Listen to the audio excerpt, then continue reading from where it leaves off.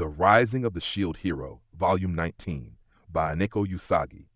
Prologue, an exchange of otherworldly information. That was a pretty easy wave today. Indeed. I can only hope that we keep on winning like this, Glass replied. We had been taking on the waves in Kazuna's world and just landed the killing blow on the boss of the latest one. No, Fumi, kiddo. You and your friends are all super strong. Much stronger than when you returned here, Lark commented. You guys are quite a lot stronger too, I replied. I guess it helped to be fighting with my original weapon. You're much stronger than when we first met, Lark agreed, so that would make sense. That was the reason why we had defeated this wave so easily. We had gotten lucky and been matched with the world that my allies and I were originally responsible for. As a result, my weapon had been transformed from the mirror into my shield, with which I was far more proficient. As soon as the wave started, our levels had also taken a huge jump upward. Our levels here in Kizuna's world were added on top of the levels we originally had back at home. As a further bonus, we'd had access to all the magic that we otherwise couldn't use here. That had allowed us to just cut through the wave and resolve the issue at the source, prior to any damage being caused. I think the bow hero performed the best during this battle, Raftalia commented. Raf? Added Raf-chan, the pair of them praising Itsuki. Itsuki, well done. Rishia said. Thank you, he said. He gets my vote too. That situation definitely suited Itsuki the best, I said. We'd been able to use our sealed holy weapons again, and from the perspective of levels and numerous other factors, Itsuki definitely had the highest attack power in our party. My own focus was placed on defense, meaning I couldn't really hog the spotlight when we were on the attack. As a result, there was nothing strange at all about Itsuki having the highest attack power in our current group. I guess we got lucky that it was your world we collided with, Lark said. It made for an easy victory, but it's hard to say anything is good about the waves, I replied. Now, Fumi, maybe we shouldn't stand here chatting, Itsuki said. I know, I replied, nodding and looking around. We needed to poke our heads into our world, see how things were going, and help out with the fighting over there. Itsuki and I, however, had crossed over using pretty unique means, and so getting back was also going to be a bit of a pain in the ass. I really wanted to avoid as much hassle as possible. In the world to which I had originally been summoned, one of two people would likely be leading the charge against the wave. The sword hero, Renamaki, or the spear hero. Frankly, total nutcase, Motoyasu Kitamura. Peering into the split caused by the wave, I could see an image of the other side, albeit warped, as though through some kind of lens. It'll be a pain if they close the crack from the other side, I said. We need some people. I think Raftalia and Rishia would be best suited to go over and explain what's going on. If the two of you cross over, you should be able to explain that things are going pretty well for us over here. Yes, good idea. It is definitely worth letting them know that we have all met up safely, Raftalia agreed. What about me? Philo asked. You suck at explaining things, I said smartly. Hey, she replied. The demon dragon gave a snort upon hearing this exchange. I knew she didn't get along well with Philo, but I wished she would avoid such open hostility. What was that noise for? You got a problem with me? Philo retorted, glaring at the demon dragon. If you want to fight each other, go do it elsewhere. We don't have time for this, I told them. This scalehead started it, bleh, Philo replied, puffing up her cheeks in rebellion. If you are going across to the other world, take this along with you. It's a message for the Dragon Emperor on that side, the one who tried to consume me. It will let him know the situation without any messing about. The demon dragon proceeded to spit up what looked like a shard of crystal, a Dragon Emperor fragment, and then gave it to Raftalia. It looked like a pretty nasty piece of work, and Raftalia had a really unsure look on her face as she accepted it. Okay then, we'll be right back, Raftalia said. We're counting on you, Rishia, Itsuki offered. Yes, okay. I'll see you soon, Itsuki, Rishia replied. Then the two girls jumped into the wave crack. A shame we don't have a bit more time, I commented. I might have felt like a cool superhero, having my strength back, even just for a limited period. In fact, it was a complete pain in the ass to not be able to maintain this level of strength at all times. If that was possible, we'd have no trouble wiping out the scum called the vanguards of the waves, bitch, and all of the other annoyances festering in this world. We waited. After about 5 minutes, Raftalia came back through the wave crack. There was someone else tagging along with her, although I wasn't sure why. "So this is what it's like to cross to another world?" said the newcomer. "Indeed, quite the experience, but we don't have long, so please make this quick," Raftalia said. "Very well," came the reply. "Eclair, hi there," I said to her. "Ah, Master Iwatani," Eclair replied. "Raftalia has told me what you faced. You never have things easy, do you?" "Not really. How are things back there with you?" I asked. "That's what I'm here to talk about," she responded. "I know we don't have long, so Rishia is discussing things back there." "Okay," I said. It made sense to leave one person behind while the other brought someone back to report to us. We could confer and align our information later once there wasn't a time limit. This felt like a suggestion from Trash. Yomogi and Tsugumi looked over at Eclair and made some noises to show they were interested. "Three birds of a feather, all flocking together. If we ever have more time, I'd like to have you spar a little," I said. They had similar temperaments and would probably get along well. What was that? But no, we don't have time to fight here, Eclair said, her brow furrowing, but she kept herself under control. I wasn't sure what was up with her, but I also didn't really care. "What do you think he meant?" Tsugumi asked. "I mean, there is something about her," Yomogi pondered. "Maybe if we get a chance sometime, it might be fun." It definitely sounded like they were feeling something. "Why did you come, Eclair?" I asked. "The king selected me to explain things," she replied, just as I'd expected. Since he came back to his former glory, he didn't waste a single second, the epitome of efficiency. He really was the wisest king of wisdom, everyone understanding him, and always getting results, even though it felt like he was skipping all sorts of steps. "Where's Trash now?" I inquired. "He's received the deciphered pages from Rishia and is looking over them, while also placating the spear hero and Windia's dragon at the same time," Eclair explained. Hearing that, Philo almost bolted. No doubt Motoyasu was raving about Philo just being within reach and how he would break through any barrier to reach her. I had made the right decision leaving the village in Ren's hands. "Are you sure we should have left her and come back?" Raftalia asked. "The king said that we would only keep Master Iwatani waiting if we tried to deal with that ruckus." "We didn't have a choice," Eclair said. It sounded like things had been pretty crazy. "The spear hero looks like he's paying attention, but then he twists what he hears. Maybe we can use Philo as a carrot to control him," I pondered. "That might work some of the time, but right now he is completely out of his head. There's no explaining things, no talking him down," Eclair replied.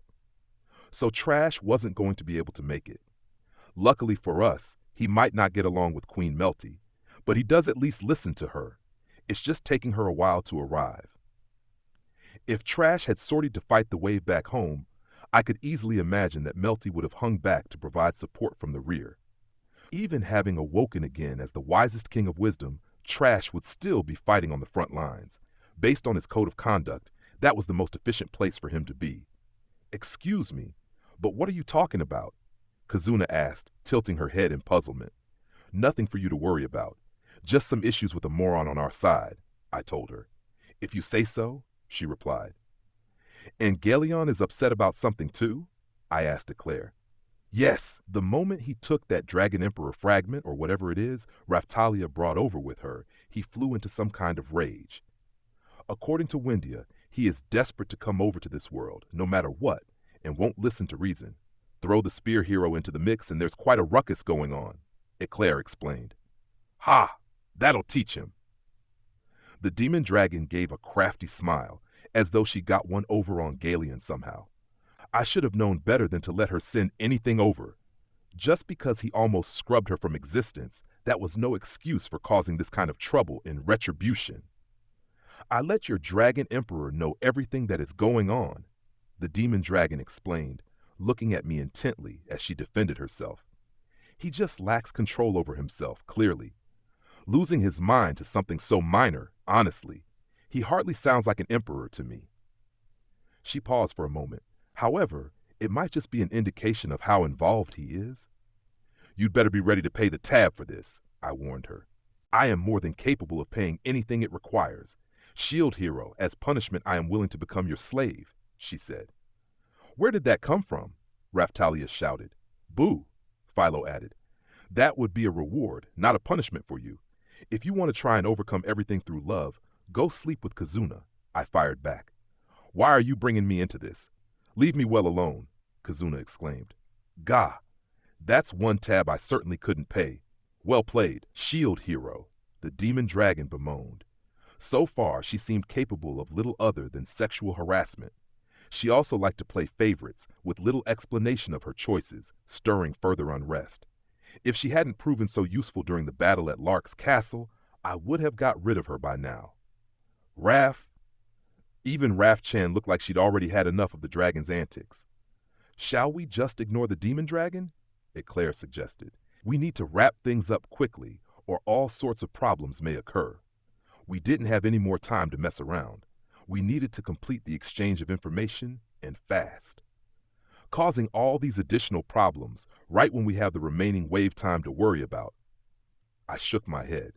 They were like unruly children. They really were. Rather than getting worn down by their antics back home, I decided to look upon this trip to another world as a nice break from all that hassle. If someone wanted to call that avoiding reality, I wasn't going to stop them. I proceeded to quickly give Eclair a breakdown of what had been happening in this world. We met up again with Raphtalia pretty quickly after reaching this world, and also took out the guy who stole the scythe vassal weapon. Then we saved the hunting hero, Kazuna, but got dragged into a whole other mess as a result. I pointed to Kazuna to introduce her, hoping Eclair could keep up. I'm Kazuna Kazayama, Kazuna said. I was summoned to this world as the hunting hero. Can I call you Eclair, was it? Eclair Saedo, hero from another world. I hope you will give all the aid you can to Master Iwatani, Raphtalia, Risha, and the others, Eclair responded, and the two of them shook hands. I see, Yomogi said. I wish they'd stop looking at each other. They did have a similar atmosphere around them, but one big difference was that Eclair didn't care about her love life. I only got the basics from Raphtalia, but it sounds like you can't use your holy weapons anymore? Eclair asked. That's right. It's got something to do with Sign's sworn enemies. Even worse, Bitch showed up with them, I replied. I felt a strange pressure coming from Sign, who was standing close behind me. It was kind of the same as what I'd felt in Kyuten Low, but this time it felt even more pronounced. In any case, we had been in some serious trouble until the mirror vassal weapon showed up, and we'd still barely made it through. We had been aided immensely when Bitch, Itsuki's former underling Armor, and the former holder of the musical instrument vassal weapon Miyagi all got into an argument that had played more like a bad comedy routine. After that, we'd faced so many more struggles that I felt sick even trying to recall them. We saved Kazuna, but she had been forcibly attached to a weapon cursed with sloth and then turned to stone. Even once we turned her back to normal, she had basically become a neat. This had led to us heading out to a dungeon called the Ancient Labyrinth Library, which was managed by Ethnobald, in order to find a way to destroy the cursed accessory. The contents of a small, mysterious vial of liquid we had found there had been able to break the curse on Kazuna. Meanwhile, the power-up method for the mirror had turned out to be eating, and so I'd been cooking up a storm. With all the powerful enemies we'd been facing, we needed to get as strong as possible. As a result, however, Kazuna and her allies had been getting distressed at having to eat so much. As a compromise, I decided to look into whether there was more efficient food that wouldn't require such large servings. This led us to a place called Seiya's Restaurant, but that resulted in a bizarre cooking battle. Seiya, the owner of the restaurant, was also a vanguard of the waves. After winning the battle, we saved the town that was under Seiya's control and obtained all sorts of rare ingredients. When we tried to extract information from Seiya, however, his head and his soul proceeded to explode. Next, we decided to revive the demon dragon, hoping to obtain a means to combat the nullification of support magic that the enemy was sure to use against us. We managed to obtain the collaboration of the dragon, but at the cost of what amounted to her endlessly sexually harassing me. That was when Seen's sister got some more vanguards of the waves together and came to attack Lark's castle. Locke sneaking close in the guise of volunteer fighters. They even unleashed a twisted beast into the battle, having taken a monster from this world and given it the powers of a corrupted holy weapon. Some good things came out of that attack too, though. We managed to eradicate one of Bitch's allies, known only to me as Woman B, alongside another vanguard of the waves. When I laid all the facts out for Eclair, it really struck me again just how much shit I've had to go through. Now to the big news, Mr. Naofumi. Everyone in our world already knew that the former princess has crossed to this world. They seem to have discovered after we departed, Raftalia reported. What does that mean? I asked. It sounded like they already knew that Bitch was here in this world, like something happened after we left. Trash was still over there, after all. I wouldn't put it past him to find out something like that. Eclair nodded and opened her mouth. It appears that the former queen ordered certain individuals on a special mission to search for and spy on the former princess. However, things took a turn before the information they discovered could reach Her Majesty. Eclair trailed off. Getting attacked by Tact was certainly taking a turn. After that, Trash had taken over the duties of the queen. So what did they find? I prompted her. A letter left by the spy who obtained the best information indicated that they were about to cross to another world with the former princess. Even though they would be unlikely to be able to report again, they swore to continue their duty to get revenge and give the former princess a taste of hell. Eclair continued. That was some spicy language. I don't know who wrote it, but it sounds like they have their own stuff going on with Bitch, I commented. I haven't been told all the details either, but apparently many of the spies were selected from among those with personal issues with that particular princess, Eclair confirmed. So now it looked like we'd had spies among Bitch's forces all this time. Spies with grudges against Bitch. And the final information from one of them had let everyone at home know that Bitch had crossed to another world. Of course, we had encountered her before acquiring this information, so it didn't really do us much good now. Understood, anyway. Anything else to report from your side? I asked. Nothing in particular. We aren't facing any major problems at the moment. As Ren said, we just have to pray that nothing untoward happens, Eclair replied. Okay, I said. It sounds like you have been making considerable progress here, Master Iwatani, Eclair commented. Yes, we have. We've discovered the truth behind these ones who call themselves the vanguards of the waves, and also determined some good information on the one ultimately behind the waves, I told her. Tell me more, Eclair said. These vanguards of the waves, people like Tact, it turns out, are also here from Japan, just like me, Itsuki, Ren, and Motoyasu. We've been able to theorize that they died once back in Japan and obtained illicit access to these other worlds by being reincarnated here. All of them have been selected due to having personalities just like Tact, so there's no way we can have a reasonable discussion with them, I told her. Everyone had surely read stories about this kind of fantasy situation. The protagonist dies, but their death was a mistake by God. Unable to bring them back to life in their original world, they get reborn somewhere else. All the trouble these guys were now stirring up was part of the invasion by the one who was really behind the waves. I'm not sure what you mean by reincarnation, exactly. But I understand the gist of it. We have been aware for a while that we're facing some unpleasant enemies. Uncovering the truth about them is certainly progress. What about the one leading them then? Eclair asked. The one who assumes the name of God. That's all we've really got on them. It sounds like they've got someone pretty powerful in their corner, I said. I'll share this with the king, Ren, and the others later and align our information with them, Eclair said. It might help if Trash came here to discuss it, I pondered. He could often come up with some pretty crazy ideas that we would never think of ourselves. I cursed at Motoyasu for screwing things up again. The king is still conflicted about doing harm to the former princess. He has little confidence he will be much help in this matter. He told me that you should end her if you get the chance, however, Eclair reported. Understood, I replied. She had fallen so far but was still the daughter he had once doted on, and that was likely to affect his thinking, even as the wisest king of wisdom. He was unable to provide any advice because he had to remain impartial. That said, his understanding of the human mind allowed him to preempt his enemies. So it was a mixture of the good and bad. In any case, it would definitely be a bad idea to have Trash fight her. Master Iwatani, do you require any reinforcements? Eclair asked. I pondered. A good question. This situation would allow us to bring over anyone else we needed. A few more of the 7-star heroes might not be a bad idea. There was Foal and Trash over there. Rishia was already here with us. This line of thought made me realize that Sign's sworn enemies had quite a few of the 7-star weapons. It was probably best to consider the ones that were unaccounted for to have been taken, so the axe, hammer, claws, and whip were likely in their hands. To be honest about it, I would have liked it if both of them could come over, but that would also leave our world too exposed.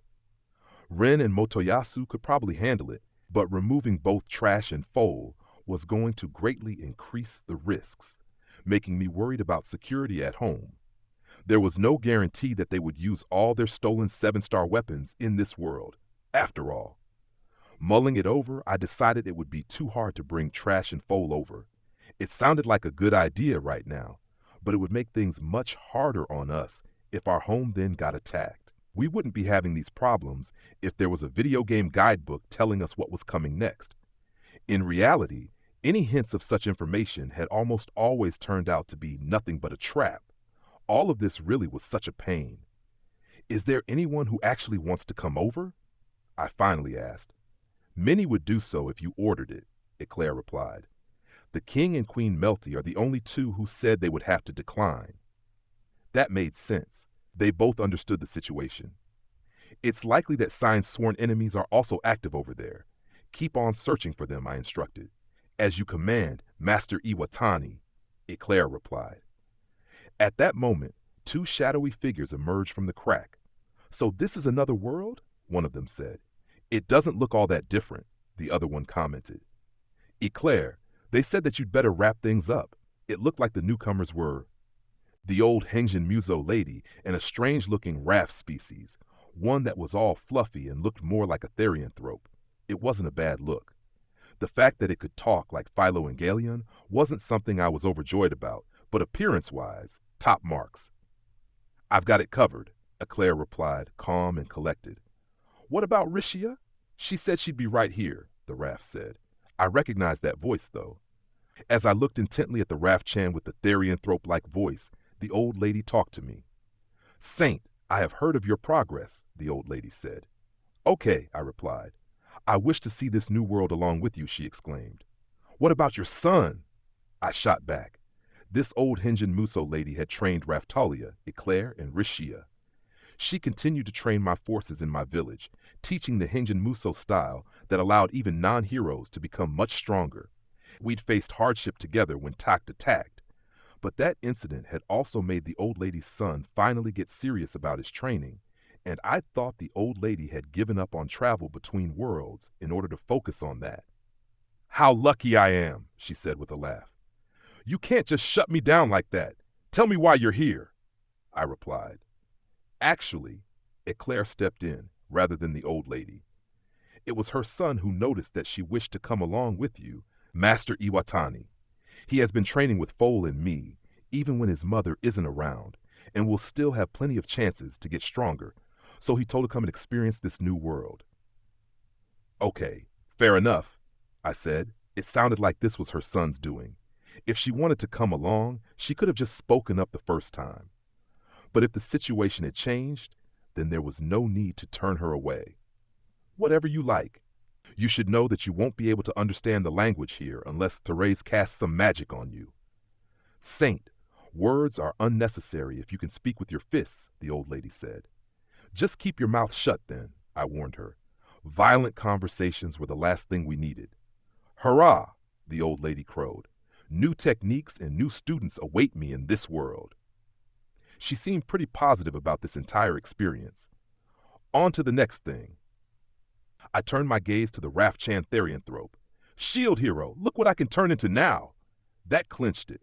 Yes, I knew it was you, Ruft, I exclaimed. From his voice and his appearance, I had been pretty sure that's who it was. That's right. After I performed the Raf-Chan type class up, now I can turn into this, he said excitedly. I was definitely excited too. I reached over and stroked Ruff's face. Yay, the shield hero stroked me, Ruff said happily. He felt a lot like Raf-Chan, definitely not a bad sensation. Mr. Naofumi, I'm seeing something I really need to ask all sorts of questions about. Maybe you can explain it to me later? Raftalia said. Raf? Quizzed Raf-Chan. Can you fight? I asked him. I'm more sensitive to magic than when I'm demi-human. I think I get a strength boost too, Ruff said. I really couldn't have been happier. Can't you do this too, Raftalia? I asked. It might boost your combat power shed like the Killer Whale sisters. I mean, it's fine if you just end up looking cute. You are really scaring me right now. Mr. Naofumi, I'm a vassal weapon holder, so I can't have a class up. Right, of course, but there has to be some way to make it happen, I exclaimed. Please don't look for one. Raftalia exclaimed back. If you could turn into a Raf-Chan Raftalia, I would lavish all of my attention upon you. Ah, so many versions of Raftalia to enjoy. I rejoiced. Saying that isn't going to get you anywhere. Am I meant to be excited by such a prospect? Raftalia could be stubborn too. As we talked, Ruff looked over at Shieldina. Shieldina looked uncomfortable, averting her gaze and standing woodenly still. I was surprised when you suddenly vanished like that, Ruff finally said to Oh my, I was surprised too, Shieldina replied. Yes, both of us surprised, Ruff said. You've changed, Ruff, Shieldina replied. Good, isn't it? He responded. Shieldina didn't reply to that for some reason. I couldn't be happier with the results myself. Does this mean I have to go back? Shieldina asked Ruff and me, looking a little displeased at the idea. Shieldina hadn't originally been among the team planned to come to this world, but some kind of accident had brought her here. Sending her back was definitely an option. Ocean-dwelling monsters gave better experience, so she was suited to helping boost the levels of everyone in the village and prepare them for the waves. That was the job I had actually given her before we left. About that, the king suggested that it wasn't some kind of accident, but that Shieldina got dragged into things intentionally, perhaps by the vassal weapons. If that's the case, he said there was no need to rush her back. Eclair said. Ruff also nodded at that explanation. That means maybe Shieldina has some kind of big role to play. Ruff added. I mean, you guys are the ones defending our world. If you think it's fine, I guess Shieldina can stay here, I said. I would very much like to fight alongside you, sweet Naofumi, Shieldina replied, making a clear statement of intent. Good luck, Shieldina. I'm going to try my best too, so tell me all your stories once you get back, Ruff said. Yes, I'll talk your ear right off, Shieldina replied. Queen Melty and her father are both so incredible. Spending time with them shows me how much further I have to go. I've got so much more I need to learn, Ruff said. I was impressed by him taking this so seriously. It was also true that we really shouldn't be calling trash trash anymore after his awakening.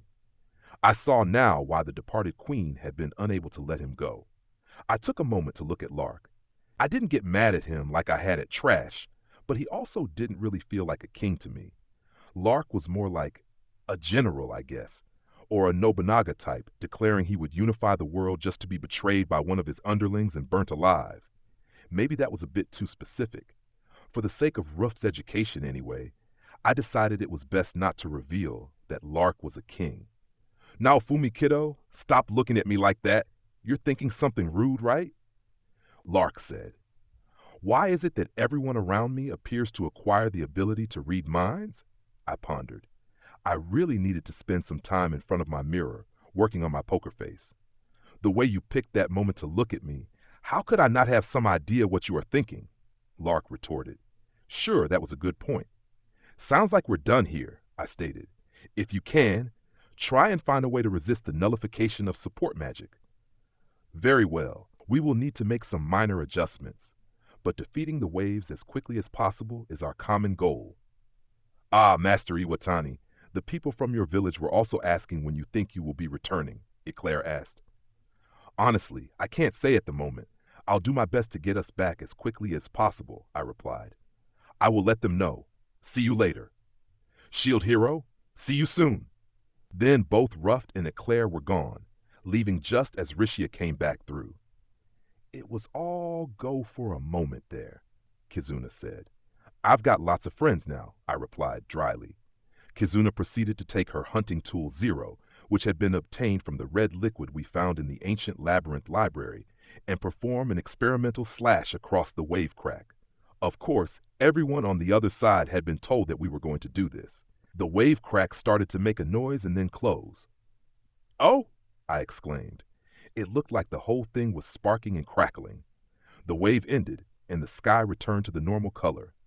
I immediately looked at the time before the next wave. Huh, I thought the cycle of waves reaching this world was pretty short? I said. Yes, it should be, Kizuna confirmed. The cycle had been short, maybe because 3 of the 4 holy heroes were dead. Waves were happening between every 2 and 2.5 weeks. That had now been extended, however, to a month and 2 weeks. That was pretty much the same as back home. Do you think attacking the cracks with hunting weapon Zero has the effect of, like, slowing the next wave down? I asked. That would be amazing. However, it also places more of a burden on Lady Kizuna, Lark commented. I can handle it. It's more than worth it, honestly, if it means we can slow down the next wave. Kizuna responded. She was right. This endeavor had paid off. Our exchange of information complete, we retreated away from where the crack had been. Chapter 1. A Visit to the Head Temple. It was a few days later. The old lady, new to this world, had been joining us in leveling up and had made some decent progress. Visitors from the other world could level up just by clutching some earth crystals, so it wasn't all that hard to make significant gains. She had also performed a limit break class up in our world, so she was the kind of person who would just keep on leveling regardless of what we did. With Raftalia, I headed to the castle dining hall and chatted with Kizuna and Glass. Rafchan and Chris were playing happily together. I still wasn't sure what Philo, Sedina, and the others were doing. Probably just getting into some kind of mischief. Sign was sitting on a chair a short distance away, sleeping with her eyes open. Her familiar was putting a cape over her. She was resting up while she could, from the look of it, so she should be ready to move when needed. If I left the dining hall, I was pretty sure she would get up and follow me, so I decided to chat and cook here for a while for her sake. Sine had been this way a lot recently. Her vassal weapon was finally, truly breaking down. It was reaching the point where it could hardly translate anything she said at all. I could tell when she was trying to say something, but she just couldn't get it across. Her familiar would try and help out, but even that was becoming difficult. She had managed to get a few things across, something about me and something about the holy weapons, but none of the key points. I was also starting to think she might just suck at explaining things. Eventually, I'd asked her to just write it down, but then she'd said she wasn't good at reading or writing. As I looked over at Sign, that old lady is incredibly nimble on her feet, Glass was saying at my side, clearly very impressed. I guess she would be impressive, being your master, Raftalia. She is quite something, Kizuna agreed. But I'm not quite sure how to say this. The way she shouts like that. The fact she's so noisy is definitely one of her shortcomings, I finished for her. All the retro kung fu movie noises were really annoying, but she could leap around like a cat when she had to. I wished I could just get over it, but it also gave away her position every time. It seemed like she could shut up if she ever needed to attack quietly. But her movements were so exaggerated, too. Just being quiet wouldn't stop her from bothering me, to be honest. It seems to me like she's moving like that for our benefit, making sure we can see her every movement, Raftalia countered. I always feel like I'm getting stronger just watching her. I'm not sure it's worth it, I replied. She's gone off with Ethnobalt to train the library rabbits anyway. She looked like the cat that got the cream. Seriously, that look on her face really pissed me off. Seeing her in the open space in front of the library, instructing all the library rabbits together, had been like a scene from some kung fu temple in the mountains. The library rabbits held a position here, much like the Philolials did back in our world. But clearly a different world could mean a very different approach. Seeing the library rabbits were more serious, I had to say I preferred them over the Philolials. It might even be worth putting together a library rabbit unit, placing Ethnobalt at their head, and setting them loose on the waves. I've no idea why you would get upset by such a thing, Kizuna said. I find it very motivational, Glass agreed. Yomogi and the others are keen to keep training, and I think things are going in a good direction. I wasn't going to disagree. Having more, better trained fighters was a good thing. Not to mention, there was something else.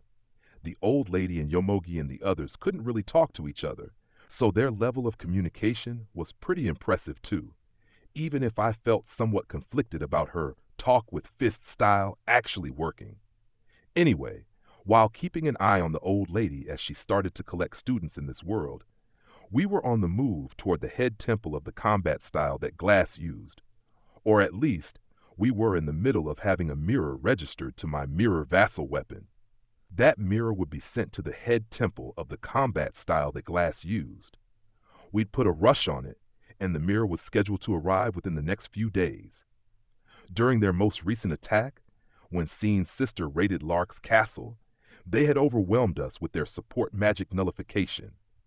It was now vital for us to find a means to resist this support magic nullification, and according to the demon dragon, who used similar magic capable of nullifying support magic, the founder of Glass's style had employed some kind of counter to it in the past. So that's who we were heading toward. Still, not sure about going back there, Glass said, her face clouded. Is there anything that we should be worried about? I asked her. There were some issues, but we handled them before the wave started, Kizuna commented. Indeed, I'm sure it will be fine, Glass said. I just don't have many happy memories of that place. Glass was picked on by some other students because she was the one selected by the fan vassal weapon, Kizuna explained. Those problem students were all kicked out of the school eventually, but still, I vaguely recalled Kizuna saying something about all this. Honestly, who kept track of all these backstories? Something about Kizuna and her merry band going on an adventure to defeat the demon dragon prior to the waves even starting, and solving all sorts of problems along the way. Lark had also faced some kind of issue with his succession to the throne. Glass had probably faced some hardships too. From the basic outline I kind of recalled, Glass had taken part in fighting the demon dragon too. It seemed to be coming back to me. The students had all taken turns, in order of seniority, at attempting to be selected by the fan vassal weapon, but Glass had ended up being the one selected. As a result, the other disgruntled students had shunned her, hoping perhaps she would die in battle and give them another chance at being chosen by the fan vassal weapon. I took a moment to ponder what worthless wastes of space these students must have been. Something like trash too. With the new knowledge we now had, I even wondered if maybe they were among the resurrected. Sounds like they might hold a grudge against you, I said. Think they might group up with Bitch and her goons to attack us? They wouldn't have the backbone for something like that, Glass replied. They were just trying to have things easy, like the worthless nobles you see in other nations. Something like that, Kizuna added. It sounded like she was making light of the situation, but maybe I was just getting too suspicious. Anyway, if they aren't going to show up and cause trouble, I don't need to comment, I said. That seemed like the best idea. If they did appear, of course, we'd give them suitable treatment. Then we have the issue of Glass's birth. This was all supposition on my part, but I thought there was the possibility of her being the bloodline of the pacifier for this world, like Raftalia was back on ours. I was basing this on the fact that a crest that looked a lot like a Sakura Lumina tree had responded to Glass when we were in the ancient labyrinth library. I'd only heard it secondhand from Kizuna, but issues with her family had also meant she was ranked low in her style. I haven't really talked about it, have I? Glass said. Not that there's much to say. Still, it might provide us with some hints, I pressed her. Maybe. Glass still seemed unsure. The master fixed his eye on Glass because she was just a complete natural, absorbing things even without being taught, and so he brought her officially into the style, Kizuna said. That's right. Even if you want to know more about my bloodline, I don't have any documents that can provide such information, Glass confirmed. So a different situation from Raftalia, but maybe just as annoying, I said. You make it sound like that's my fault. The causes seem to be Mr. Naofumi and Lark, respectively, Raftalia rebuked. In her case, me putting her in that Miko outfit that only royals were allowed to wear had caused our village to be attacked from so far away. It hadn't been roughed in command either. Raftalia's parents had basically fled the country with Sedina. Unlike that whole situation, Glass didn't seem to have any kind of family line we could trace. You think the fans selected you because of your bloodline? I pondered. You were already stronger than the other students before you set out on your journey, right? Am I wrong? Kazuna asked. I mean, you're not wrong, Glass responded. She wasn't very forthcoming when it came to this topic. There was probably some unpleasant stuff that she didn't really want to talk about. We just need to head over there, I said. What do you want to do once we arrive? Searching for the key to stop the nullification sounds the most important, Kazuna said. Yeah, I agreed. We'll have to ask the master about that, Glass said. You got some problems with him too? I asked. No, but after his students caused all these problems, he got pretty depressed and rarely comes out of the dojo anymore, Glass replied. The total opposite of the old lady, that old bag was packed with energy. Even if she did open a dojo to try and attract students, she probably wouldn't spend very long there. We tried to cheer him up a bit, but she hasn't really been to see him that often, Kazuna added. I see, I said. So Kazuna and her allies had been working through their own issues, but hadn't quite reached the end of that process yet. Thinking about it, I was in a similar situation myself. From what they had just told me, it also didn't sound like we were going to get much out of this meeting. Shield hero. The demon dragon chose that moment to flap over. What now? I said, irritated already. I have a place in my former territory that might be worth inviting you to. Prepare a mirror, the dragon demanded. Your former territory, huh? Kazuna quipped. If this goes as I hope, you may be able to recover all manner of treasures and other items that I hoarded, the dragon revealed. She was trying to hook me with bait that would catch my interest, probably hoping to make me like her. What kind of items? Raftalia asked. The continent where your castle was located, Demon Dragon, Kazuna started. Right. After the demon dragon was gone, but before the waves started, all the surrounding nations were bickering over who it belonged to, Glass confirmed. There's no helping people, is there? I said. Same greed, different world. Did that settle down once the waves started? A little. Now they're hoping to use this chaos to take over other countries rather than some out-of-the-way land. So they are fighting each other. But with the damage from the waves themselves and then the issues caused by the vanguards of the waves, those conflicts are calming down. That sounded like the work of Trash 2, Kyo, the guy who stole the scythe, and Miyagi, morons like that. Kazuna and her gang had taken all of them out, of course. Anyone who was left was probably gathered with the holder of the harpoon vassal weapon. How shamefully pathetic. Shield hero, you can put all concerns aside. Having investigated the place with my magic, I determined that everything I concealed there still seems to be in place. A visit will definitely prove worthwhile for you, the demon dragon said. She was currently training hard and had hit around level 70 already. Her food enhancement was at the same level as Philo. In fact, she probably ate even more than her and was developing quickly. She also had unique magic of her own, and I was getting a little worried about whether it was safe to allow that. She had the worst possible personality, but she was deadly serious when it came to combat, so she made great progress. She was always boasting about dragon stamina and going out hunting all night. I often wondered when, if, she was getting any sleep. You just need to send me to the closest possible country and then come meet me at the appointed time. Simple. If I take a mirror with me, you can come anywhere, correct? The dragon said. That's true, I admitted. There was no controlling the demon dragon. That was the issue. She was basically still doing what she had promised to do. She was playing along with us. For now. Are you going to trust her? Raftalia asked. Should we really let the demon dragon just go off on her own? Glass added. They both made good points, I had to admit. Right now, she just looked like a small, talking, baby purple dragon. But once she started becoming a proper demon dragon, it was going to make things a lot more complicated. If having broken the seal became a political issue, That could cause all sorts of trouble, too. I'm ready for the worst, but I still don't really want it to come out that the demon dragon has been revived, I said. Ha, all you need to say is that this foolish fighting has caused me to revive in all my glory. That will prove a worthy lesson to these imbeciles who have fought over my land since I was defeated, the dragon suggested. That might not be a bad cover story. We could say that the pointless fighting has caused a number of dragon cores to collect together and revive the demon dragon, I pondered out loud. But if the demon dragon comes back, the humans, Kazuna started. I don't care about that. Who's better? Who should be on top and who should be below? I don't care, I said.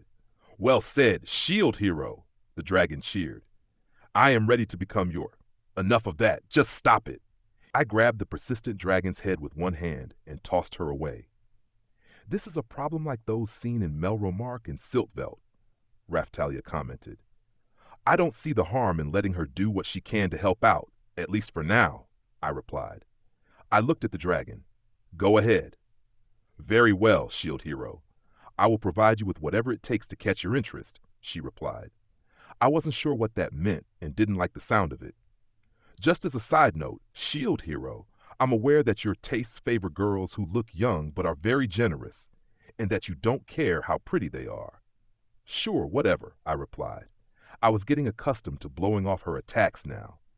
Thinking of her as a combination of Atla and Galleon made it easier to handle, perhaps, and also kept me from really disliking her. I pondered for a moment on how much I had changed. That was thanks to Atla, too. Then I shall depart at once, the dragon said with a laugh. I will make you like me. You'll see. The demon dragon headed away. What a unique individual, Raftalia said. She probably hadn't expected the dragon to be quite so aggressive in putting the moves on me. I wasn't so bothered by it anymore. I was even starting to think she had a cute side to her. Having come this far, I almost wanted to see how hard she would work to get my attention. Can you believe that's the king of the monsters? The terrible creature that plunged the world into terror? I said. Not an easy thing, is it? Glass agreed. I could understand Kizuna's mixed feelings at being summoned to defeat such a creature. Do your best to make peace with her, I told them. You think that's possible? Kizuna asked. Try explaining things to her without bringing me into it. I think she's softening up already, I said.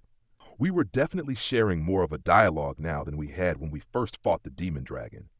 However, I still wasn't sure if being corrupted by my rage had made the dragon go crazy or if that had been Galleon's fault. I guess so. She was more arrogant, colder before. We'll do our best to keep the peace, even when the promised time comes, Kazuna said. She was trying, at least. These were the kinds of things we talked about as we saw off the demon dragon with a mirror. After that, we trained in the castle and researched accessories. I also made the time to greet some people Kazuna was friendly with. There was a magic user that looked like a ninja and made a big impression. I almost thought he was a shadow. It was a few days later. Is the town here close to the head temple of your style? I asked. That's right, Glass replied. The mirror was close to its destination, and so I put a party together. Kazuna, Glass, Raftalia, Rafchan, Sadina, Shildina, Scene, the old lady, and myself, and we made our way out. Itsuki, Rishia, and Ethnobalt were off raising their levels. Itsuki, in particular, had gone off to listen to musical instrument magic from each region, seeking to increase his own variety of musical magic. Lark and Therese were attending collaboration meetings in each nation with Yomogi and Sugumi, while also acquiring monster parts in the vicinity. As for Philo, she had been here with us yesterday, but after taking a look at Glass's nation, she'd left. She had been put on display before and wasn't keen on the Japan-style nations in this world. As a result, she was now off with Itsuki due to their shared interest in music. As expected, the country Glass originated from was a Japan-style nation. It made sense because Glass loved to wear a kimono. The town looked like something from a Japanese period drama. It had an atmosphere like Kutenlo, and the people looked a bit like ghosts, if I was being honest. They had a bit of a spooky feeling to them, giving the whole place a kind of haunted house feeling. They had big red Shinto gates in the city, and also big wooden buildings that looked like old-timey brothels. Women who looked like those feudal courtesans were walking the streets. There was a lot of room for variety, even within the range of Japan style, clearly.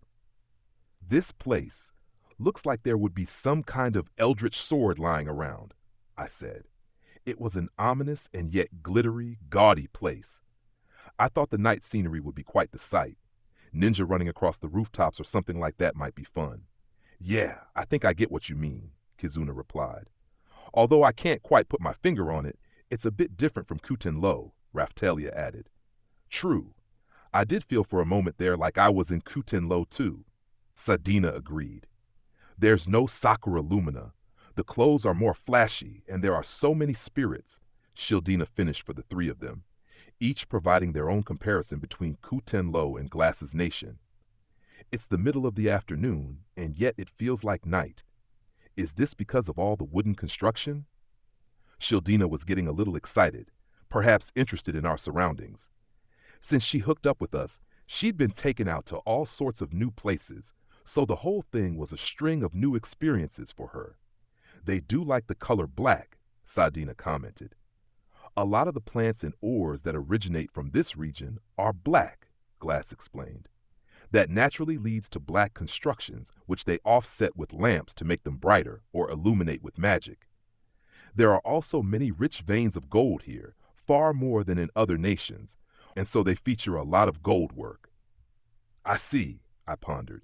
The timber did have quite the luster to it. It looked more like charcoal, and I was surprised to learn that wasn't the case. Let's keep moving, Glass suggested. Okay, after you, I told her. After making our way through the town, we found ourselves looking up at a mountain with a long stone stairway cut into it. Perhaps because the soil, ores, and trees were all black, the lanterns that took over the street lamps alongside the stairway were lit with a blue-white flame. The whole thing was making me think I might be in some kind of survival horror game. Saint, you've shown me again how worthwhile it is to live a long life. An opportunity to witness the culture rooted in such a place as this. If I was half my age, I'd be raring to get up there and fight some monsters, the old lady croaked. Don't stop at monsters, I told her. I bet you could fight off some evil spirits too. My otaku knowledge was packed with kung fu action movies involving specters and spooks. The old lady looked just like the kind of hand-to-hand ghosting specialist who showed up in such fare. Now that I thought about it, Raphtalia, Sadina, and Shildina also all blended in nicely with this Japanese aesthetic. Raph, said Raph Chan. That little cutie could play the perfect tanuki spirit in a place like this.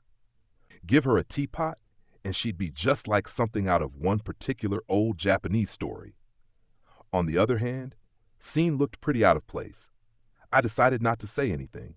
She was pretty good at reading the room, and if I made a comment, she'd probably go ahead and transform her familiar into a wooden doll, or change into some kind of eldritch puppet master. We continued up the interminably long steps and eventually reached what looked like what could be called a temple or shrine. It was also made from black materials, so it all looked pretty shady. Perhaps a cultural thing. At a glance, it seemed pretty rundown, but on closer inspection, it was actually well cared for. Master! Master! Glass was quick to step in the temple grounds and start shouting her head off. Saint! The old lady warned me with a grunt. I raised my guard immediately at her warning, and in the next moment, the shapes of around 10 people appeared, coming directly at Glass and the rest of us. They were all shouting and moving at what they probably considered top speed. For us, that still made them pretty slow, though. The fastest moving one of them charged directly for Glass. He was using a fan, just like Glass herself. Glass matched the speed of her opponent, attacking and defending as though dancing. It looked like sparks were grating out from their battle, and I was a bit nervous for her safety. Not exactly the warm welcome I was expecting, I quipped, throwing up a stardust mirror and letting the incoming attackers bounce off it. They grunted pleasingly in surprise at this unexpected impediment. I should have mentioned this, Glass said. Please be careful not to hurt them too badly. They do this every time. You get pretty sick of it after about your third visit, Kizuna groaned.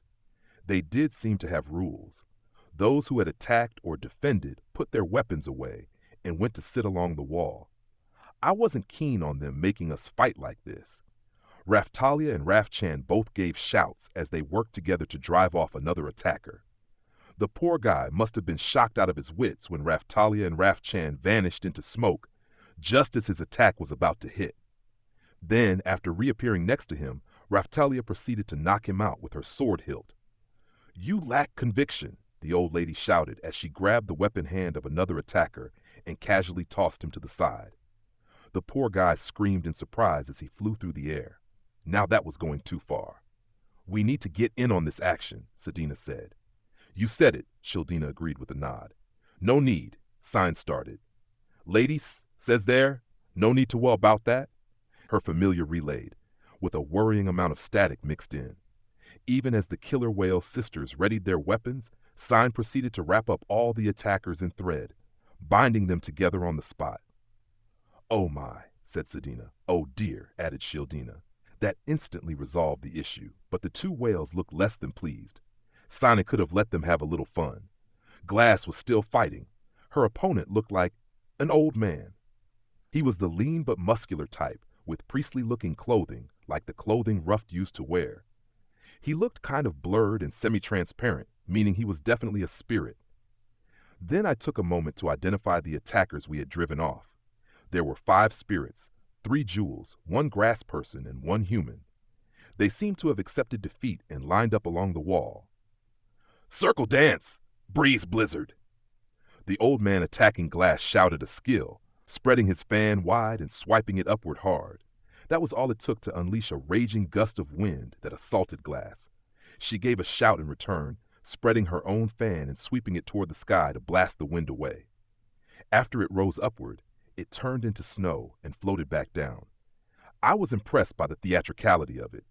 "Circle dance cutting formation, instant," was Glass's reply, one of her fastest attacks. It involved circling around behind the target in an instant and attacking 5 times in quick succession. Glass blurred and attacked with her fan, but all of her strikes were deflected, reflected, or avoided. Her opponent continued the dance, thrusting his fan in front of Glass. But unwilling to back down, Glass responded by thrusting right back. I'm glad to see your skills are intact," her opponent said. "You too, Master," Glass responded. "I've also received word of the obstacles you have faced. Things haven't been easy for you, have they?" her master said. "No, they haven't," Glass replied. Having completed this fight as a greeting between martial artists, Glass turned to us to introduce her attacker. "This is my master, the teacher of my style," Glass told us. "Welcome to the dojo of the Freegum style. Lady Kazayama and—" The master looked over us all, and for some reason his eyes stopped on the old lady. I saw something spark in the air between them, I was sure of it. Both of them immediately adopted a fighting stance. "Can you please let us complete the introductions?" I asked her. "Why are you so keen to kick off round 2? "Why do you think, Saint? A powerful fighter stands before me. What other reason do I need?" the old lady retorted. "Enough," I said sharply. "Master, please calm down," Glass said, also trying to prevent another clash. "You can do that later." "Now would be better. I would very much like to fight her, but I guess it can't be helped," the old man said. Both of them dropped their fighting stances and reached out to shake hands. "Right! When the talking is done, we fight," they both said. "How are you doing that?" I asked. "You can't even understand him, right?" "Saint, when you talk with your fists, your intent can be imparted," the old lady replied. I shook my head. Just what did she think we were here for? Certainly not to watch an old couple beat each other up. Getting back to the introductions, Kazuna stepped in. We have the shield hero from another world, Naofumi Iwatani and Raftalia, who was selected as the katana vassal weapon holder for this world. We also have Sain, the sewing kit vassal weapon holder from another world, and then some companions of Naofumi's. She really only bothered with the holy weapon and vassal weapon holders. Naofumi is also pulling double duty at the moment as the mirror hero, chosen by the mirror vassal weapon of our world. Indeed, I've heard these rumors too. One with the capacity to turn peril into victory, so I hear. And you do seem to have quite a unique combat style, the old man muttered, looking me over, and not looking all that impressed. "So, Lady Kazayama, tell me what brings you here." "Well, we've got a bit of a complicated situation." Kazuna proceeded to explain everything that brought us here, the enemy we were about to face, as well as information on the magic that they were sure to use against us. I see.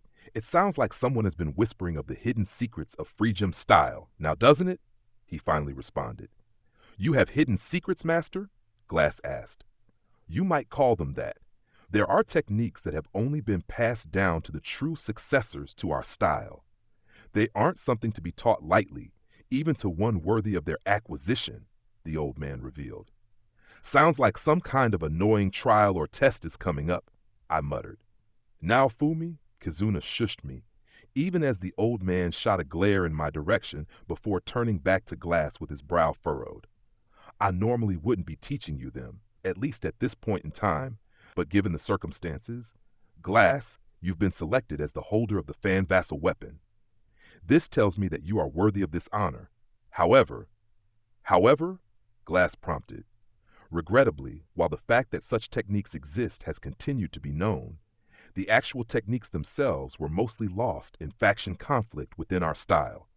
As of right now, only a few techniques remain in our possession, the old man revealed. I've heard this story before. I complained, shooting a glance at the old lady. A similar-sounding conflict within the Hengen Muso style had reduced their numbers and caused all sorts of techniques to not be passed down to subsequent generations. I wondered for a moment if this was also an attack orchestrated by the one who assumed the name of God. Furthermore, the technique to repel support magic had issues with how often it could be used, practically speaking. The technique to repel drops in status was lost a few generations before mine, the old man revealed. So this was a complete waste of time? I asked, almost phrasing it as a statement. No, I'm still interested in these hidden techniques that remain. Master, will you please instruct me in their ways? Glass asked. Very well, the old man said. Hey, one other thing, just as an afterthought, do you know anything about Glass's parentage? I asked. It seems her ancestors were positioned to prevent misuse of the holy and vassal weapons. It seemed worth a try to ask. Then the old man tilted his head as though he did indeed have some idea. There is one thing. A story of one of the former Fan Vassal weapon holders stopping one of the holy weapon heroes who went on a rampage, the old man revealed. Maybe that's what you're talking about. It certainly sounded like a hint of some sort. They were said to come from the same country as the founder of our style, too. Which is where, I asked. The lost nation of Amachiha, he replied.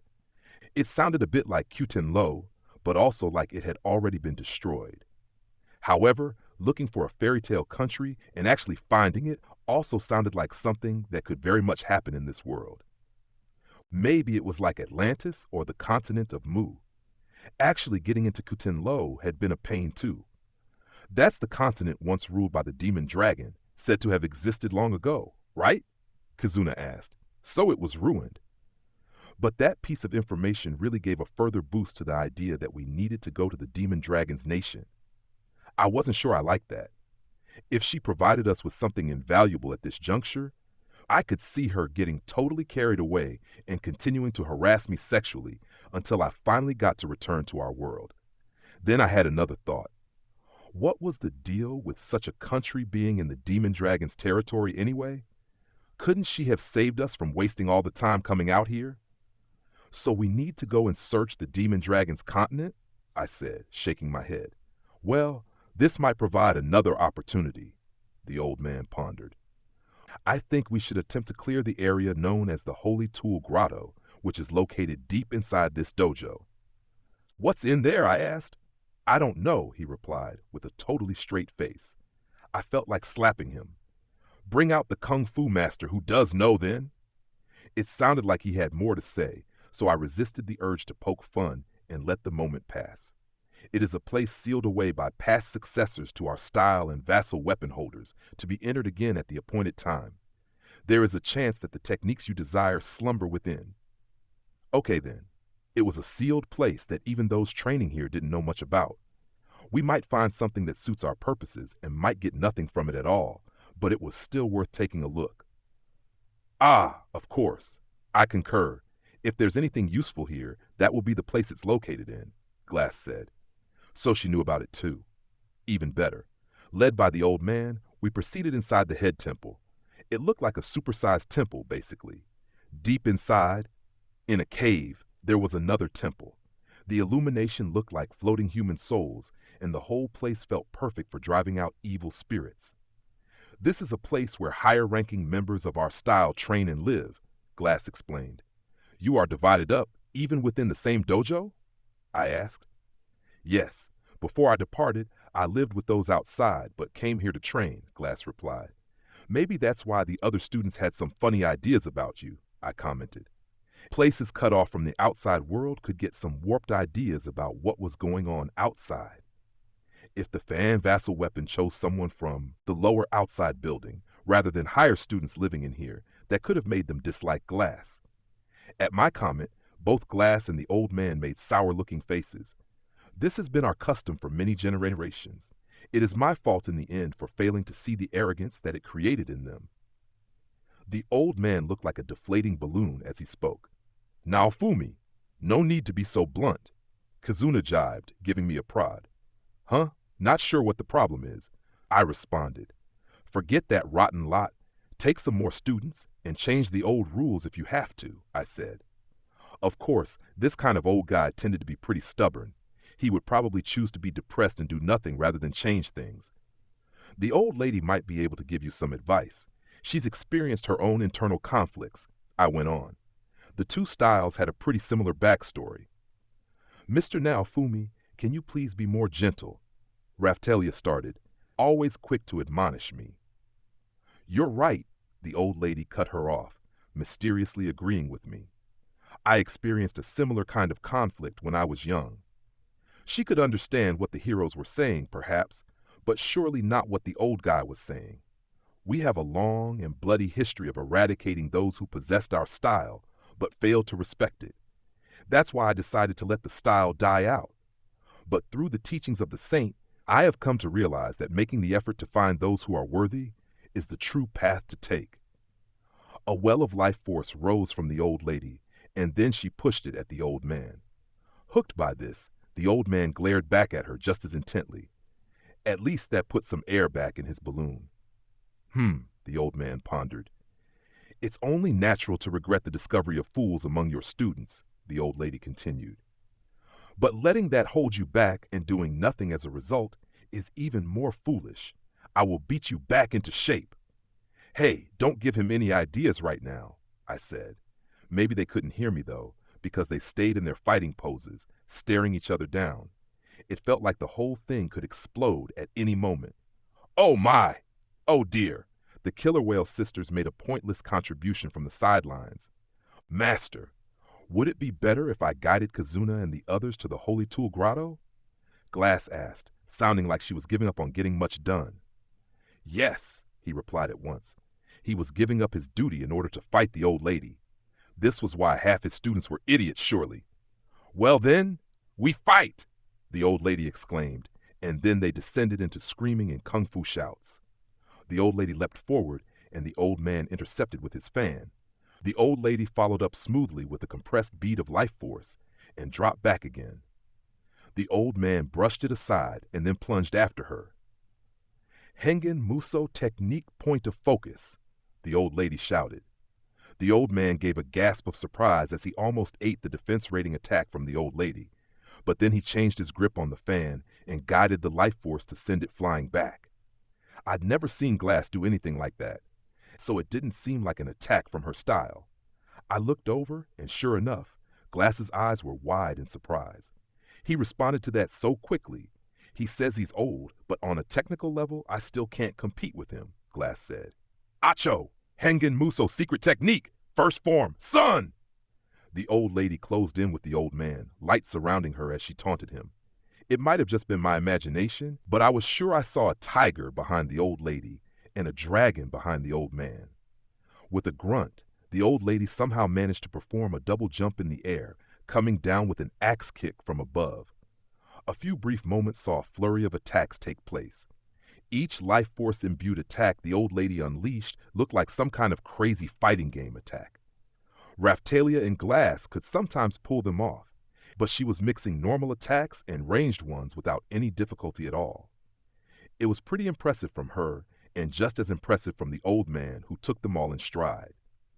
Are we planning on watching the entire fight? I asked. It's pretty informative, to be honest. I'd like to, Raftalia replied, somewhat unexpectedly. I went wrong raising her as such a musclehead. Glass was nodding too, clearly in agreement. Sign didn't seem so bothered, but then she had taught Atla and me how to defend using life force, so she was a harder audience to please. Not that she was rich in facial expressions at the best of times, but she really didn't seem that interested. I understand that, but we've got priorities, I reminded them both. No, Naofumi, you really don't want to witness this impressive display of skill? Isn't that a waste? Kizuna chimed in. I get where you're coming from, but don't forget what we're here to do. Glass, Raftalia, you just need to work hard to reach that kind of level yourselves, I told them. I'm not sure I can live up to such expectations. Now I think I really do need to watch all of this. Raftalia responded. If it really means that much to you, just have them fight again later. The two of them are just talking with their fists anyway, and at a glance, the old lady has the upper hand. The old man will be more impressive once he's worked through this, so let's finish what we're here for first, I replied. Oh my, little Naofumi, very impressive, Sadina said. You're quite something, sweet Naofumi, seeing all that, Shildina added, the two of them praising me while taking in the acrobatics of the two elderly fighters. I was just surprised no one else could see it as easily. The old lady and the old man had wanted to fight, and the old man had something on his mind. They looked like two people who could talk with their fists, so hopefully this would all turn out fine. Until they reached that point, this was all prologue. There would be plenty to see after that happened. Of course, if things didn't go as I suspected. Then the old guy would either get pummeled into the ground, or the old lady would lose interest and give up fighting him further. The potential for either of them to get seriously hurt wasn't even a consideration. The old lady would never let something like that happen. Seeing all of that from such a short snippet of battle, even if you hail from another world, you are truly a holy weapon hero, Glass said, her eyes wide at my reply. I wanted to tell her that wasn't what was going on, especially as she was looking over at Kizuna. Glass, what's that look for? You're not wondering why Naofumi and I are so different, are you? Kizuna asked, her eyes half closed in exasperation and her arms folded. No, never. I would never do such a thing. Glass defended herself. Kizuna wasn't some combat maniac after all. She was just a kid who liked fishing. It was unfair to expect too much from her. She wasn't a hero really intended for combat with other humans, and I had been hardened by having to watch my enemies and learn when to defend. She didn't have that requirement either. Kizuna could do different things from me, so there was no need for her to be like me. Raph, said Raph Chan. Pin, said Chris, the two of them watching the fight between the old lady and the old man with their paws in the air, looking as though to say they would stay and watch. Okay, you two, we'll leave this with you. If anything untoward happens, or if the fight looks like it's going to get more serious, come and let us know, I told them. Raph, said Raph Chan. Hold on, what? Raftalia still looked a bit puzzled, unsure of what exactly was going on. That actually seemed like the most natural reaction. Let's finish what we came to do, Glass suggested, before my master is finished with his distraction. That's the way, I told her. Let's get to the bottom of this, with a bullet. Glass immediately started to move toward our destination, practically at a run, like a child hurrying to finish her homework so she could watch some TV. I'm not sure why, but I'm just getting a feeling that something is really wrong here, Raftalia said. That's odd. I was just feeling the same thing, I agreed. Oh, you two. How would that be different from any other time we've gone on a little adventure? I'm quite accustomed to it now, Sadina said glibly. Sadina, dear sister, I'm not sure that's something you should ever become accustomed to, Shildina quipped. I think Naofumi is starting to influence Glass too. I'd better warn her to be careful, Kizuna said. I just ignored the noise from behind and carried on moving. Chapter 2, Holy Tool Grotto. We arrived in front of the sealed chamber. It was something that looked like a cave closed with a thick door so heavy, there simply had to be a hoard of treasure behind it. This is where my master was trying to bring us. It has been here since ancient times, but no amount of investigation has ever been able to provide an answer on how to open it. This place is forbidden, even to members of our style, Glass explained. Sounds like going inside will get you more than a stern talking to, I said. Normally, yes, but my master has given his permission, so the only remaining issue is whether we can open it or not, Glass replied. Anyone ever think of checking it out by just smashing their way inside?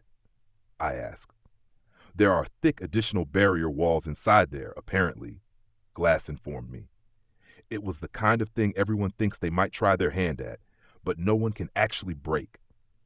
It occurred to me in that moment that maybe we could have just crashed through the walls in the ancient labyrinth library.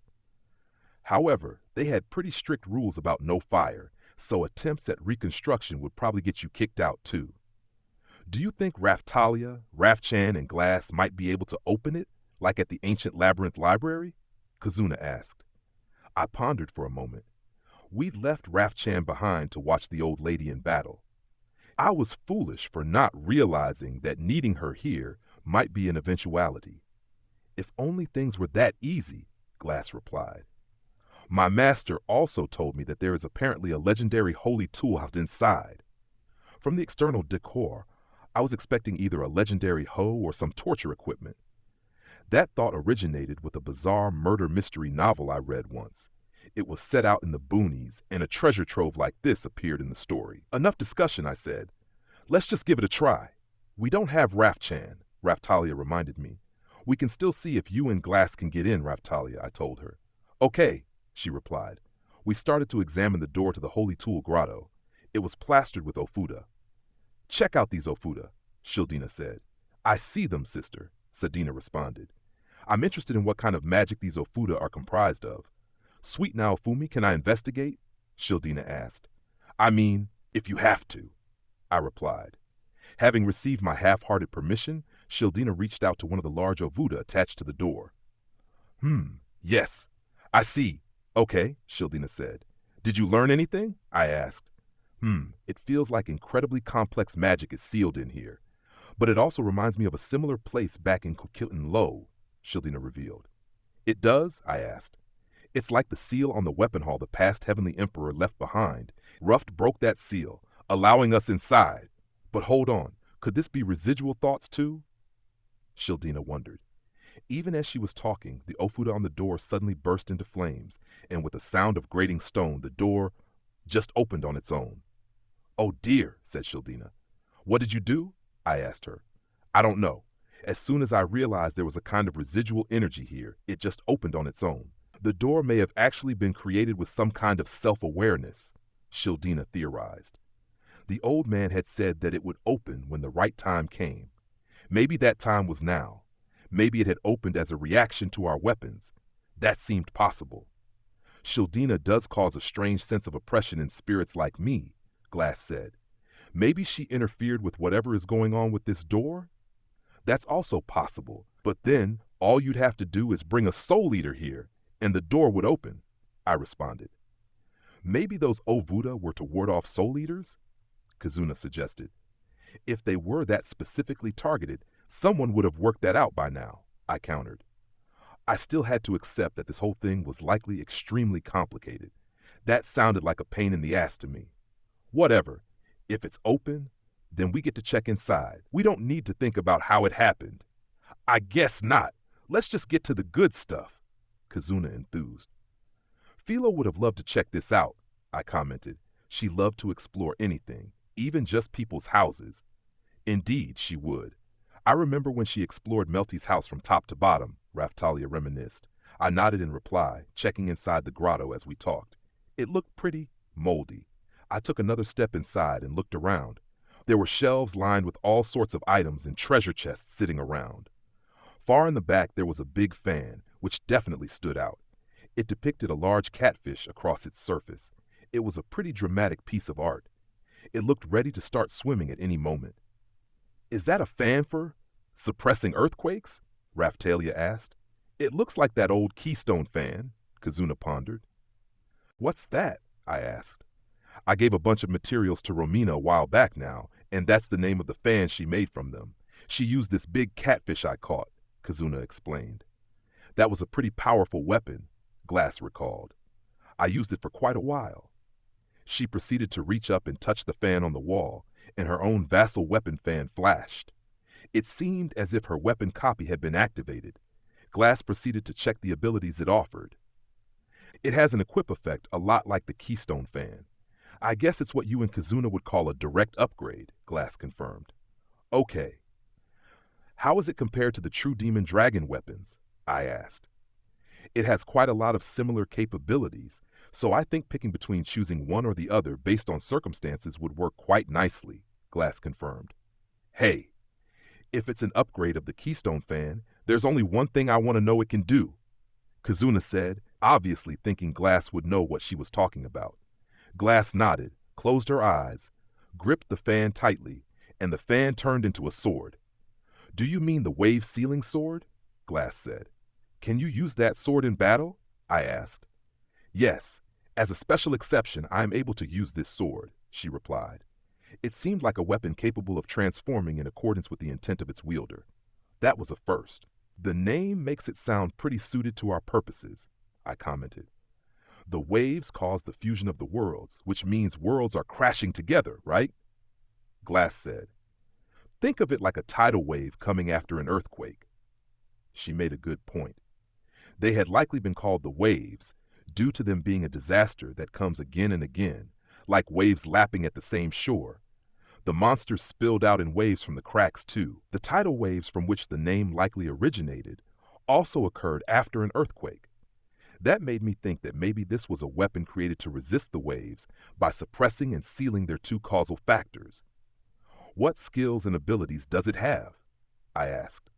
Circle dance reverse formation, lawless counter and fan dance, snow plum, and then soul sympathy enhancement and soul sympathy maintenance extension, Glass replied. They don't mean much to me from just the names, I admitted. Indeed, I'll give them a very careful trial run outside, Glass said.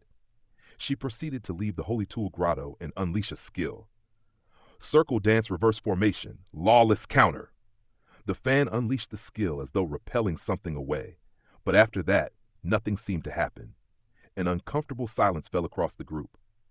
Anything? I finally asked. No, Glass replied. The name suggests some kind of counter skill, Kizuna added helpfully. Yeah, I thought that too. I mean, it's right there in the name, I replied. Some of the games I played had counters where you stopped an incoming enemy's attacks and then stole their weapon and used it for yourself. How about someone throws some magic at you, and if you counter it, we'll know we're on the right track, I suggested. That's no different from what you normally do in battle. Glass replied with a smooth verbal counter. If I want to just flick someone's magic back at them, I'm sure I could do it without this skill. Glass had indeed repelled magic with her fan in the past, now that I thought about it. It was a technique from her style, so I had been told.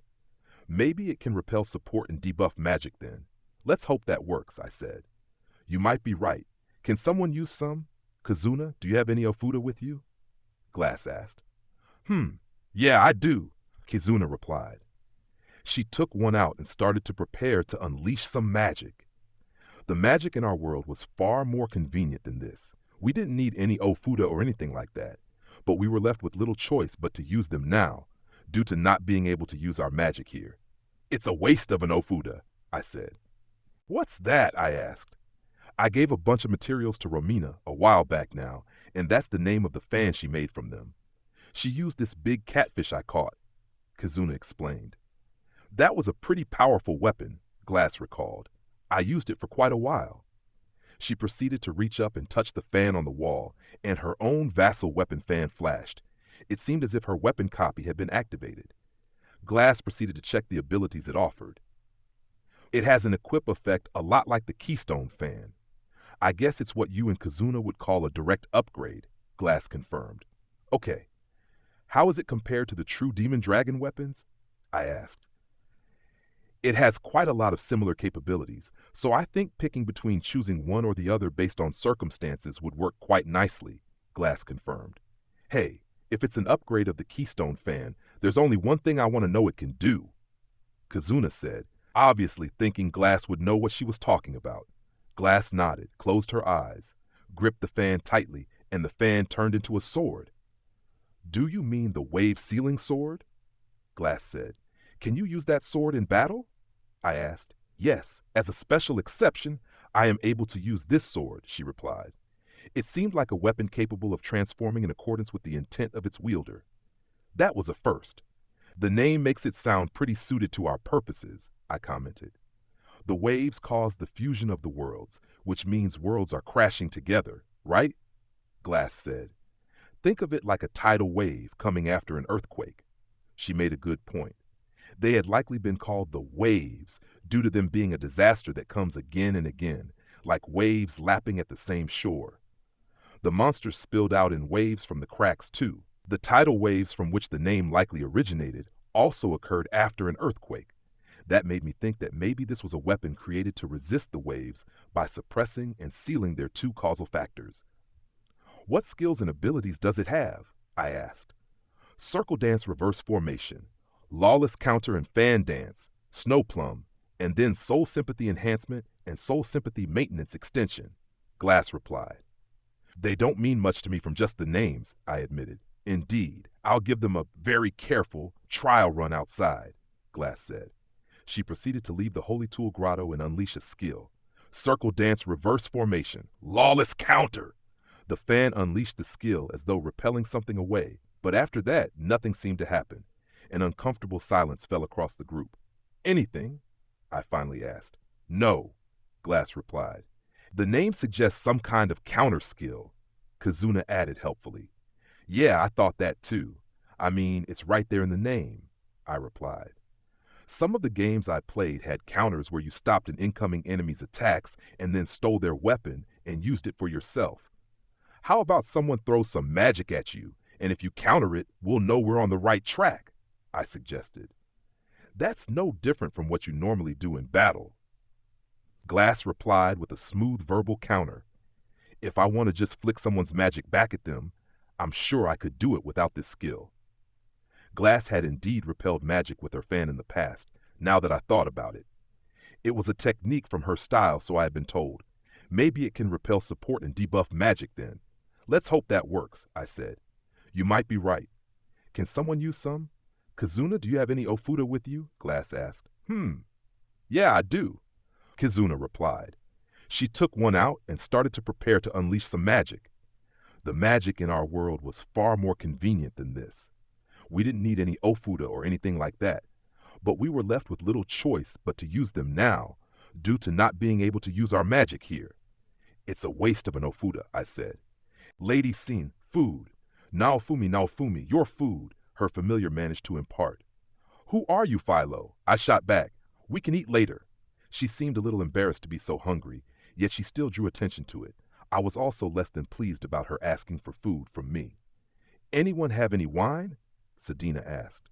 I've got some ancient brew right here. It came from a sunken ship in Melromark, Shildina replied. It can't be intact if you found it down there. You drunkards! I shouted. If they are drunkards, you're the super drunkard now, Fumi, Kizuna quipped. I'll remember you said that, Kizuna, I shot back. I wondered again why Kizuna was so eager to grab onto jokes about that. I was sure she had lots of fun in life, but I'd teach her that a big mouth could lead to disaster. We continued to explore the Holy Tool Grotto. I came across a hoe covered with various decorations and a blade with something black on it that definitely wasn't rust. That was pretty weird. It almost made me wonder if the ancestors who kicked all this off were influenced by stories from someone summoned from another world. Putting that aside, we started to pull some gear with really Japanese-sounding names from the chests. Things like Shichishito, a sword, Okitsu Kagami, a mirror, and Chikaheshi no Tama, a jewel. Most of them were in bad shape, however, and some were completely busted. These are like those sacred treasures from home, don't you think? Kizuna commented. Something is a little different about them. Maybe that's why they weren't out on display, I mused. Kizuna was talking about the imperial regalia of Japan and other Japanese treasures from lore, mainly comprising of the Kusanagi no Tsurugi sword, the Yada no Kagami mirror, and the Yasakani no Magatama jewel. If these had been the real thing, it would have made them incredibly powerful weapons. But even for knockoffs, They look pretty decent. If I recalled the lore correctly, the Chikaheshi no Tama had been a jewel that led vengeful spirits and the souls of the departed to the other side. And we were dealing with leading the resurrected, the vanguards of the waves, to where their souls were supposed to be. I hoped it was something created with this situation in mind. I then picked it up and took a closer look at it. I was unable to get much data within the range of my appraisal abilities, so I decided it would be faster to just weapon copy the Okitsukagami. Okitsugami, Hetsukagami, equip bonus, skill, release rebound, curse attack resistance medium, relay mirror, support magic visual aid medium, special effect, magic power increase medium, curse resistance medium, magic power consumption reduction medium, magic incantation medium, warding, anti-evil spirits, soul vision, SP healing, medium, drain nullified pod. The effects looked very good when the abilities were unlocked, but as a weapon right now, it was basically an upgrade to the Soul Eater shield. It couldn't reach the heights of the Spirit Tortoise Carapace mirror or the True Demon Dragon mirror. For better or worse, it felt like a weapon closely related to Glass and her abilities.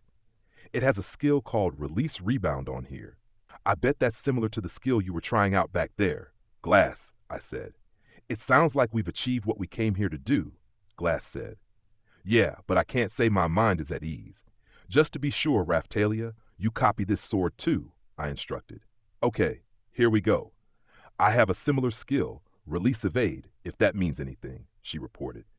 Someone had been collecting gear with skills of a similar type, from the look of it. The issue would be we don't have anyone who uses a jewel as a weapon. I guess this one is for Therese, I said. It was a bit degraded, but some careful work and it could make a nice weapon for her. I'd work it into the accessory I was already making for her and create a new weapon entirely. That seemed too easy, Raphtalia commented, always looking for the cloud around the silver lining. I know what you mean. In this case, I agreed with her. Something is bugging me about all this. We didn't find anything Kizuna can use with her hunting tool either. I noticed that, Kizuna quipped. I would have liked some new gear too. I looked over the stuff we had found again as we complained. The most promising and intact one was the seismic suppression fan. We'd have to let Romina take a look at them all once we got back. They have degraded over the long years they have been abandoned here, but they can still be used as weapons. We should give them to those who don't have vassal weapons, Glass suggested. Who here can use fans or swords, though? I pondered, my gaze naturally drifting over to Shildina. Oh dear, she exclaimed. Pick it up and give it a practice swing, I suggested. Glass passed over the seismic seal fan that she had copied hers from. Shildina proceeded to turn the fan into a sword, just like Glass had done, and then give it a few swings. She looked pretty competent with a sword. It also looked a little like she was dancing. She'd been the Miko in Kuten Lo, so she must have taken part in festivals and stuff like that. You look pretty good with that in your hands, little Shildina. When I was a Miko in Kuten Lo, all that dancing was nothing but a pain in my sweet butt, Sedina bemoaned. Liar. I was compared to you all the time, Shildina shot back, looking and sounding pretty sensitive about the subject. They spent a lot of time together. Now, but they still seem to have plenty of issues boiling between them. It's all just passed down by word of mouth. I don't like that kind of thing, Sedina said. For all her complaining, however, I could see Sedina dancing with ease. At the Colosseum in Zeltobel, she had basically danced through our attacks. Is that all we're going to find? I asked. Hold on, Shildina muttered, placing a hand on her fan, which was currently still a sword. There are some residual feelings here. I sense the same thing in the other weapons. Meaning you can oracle them up for us? I asked. No, I can't bring that kind of power to bear right now. But this type of residual energy feels like you, Glass, Shildina reported. Me? Glass replied, puzzled. So now we had residual energy that was like Glass. You mean like how the past Heavenly Emperor looked like Raphtalia? I asked. Shildina looked at me and shook her head. I don't mean they have similar faces. There's a lot I don't know about spirits, but this quality I am feeling from it. It's not her, not identical, but seems to have some strong connection to her, Shildina explained. I, for one, didn't really have a clue what she was talking about. There isn't a personality stored here. It's not that strong, but there is a powerful intent to do something. It's a very strange case, that's for sure. Can you skip to the end here? What do you want to do? I said briskly.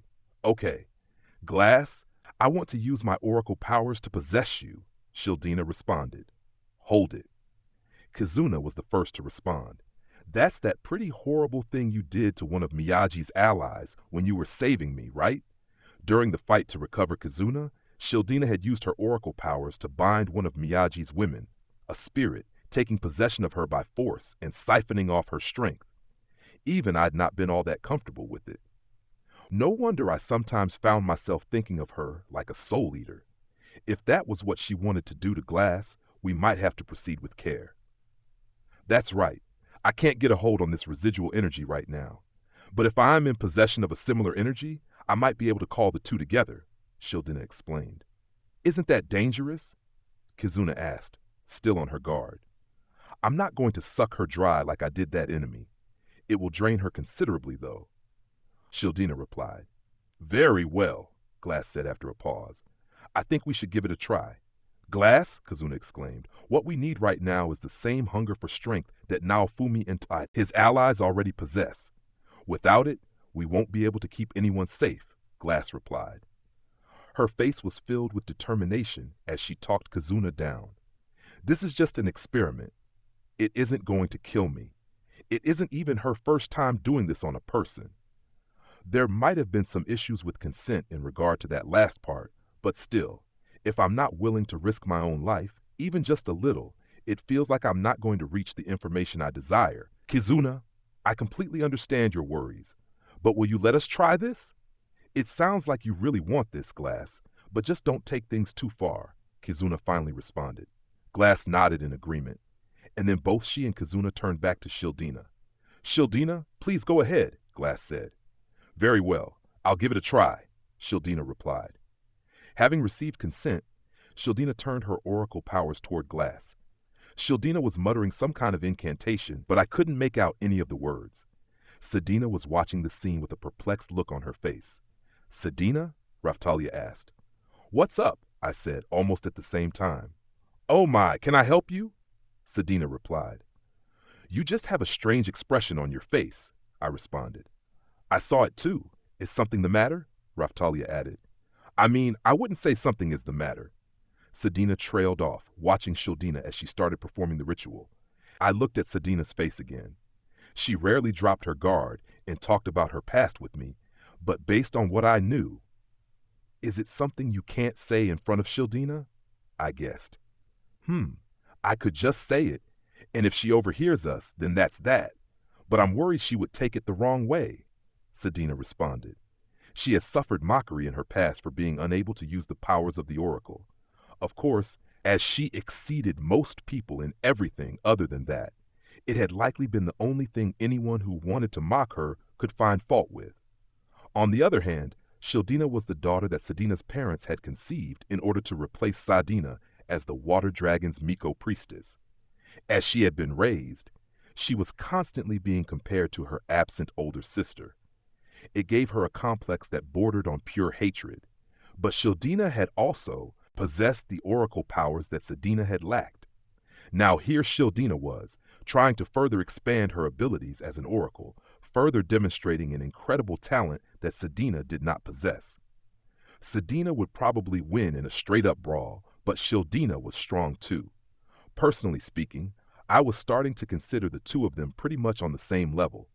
Mr. Naofumi, it sounds like you know what's going on here. Can you tell me about it later? Raftalia asked. Oh my, little Raftalia, you want to know what's getting me down? No, that's not allowed. It's too embarrassing. Sedina quietly slipped back behind her walls, using humor to cover her true feelings. Raftalia, Sedina doesn't want to talk about it, so let's leave things at that. If you really want to know, you'll have to persuade Sedina to tell you, I said. Okay, I guess that makes sense, Raftalia replied, a little sullen. Oh no.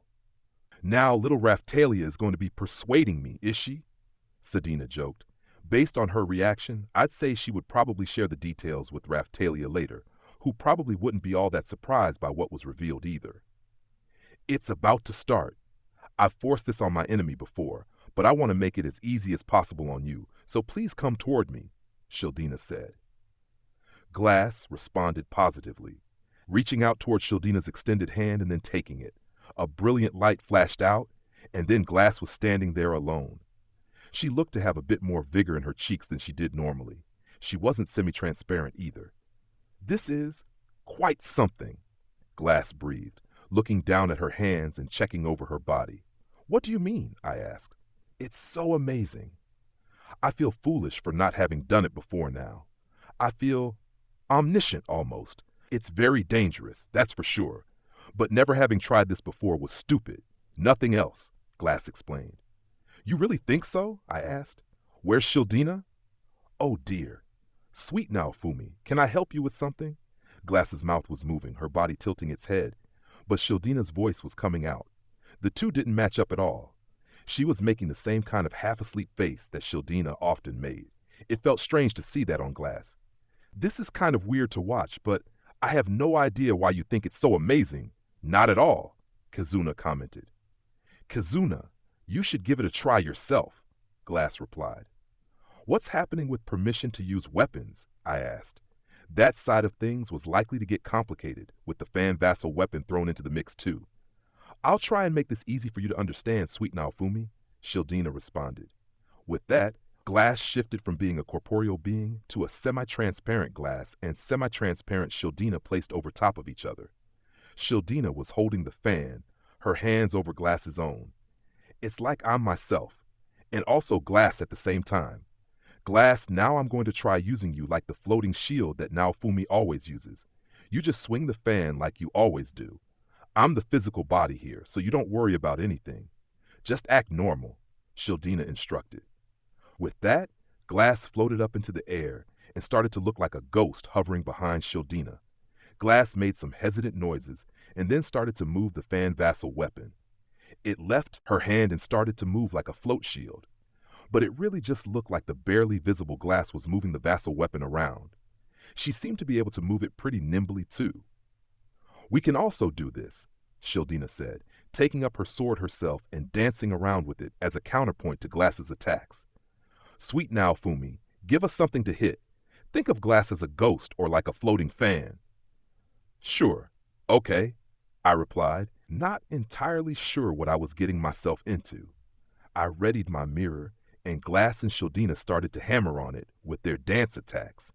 The attacks from the fan were the biggest threat, so I took them on my body and then used a float mirror to repel further strikes. Glass's attacks clattered against the mirror, and then I redirected Shildina's sword before trying to grab Glass. But I passed right through her. Shildina proceeded to change her sword into the fan. Circle dance, empty formation, moonbreak. Shildina shouted and used a skill that I'd seen Glass use in the past. It was a vertical slice with a rounded moon shape around it. Shildina could use Glass's skills now too. In my amazement, I barely caught it on my mirror. Let me have a go too, Glass said excitedly. Circle dance, destruction formation, turtle carapace cracker. Okay. I was already pinned down by Shildina's attack, and Glass proceeded to unleash one too.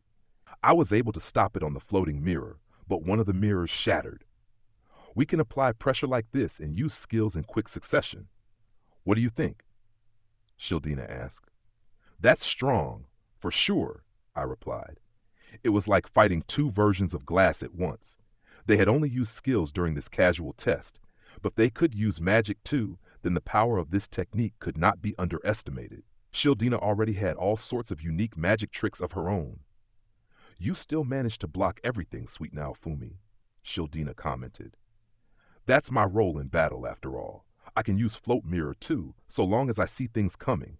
That said, being able to unleash two skills at once is definitely a force to be reckoned with, I responded. Oh my! Shildina and Glass just got a big power-up, Sedina said from the sidelines. Raphtalia was nodding too. This is more than just the two of you attacking at the same time, correct? Raphtalia confirmed. Yes, I've checked my status, and it has combined completely with Shildina's, Glass replied. Which meant they had Shildina's level combined with Glass's status from energy. If this new pair got serious in battle, it would be quite the sight to see. The issue seems to be consumption of energy. It's not going to be easy to keep fighting like this for extended periods. Even pounding a few soul-healing waters won't let us use this for long, Shildina said. Wow, healing using soul-healing water won't help? Maybe we should try using some earth crystals on Shildina, I pondered out loud. Testing my suggestion, I discovered that using earth crystals while Glass was possessed turned them into energy. If we combine soul-healing water with earth crystals, we could create a new healing potion specifically for Shildina that would extend her possessed state. So we can't touch Glass? Kazuna asked. I reached out to confirm it, and my hand passed right through her. At least, not right now, Glass stated. I bet I can if I do this, I replied, focusing life force in my hand and then trying to grab her arm again. This time it worked. I thought that would do it. I'd heard that life force and elemental attacks can still affect a spiritual body. It probably wouldn't be a significant issue, as any attacker would have to actually be able to grab her first. With Glass attacking with the floating weapon, Shildina following up, and both of them using skills at the same time and magical support, they were going to be powerful. The two of them working together should be able to pull off all sorts of stuff. That should cover the combat side of things. Let's take a look at what we're really here for, Shildina said. She reached out to the weapon found in the Holy Tool Grotto, placed her hand on it, and started to read the information from within it. Then Glass narrowed her eyes in concentration before suddenly grabbing her head as though she was about to collapse. Glass! Are you okay? Kazuna exclaimed. Yes, I'm fine. No problem. Shildina is just letting the residual intent from the weapon flow into me, she explained, putting up her palm to indicate she was okay. It is just like Shildina said, but I do sense intent and intellect behind this. It feels very strange. After a short while, perhaps having completely collected all of the intent from the weapon, Shildina removed her hand and turned to the ghost-like Glass. Well, Shildina asked, I see it now. All sorts of knowledge and techniques have come into me, Glass replied. So let's show Sweet Naofumi and the others, Shildina suggested. Good idea, Glass agreed. Kizuna, Naofumi, please take a look at this. This is the technique found in the weapon that my master said was lost. Glass spread her fan, and her awareness merged with Shildina, ready for me to provide some magic at any time. I obliged by incanting some support magic and firing it off. Secret Circle Dance, Pulse Rebound. Into Circle Dance Reverse Formation, Lawless Counter. Glass proceeded to repel my support magic, then catch up with it and use Lawless Counter to further adjust its direction. This Secret Circle Dance seems to be a technique. Adding some power and unleashing it should allow it to be performed in rapid succession, if I can master it. Okay then, I said, impressed. If she could do that without a cool down, we would really be getting somewhere. That was exactly the kind of technique we had come here looking for. There are lots of other techniques and knowledge in here. It's pretty incredible, Glass said excitedly, shooting off a few of her new techniques to try them out. What kind of knowledge? I asked. Let me see. The location of the country called Amachiha for a start, and what kind of place it was are filling my mind like my own memories. The endemic plant life and culture of the place, it definitely seems like it was the demon dragon's country. We should search for that next, Glass suggested. Sounds like quite the haul then. All thanks to Shildina, I said. Yay, Sweet Naofumi, heap more praise on me, more. Shildina laughed. I proceeded to do so, thanking her and petting her on the head. But that caused Glass to put her own hands on her head, somewhat uncomfortably, and blush red. Okay, can we split up now? Glass asked, flustered. She must have been feeling what I was doing to her body as well. Okay, Shildina agreed and ended the oracle state just as Glass had asked her to. Glass became corporeal again and landed on the ground, then tilted her head. Hold on. The details of how to use that technique have faded from my head, Glass said. Shildina raised one hand and placed what looked like a soul into an ofuda. Writing appeared on the ofuda, and it turned into something like what she had used to call back the past heavenly emperor. I stared at it for a moment and realized I was able to appraise it.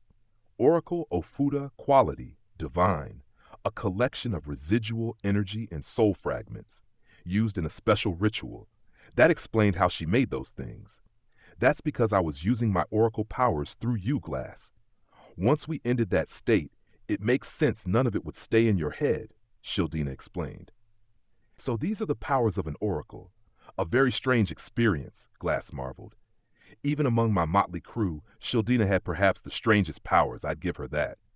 Then, with a moan, Glass staggered again. Are you okay, Glass? Kazuna moved over to her and offered some support. You need to watch out for the Kamidown, Shildina advised. Indeed. This is the price I have to pay. We will need to be careful when applying this in the future, Glass responded. That's our issue, I said. Right now, Glass possessed by Shildina is the only one who can repel the cancellation magic. From what I had seen so far, it wasn't going to be something we could just replicate on a whim. We needed to break the whole thing down, or we wouldn't be able to copy it easily. If I can perform it in front of my master, that should help with an analysis. After that, I'll just have to practice as hard as I can, Glass stated. I wish it was easier to learn. Like a skill, Kizuna moaned. Kizuna, you are still so lazy at heart, aren't you? Glass admonished. She sounded like Ren, Itsuki, and Motoyasu, back when they had complained about having to train. It was going to be important to drill this technique into everyone who could learn it, in order to have it ready to respond to anyone using cancellation magic. You and I in particular, Kazuna, are forced into defending when fighting humans. We can really benefit from learning this kind of redirecting and evasive abilities, I said. I know, she replied. Scene, meanwhile, had clearly watched the technique Glass unleashed carefully and was already trying to copy it. She had her familiar firing off some magic and was intently trying to send it back. At that moment, the Raf-chan face icon popped up in my field of view. Hey, perfect timing. That's the signal from Raf-chan, I said. Does that mean the two masters are reaching the peak of their battle? Glass asked. Looks like it. If they've got that out of their system, we should report everything that's happened here and have them analyze that technique, I said. Right? We all need to learn it as quickly as possible, Raftalia agreed. Glass nodded. It does feel like things went very smoothly for once. I had to agree with that sentiment. However, if Shildina and her super useful skills hadn't been here, we wouldn't have acquired half as much. Be careful what you wish for and all that. We still need to keep our guard up, I cautioned. I understand, Raftalia replied. I think you're reading too much into this. Can't we just enjoy having been powered up a bit? Kizuna asked, as easygoing as ever. I wanted to remind her that nothing was as expensive as a free meal. We needed to be ready to pay the price for this, whenever it might come. Crack a smile, little Naofumi. This is good luck, Sadina said. Yay, praise me more, Shildina added. I'm only basing this on past experience. Come on, move it, I said.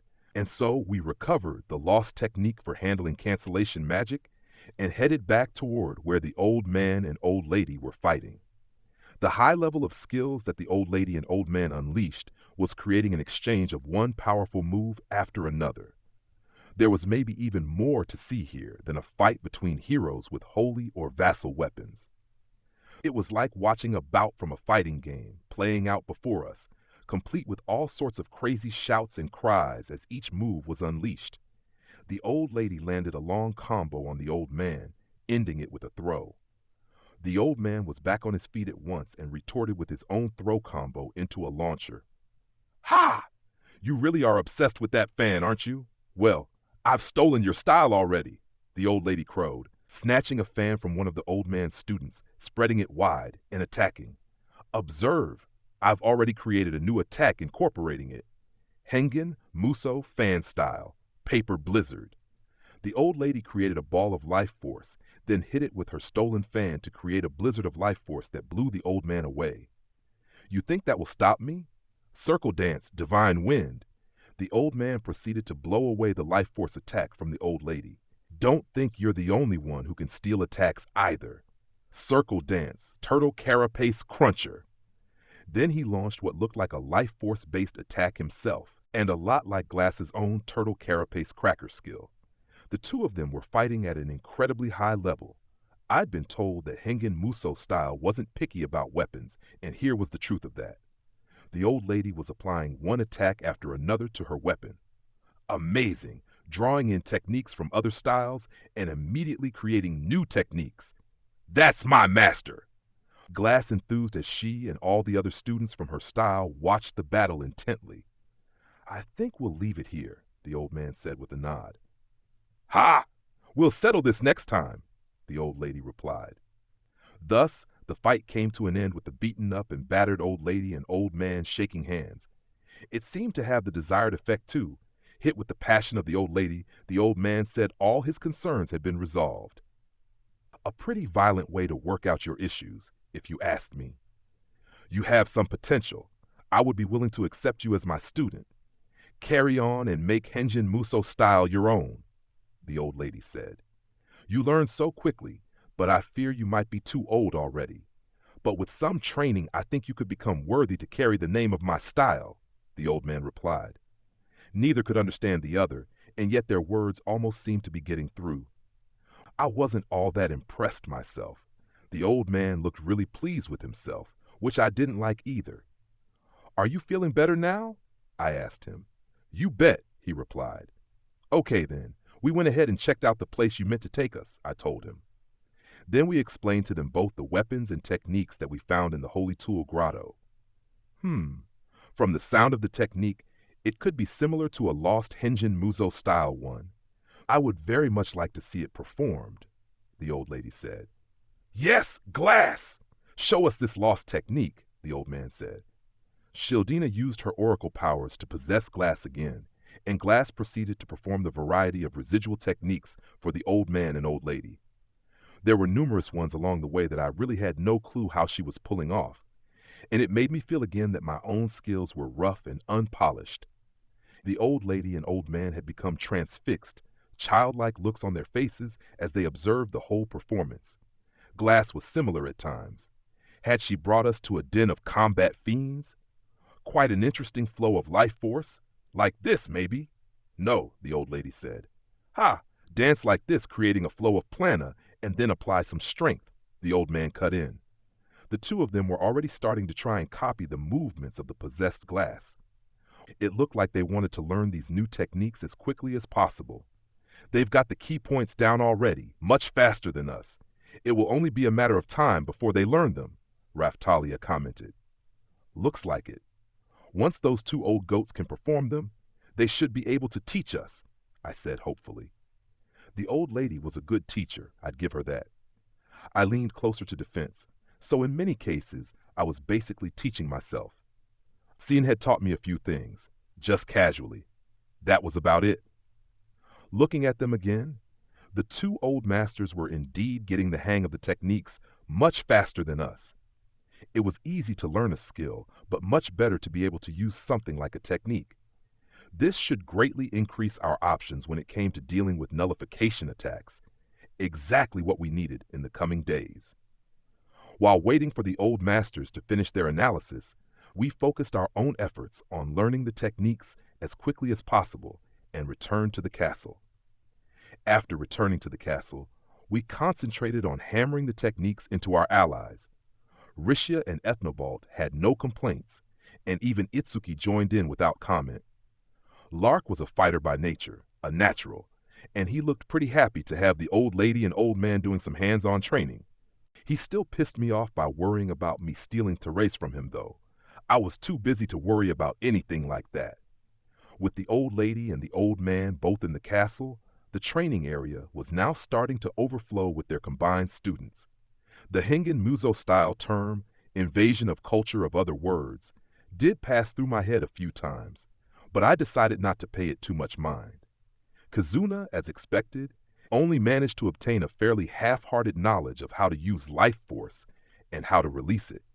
She hadn't been as derelict in her duties as Ren, Itsuki, and Motoyasu had been, but until the wave started, she had just been a normal adventurer. Even after we left the last time, she had lived a pretty laid-back lifestyle, mainly just fishing and sometimes training with Glass. I can't believe I have to join in this training that Ethnobalt is always doing. Kazuna moaned. I kept on telling you to stop having so much fun and get some training done, Glass admonished her. I was just in my own way, Kazuna responded. We seem to have a very different edition of training, Glass said, her eyes cold. It sounded like Kazuna had really been letting loose. This is a serious issue for our upcoming battles. Stick with it and continue your training, I said. What about you, Naofumi? Kazuna replied. I trained and acquired those techniques after leaving this world the last time. It was a pretty rough time, but I made them mine, I told her. I'd mainly trained with Raftalia and Atla back then. I felt a wave of nostalgia for a moment, thinking about how Atla's attacks had helped me gain an understanding of the concept of life force. Although I admit it was a bit of a blow to find an energy boost type power-up method after learning life force, I said. If you've got a power-up method, we don't need this, Kazuna exclaimed. Silence! The vassal weapons and holy weapons in this world might not even have it, I retorted. Indeed. Once the analysis is complete, let's have my master and Raftolius train everyone, Glass suggested. She seemed a lot happier with the situation after seeing how strong the old lady was.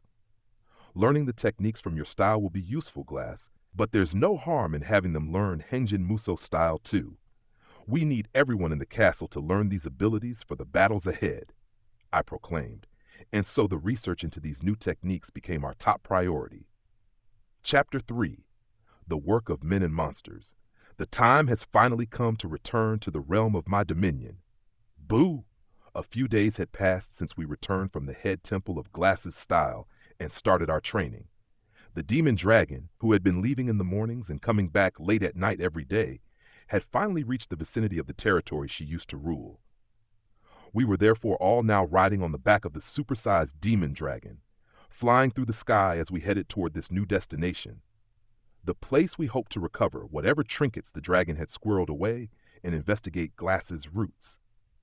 The party comprised me, Raftalia, Rafchan, Kazuna, Glass, Chris, the demon dragon, Philo, the killer whale sisters, and Scene, who was as quiet as ever. Philo had been complaining that I was giving the demon dragon too much attention, and so I brought her along as well. Itsuki, Rishia, and Ethnobalt were along too, but they were caught up in talk about training, translation of their texts, and possible hidden codes. So they were at a distance from the rest of us. Lark and our remaining allies were back at the castle, training with the old lady and the old man. They had wanted to come along, but we needed to leave some defenders behind. If something happened, they could quickly call us back. Still, we definitely had quite the gathering.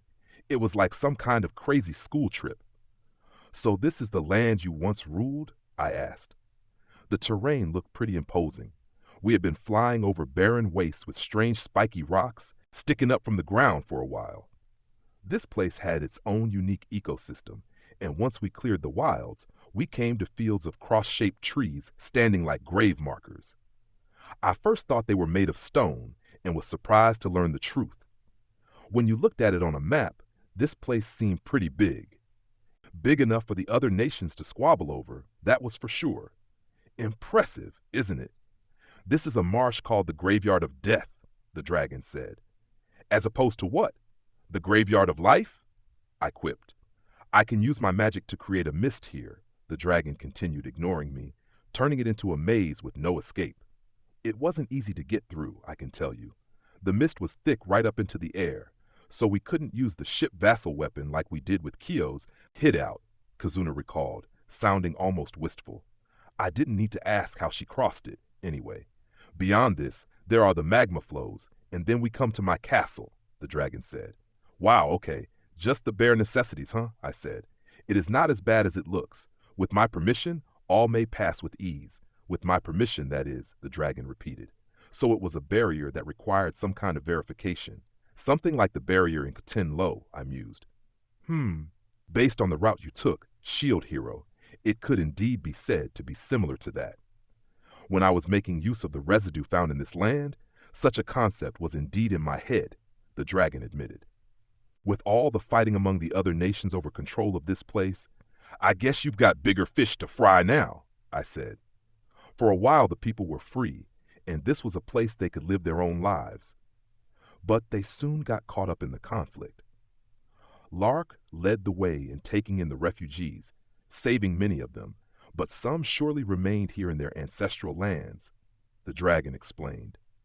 Kazuna hadn't made the same mistakes as the Church of the Three Heroes then. That was good to hear. Immigrants, too. It sounded like Lark was getting things done. He was a king, after all. I kept on forgetting that. Still, my demise certainly caused issues for the towns and villages under my control, the dragon commented. Have you let people know you are back? I asked. I decided to save that until I reached the castle. The humans appear to have failed in their own foolish attempts to rule and returned to being governed by monsters, the dragon explained. They have? I asked.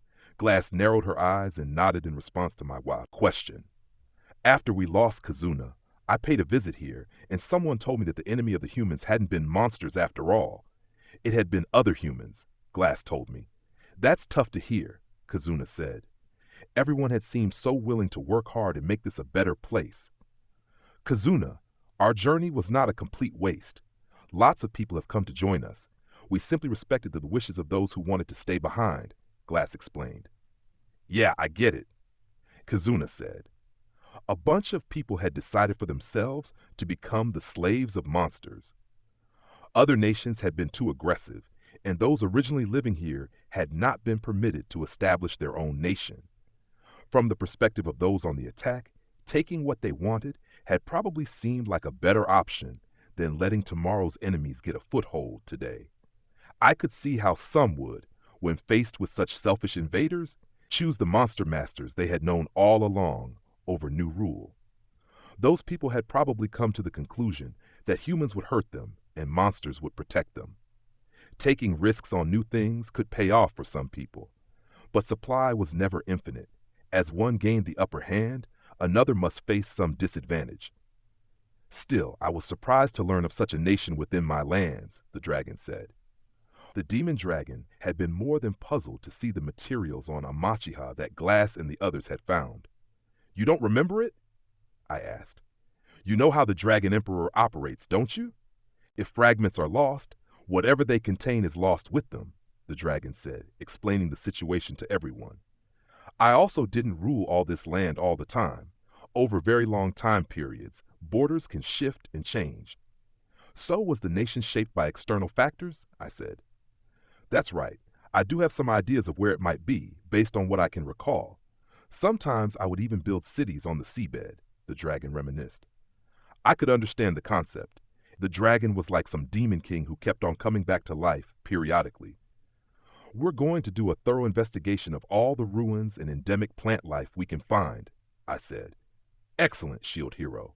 I will provide as much information as I can to guide you to what you desire. All I ask for is payment. Stop it with the sexual harassment. Considering how friendly you seem, are you sure Galeon hasn't corrupted you? I asked. At this suggestion, the demon dragon's entire body twitched, and she looked away from me. That seemed to suggest she had indeed been influenced. Ha! Even if he has caused some strange emotions within me, it does not change the fact that I like you, Shield Hero, the dragon said. Having been touched by your anger and rage, your desire to burn down the whole world, how could I not fall for you? Sure, whatever, I replied. I didn't have feelings like that anymore. All I had right now was rage toward Bitch. However, I wouldn't say I totally got over that other stuff. It was just that, thanks to Atla, I wasn't as concerned by that anger, by that hatred, anymore. One thing, Shield Hero. When are you going to copulate with the holder of the katana vassal weapon? The dragon asked. I have been watching through your window with bated breath, every moment expecting action to start. Hey, you can cut that kind of creepy stuff out, I raged. Sexually harassing me was one thing, but I didn't need Raftalia to get dragged into it. Don't worry, Master. I always make sure to drive her off, Philo reported, giving me a thumbs up. I had been hearing some strange scuffles outside my window recently. This seemed to explain them. So were these two the new Atla and Raftalia? You won't be around forever, the dragon said with a laugh. Boo! Master belongs to me. I'm not giving him to you, demon face, Philo retorted, as articulate as ever. Well done, Philo, I told her. She'd been driving off this obsessed pervert without me even knowing it. That was worthy of some praise. Thanks so much, Philo said with a giggle. Bah! I am about to receive all the praise your precious master can muster. Just you wait and see, the dragon snarled. Boo was the best Philo could manage. From the sidelines, I couldn't help but think the two of them really did get along. Then I noticed Raftalia looking over. I knew exactly what she was thinking. She didn't need to make that face. Hold on. Now, Fumi, I thought you and Raftalia were getting it on every night, Kazuna interjected. Why was she getting involved? As I said upon reuniting with Raftalia in this world, but I guess you weren't there. I'm not going to start doing stuff like that when the worlds are all in such peril, I said. I also pondered that not acting now might lead to regrets later, but that was a separate subject. I understand. I don't want to create anyone else like me, so I need to put my duty first, Raftalia added. Kazuna gave a long hum, while the dragon gave a chuckle. Sit on your hands for too long and you'll find I've taken your spot in his bed, she said. Shut up. You're not getting into my anything, I shot back. Well, I also decided that setting a dangerous precedent might cause more trouble for Mr. Naofumi, Raftalia said, looking over at Sedina and Shildina for some reason. Oh my, said Sedina. Raftalia had a point. If we crossed the line, the sisters were likely to show up and ask to get involved too. Or more likely they'd get so strong we wouldn't be able to fend them off. That would eventually lead to the demon dragon trying to get involved too. But I'd never allow that. Mr. Naofumi works so hard every day and every night into the small hours, doing all sorts of things already. I must not add to those burdens, Raftalia said. It sounded like I needed to make some room in my schedule. I had my cooking, crafting, meetings to keep morale up, and my own training. Throwing romance with Raftalia into the mix would just be insane. Thinking all these thoughts made something twinge inside me, however, a pain in my chest. Oh, I certainly hadn't forgotten the things I thought when I purchased Raftalia. Was I pretending to be a good guy now? A guy who buys slaves? Pretending to be good? Was any kind of romance with Raftalia ever going to be permitted for such a guy? I could almost hear my own voice, talking to me, making these accusations. Man, Naofumi, things are rougher for you than I thought, Kizuna said. Kizuna, perhaps you could take a leaf from his book and work harder yourself. Glass suggested. Hey, I've been working hard recently. I'm learning to cook, and I'm joining in with practice too. I'm far better at collecting materials than Naofumi too, Kizuna stated. Sure, I'll give you that last one, I admitted. She had really helped reduce the burden placed on me by cooking too, which had allowed me to focus more on my crafting. Glass, I think we need to help Mr. Naofumi and Kizuna with their work, however we can, Raftalia said with a slightly admonishing tone. You're right, Glass said after a pause. We are relying on the holy weapon heroes too much. Fighting isn't the only thing a weapon holder can do. Glass really brought the conversation together. I'm going to keep doing my best, so Kizuna, please stop doing nothing but fishing. Ah, I know, I'm trying, Kizuna replied. Hopefully this would help keep her focused. It would be a major coup if it did. Now then, I see it ahead. My castle, the demon dragon crowed. I looked ahead to see a broken down castle, just a crumbled old thing beyond the fields of magma. Chapter 4, A Visit to Demon Dragon Castle. So this is your castle, Demon Dragon. I climbed down from her back, joined by the others, and looked over the ruins of the place. It looked like the Demon King's castle from an old RPG I played when I was a kid, just more rundown. There had been a place much like that in the sequel, and I thought for a moment I was having a flashback. It did take some damage when we defeated the demon dragon, but I don't recall it being this bad, Kazuna commented. I looked over at her. I was starting to get the feeling that in the time between her summoning and defeating the demon dragon, Kazuna had enjoyed a pretty orthodox adventure.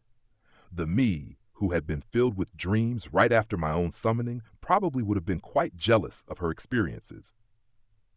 Much of it was maintained by the demon dragon's magic, but the suffering people raided it for whatever they could get their hands on, and the battles for this land were waged right here.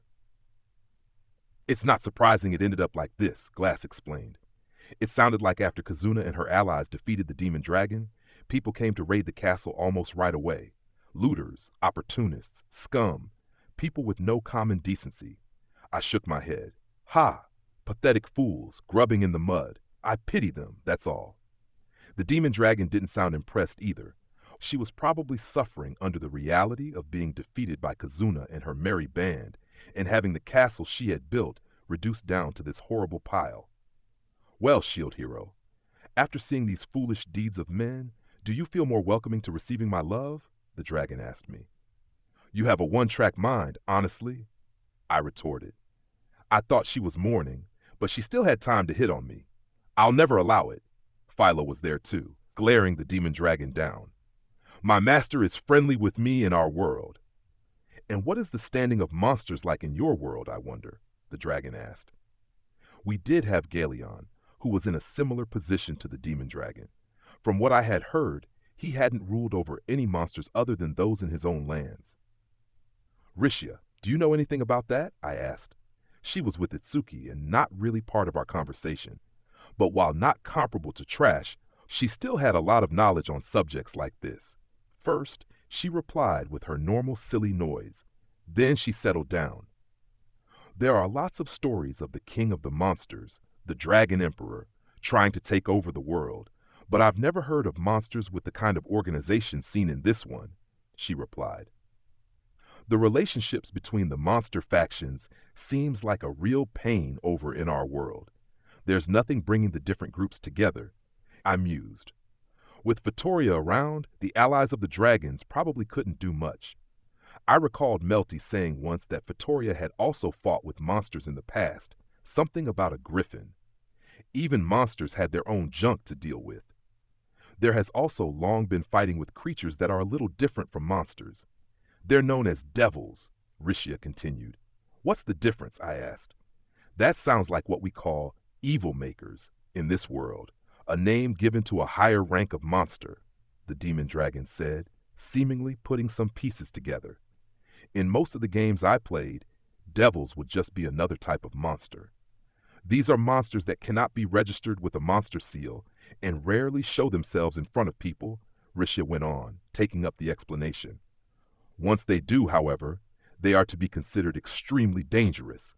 So in Rishia's, in our world, devils were a separate entity from monsters. I still didn't quite get it. I'd have to ask Galeon or Vittoria after we got back. They definitely aren't monsters here either, the demon dragon said, providing more details on devils in Kazuna's world. They don't even speak the same language. Hard to tell them apart? I asked. Indeed, they rarely come out, but they are here somewhere, lurking in this world, the dragon said. That sounded like some prime foreshadowing to me, and I didn't like it. I could only pray we would never have to fight them. I must say, your dragon emperor sounds like he doesn't have a very strong hold on the reins over there, the demon dragon commented. I mean, it is Galeon we're talking about, I replied. Old Galeon happily called himself the weakest, while the younger Galeon was just a baby. No one would listen to him claiming to be the king of the monsters. Now compare him to me. Shield hero, am I not so much better suited to be your partner? The demon dragon said. First, take a step back from all the sexual harassment, I replied curtly. Lack of charisma was something both of them definitely shared. Bah, you leave me little choice. I shall now have to reveal the extent of my wonderful rule, the dragon responded. You don't give up, do you? I replied, shaking my head. That's one of my best features, the dragon answered. Modesty clearly isn't. Aren't you forgetting why we came all the way here anyway? I said. I remember. My trove of treasures, correct? And the articles of the pacifier of this world, the dragon promptly replied. At least she could stay on mission. With the demon dragon leading, we headed into the ruins of the castle. We will need to break my own seal, of course, but for the really important articles, we'll need to call the 4 heavenly kings. Even if we may look upon and admire the treasures, we can't actually remove them without some additional steps, the dragon explained. The 4 heavenly kings? They were already defeated, weren't they? I fought them too, Kizuna said. The 4 heavenly kings is a hereditary system, so you only defeated one generation of them. I set things up so that they would rule the monsters after I was gone, the dragon explained. I hadn't expected her to have planned things quite so carefully. With powerful enemies in the form of heroes going around, planning ahead for defeat was kingly. So is the 4 heavenly kings a family bound together by arrangements between sons and daughters? I asked. Dragons were hard on the environment, so I wondered what kind of creatures they had dealings with. The demon dragon must have had offspring of his, her own. Even Galeon had adopted Windia and talked about having a wife and children in the past, almost all of whom were now gone. When considered in that light, old Galeon was quite the tragic figure. It takes more than that to become one of the four heavenly kings. If having to be descended from me was a condition, it would cause all sorts of other issues. The system copies the Dragon Emperor in a way that knowledge and abilities can be passed down too, the dragon continued. So strength built up over generations created something far more powerful than any regular monster. I had to admit, that was a pretty clever system. Gillian might be able to do something similar if I suggested it to him. Then I had a better idea. I'd have Raf-Chan make her version of the four heavenly kings. Raf, said Raf-Chan, I want Raf-Chan to become the demon king in our world. That would be perfect. Mr. Naofumi, why are you looking so intently at Raf-Chan? Raftalia asked. Boo! Master is thinking something strange again, Philo shouted. I could only give a chuckle, still lost in my daydreams. The Demon King Raf-Chan project, I chuckled. Raf-Chan immediately gave a suitably maniacal chuckle too, playing her part perfectly. Her willingness to do so was one of her greatest features. What are you talking about? Stop that at once, Raftalia said. Enough nonsense. I will return to my throne and put out the call. The scattered four heavenly kings should quickly return to me, the demon dragon said, seemingly trying to divert attention away from my incredible new idea. Isn't there a simpler way to get in touch? I asked. I've been calling for them already, but they aren't showing up. They're happy to draw power from me when they use magic. I need to make a summons they can't refuse and find out what is going on, the dragon explained. So they're ignoring you, Kizuna exclaimed. Do you have any charisma at all? I asked. What was the point in having subordinates if they didn't come when called? I have plenty, I assure you, the dragon protested. I was starting to see a pattern among dragons. Whatever world they were from, they just weren't quite all there. That's funny. Seeing the two of you together now, Fumi, I think the demon dragon may have a cuter side after all. Kizuna laughed. Hunting hero! You annoying morsel! This insult shall be carved into the annals of history, the dragon raged. The dragon also appeared to share a lot of traits with Trash. Then I noticed Raftalia and Glass looking over at me, completely exasperated. We reached what looked like a throne room. It was located on the first floor, making this a pretty different type of castle from what I was accustomed to. The doors weren't human-sized, of course, and if being pointlessly big meant being more important, then here we had reached the nexus of importance. But still, this castle reminded me of somewhere else. I just couldn't quite put my finger on where. I'm going to summon them at once, the dragon said. She started to incant some magic in the middle of the throne room. My universal collaborators, those who follow me, my four heavenly kings, respond to my call and gather to me. I am the demon dragon, here in my castle. A magical circle appeared, the rings getting bigger and wider, and then it vanished. The four heavenly kings should definitely have received the message now. They will arrive shortly. Philo made a sound that showed she was unconvinced. Now we just need to search for my treasure hoard, the route to which has probably collapsed. With my return, I won't allow even wild monsters to lay claw or paw on the shield hero and his party.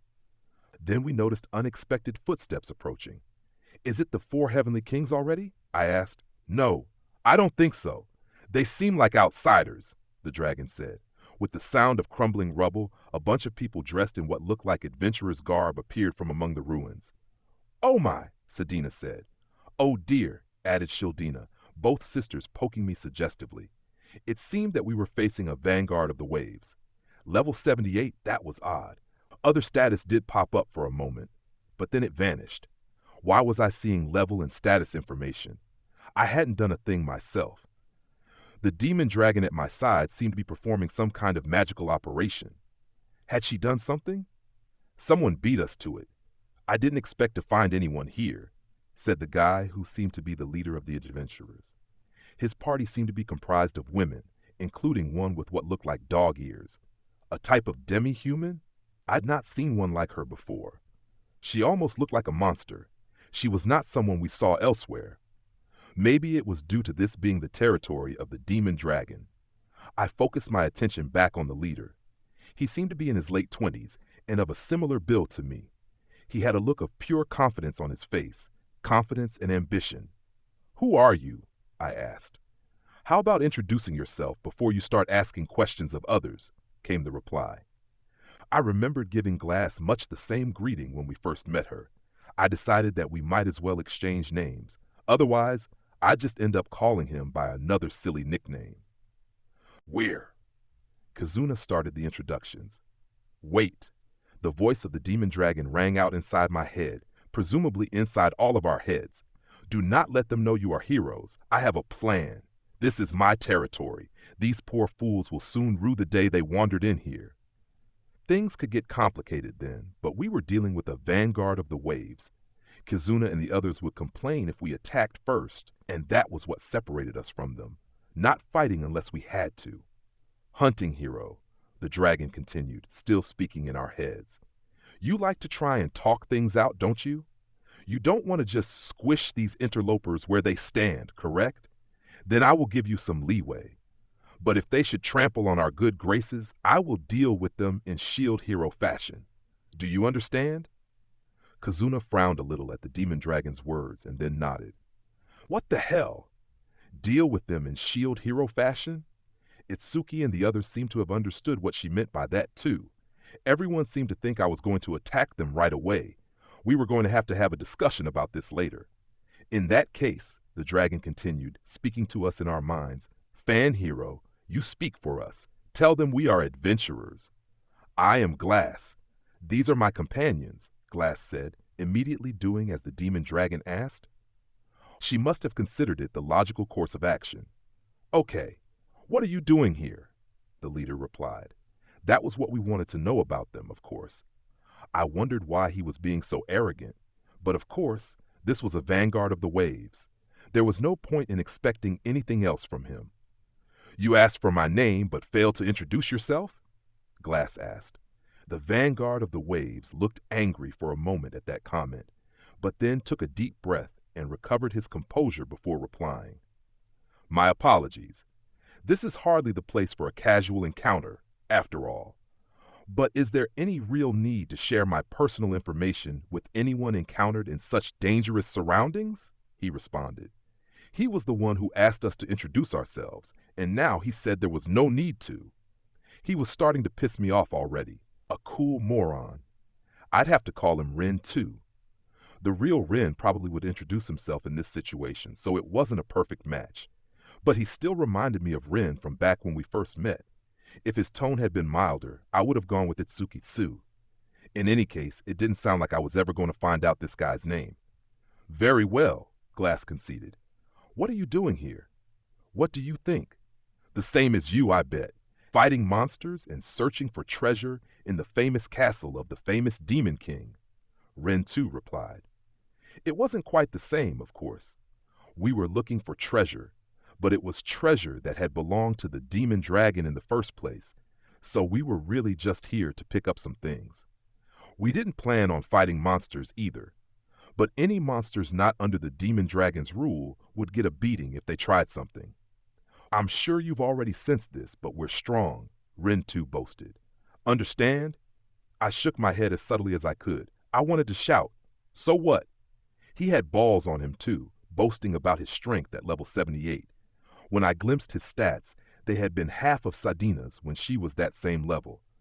"Do not engage with him," the dragon told us, again in our minds.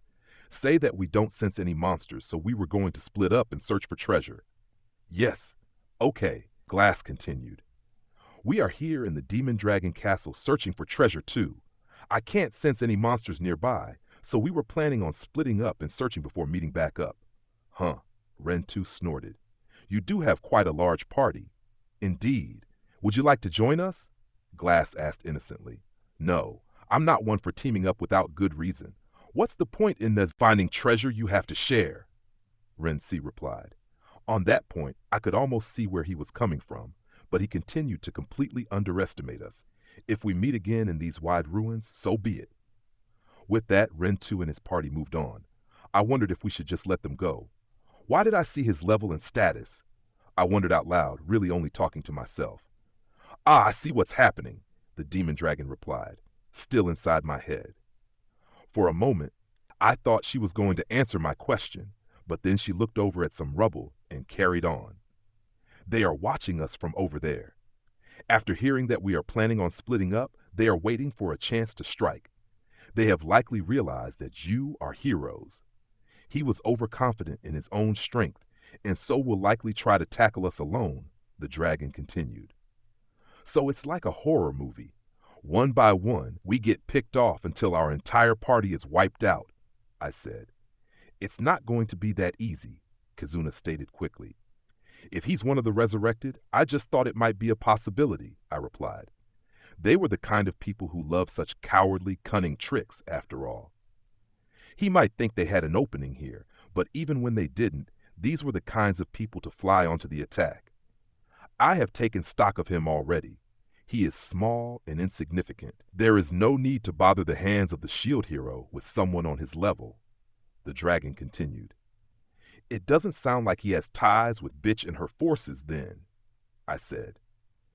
This guy didn't seem to have any of her agents with him.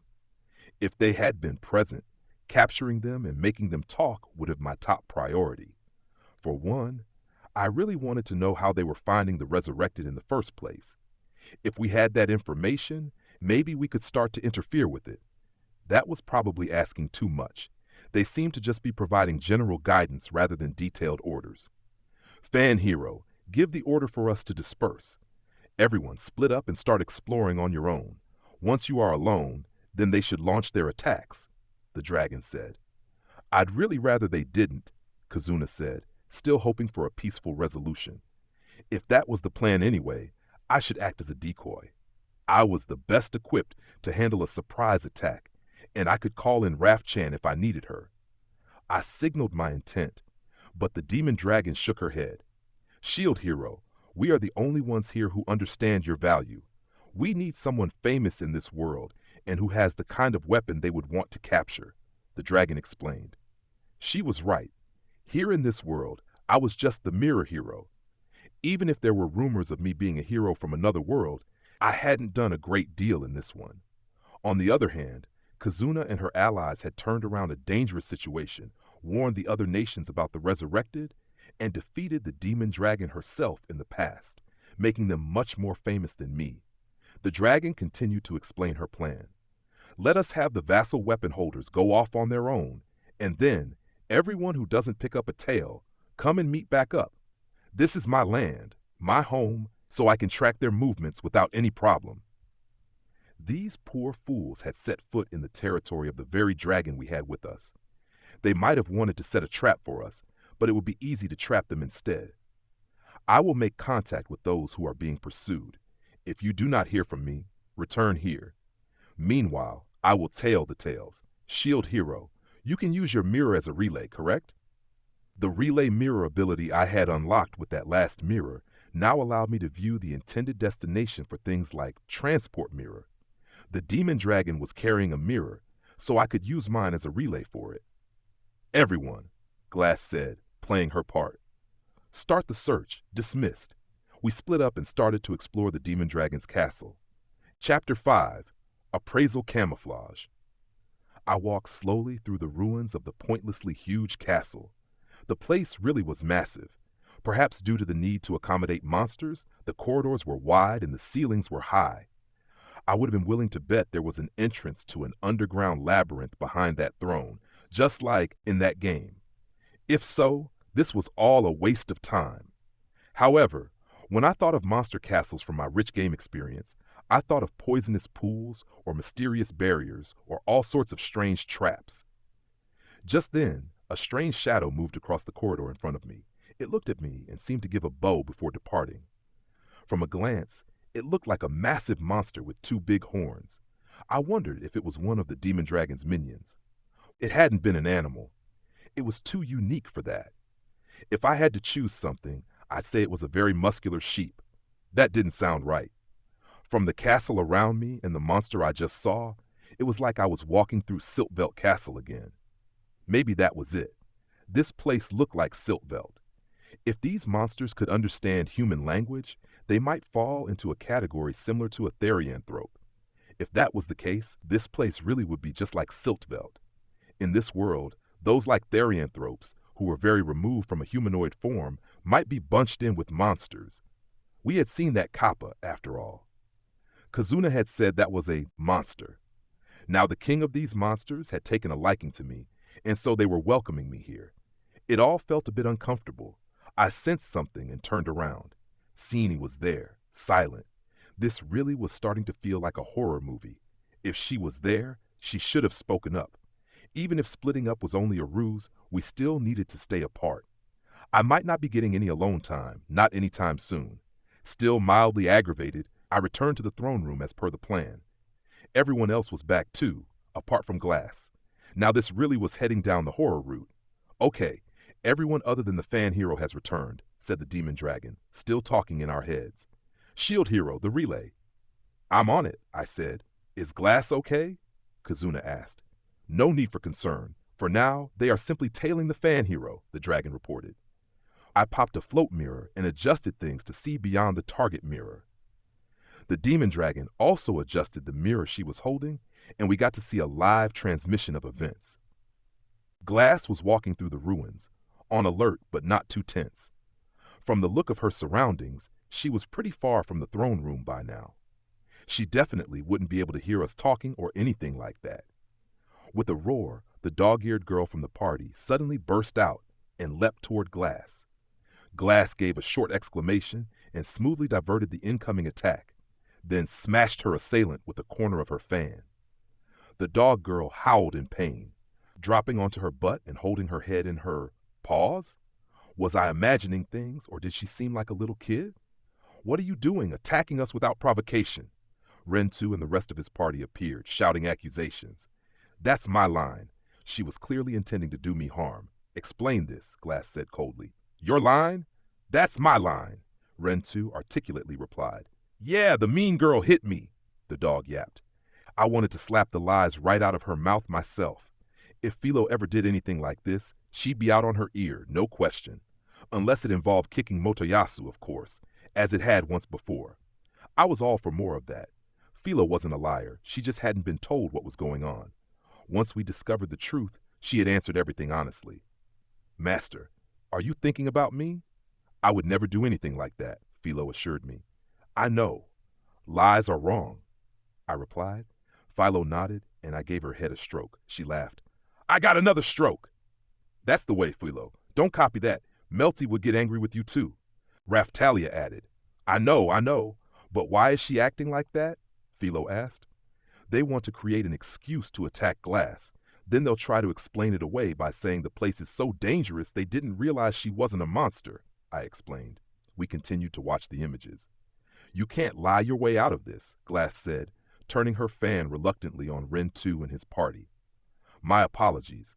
This place being what it is, we are on edge too. She probably couldn't tell the difference between a monster and a human for a moment there, Rentu explained.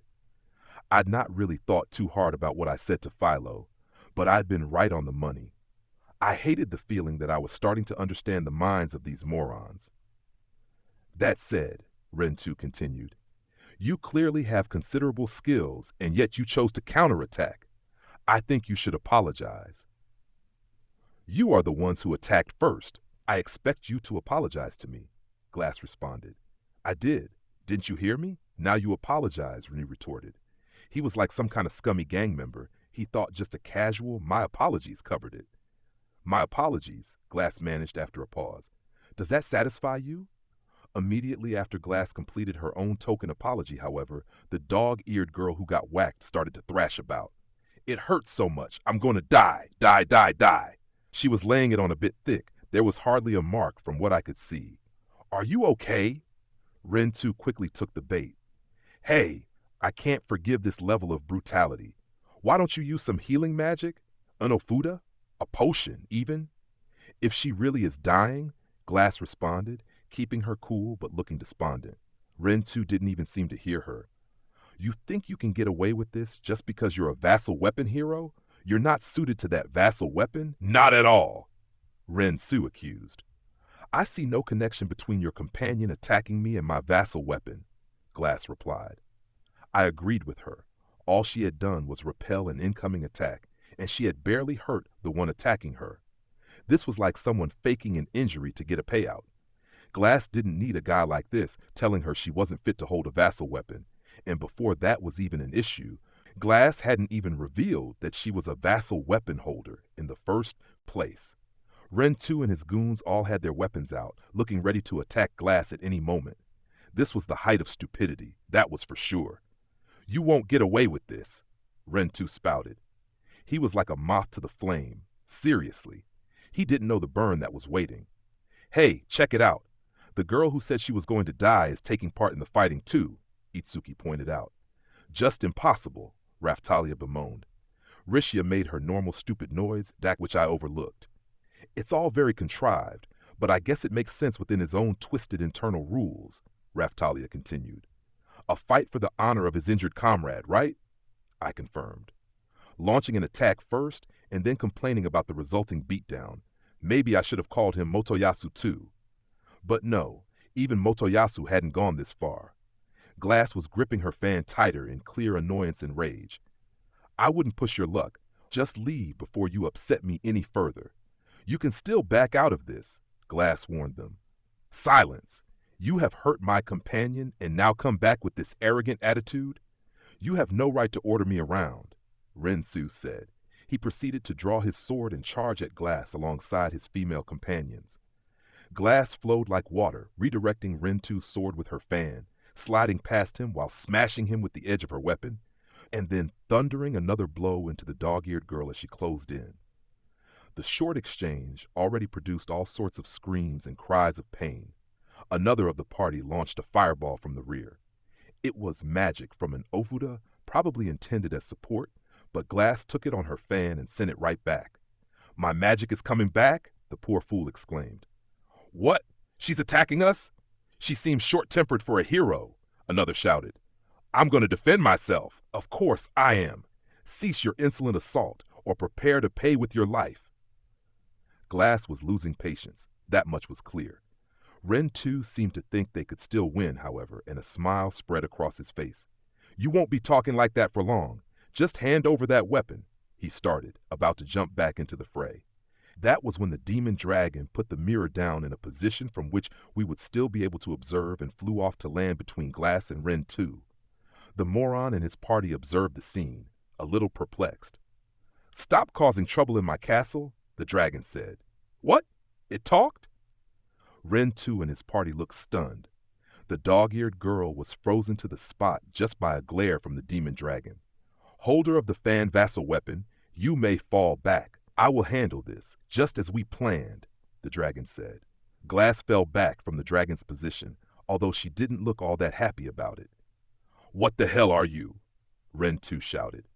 "Are you unable to infer anything from my words? This is my castle.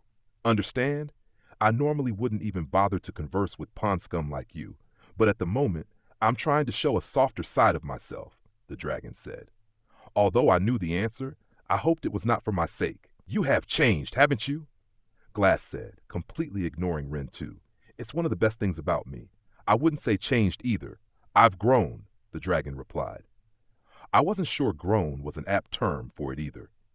The Demon King and the heroes are in league with each other? This is insane. Unforgivable. We have to make this public knowledge for the sake of the world. Ren 2 shouted, his face a mix of tension and joy at this revelation. Now a robber was talking about protecting the world. Ha! It only means we are beyond the times when heroes and demon kings should fight. If you don't understand that, there's little more I can say. Just that, in your ignorance, you are unfit to be heroes, the dragon spat at Ren 2 and his party, gradually changing from the baby dragon form into something just a little more intimidating. Influenced by the demon dragon's magic, the walls of the corridor, ruined or otherwise, expanded out to accommodate her new form. This castle was a real box of tricks. There's nothing to worry about. The holder of the fan vassal weapon will not participate in the fighting. I shall fight you, along with my minions. Ha! If we kill you, then we'll be the heroes, and the heroes working with the Demon King will all be criminals. Everyone! This is our decisive battle, Ren 2 shouted. His party members shouted back eagerly, seeming to think they were going to win. Their morale was high, I'd give them that. but I had to wonder if they could see the disparity in combat strength. I glanced over at Kazuna, and she had an annoyed look on her face, too. "You're not going to ask if we can let them go?" I asked her. I thought about it, but these vanguards of the waves have caused a lot of trouble for me, too. Even Kazuna sounded exhausted from trying to protect them from their own stupidity. The demon dragon has given them plenty of chances to run away, and they must have heard the talk about what happens if you fight her. If they had begged for their lives, I would have stepped in. They are taking this battle on under their own free will, so is it even our place to stop them? I added. Let them walk into the meat grinder, see if I care. They're pretty much definitely vanguards of the waves at this point, the killer whale sisters chimed up, identifying them immediately. There was no reason to protect them any further. I understand, but this isn't bravery, it's recklessness, surely. The demon dragon is at least as strong as when I fought her, if not stronger now, Kazuna said. I bet she is. Rather than recklessness, I'd say they are being controlled by their desires, I replied. The demon dragon raised her claw, and the monster who had bowed to me earlier appeared from the darkness. I, Dambog of the earth, one of the demon dragon's 4 heavenly kings, have now arrived at the call of my master, the beast said. That did make sense. One of the 4 heavenly kings, he was quickly joined by 2 further shadows. I, Crimred of the Flame, one of the demon dragon's 4 heavenly kings, have now arrived at the call of my master, said another. I, Akval of the Water, one of the demon dragon's 4 heavenly kings, have now arrived at the call of my master, said yet another. Each of them bowed their heads toward the demon dragon and then turned to face Ren-Su. Hold on, I thought. The name was 4 heavenly kings. We were missing a king. What about Kuflika of the Wind? The demon dragon asked. We have heard nothing, one of the 3 said. Okay, the dragon replied. That was not the moment for just an okay. She was dragging down the excitement level here. You've left yourself open. Ren-Su took the brief conversation as an opening, leaping at the demon dragon with a roar. He really did seem to lack self-control. The demon dragon raised a claw again, and a magic circle appeared in the air around Ren-Tu, binding him in place. He screamed, his party screamed, and amid all the screaming, I still couldn't make out if anyone was shouting his name. This was becoming a pattern now. I may never learn the names of any of my enemies, ever again. Papa! The dog-eared girl shouted. So he'd raised her. No wonder she was such a bitch. Attacking someone during a conversation. The dragon snorted. As someone I respect once said, that is not an opening, but a chance to prove your better quality. You failed in that chance, resurrected. Release him at once, one of Ren-Tu's party shouted, as Ren-Tu himself continued to scream. More of the women shouted in rage as they leapt into the fray, but the 3 of the demon dragon's 4 heavenly kings stood in their way. I wondered how this ragtag bunch of fools could believe they could possibly win. How do you know that? Ren-Tu managed to exclaim. Because we already know everything about you. Do you see? Did you think you were special, that no one would be able to spot the truth? The dragon mocked. Bah, so what? There's no way you can hope to defeat us. Ren-Tu prattled, still sounding pretty confident. The demon dragon released her binding on Ren-Tu and tossed him back at the women. With a grunt, he recovered, rolling across the ground to come up ready to fight some more.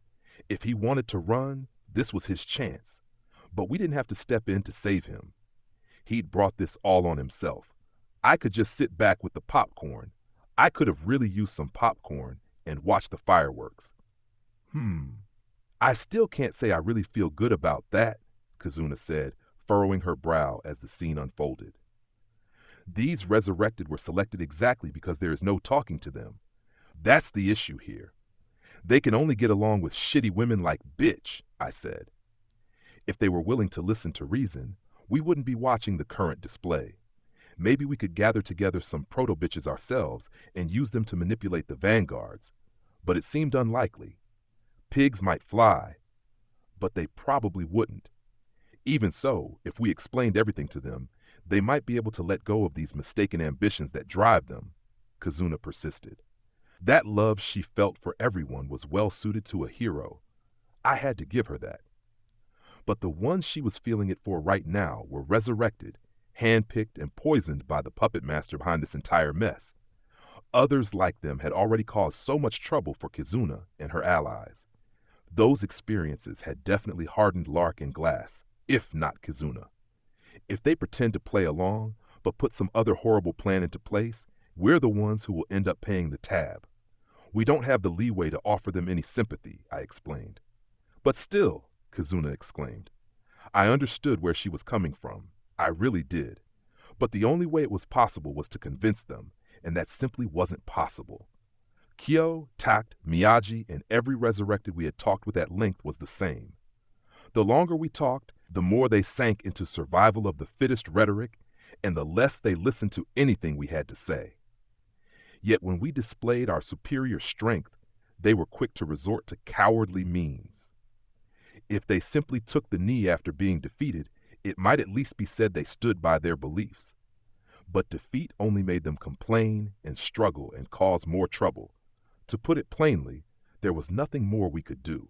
There was no survival of the fittest theory that only applied selectively to those you could defeat. We'd fought them more times than I was counting now, too.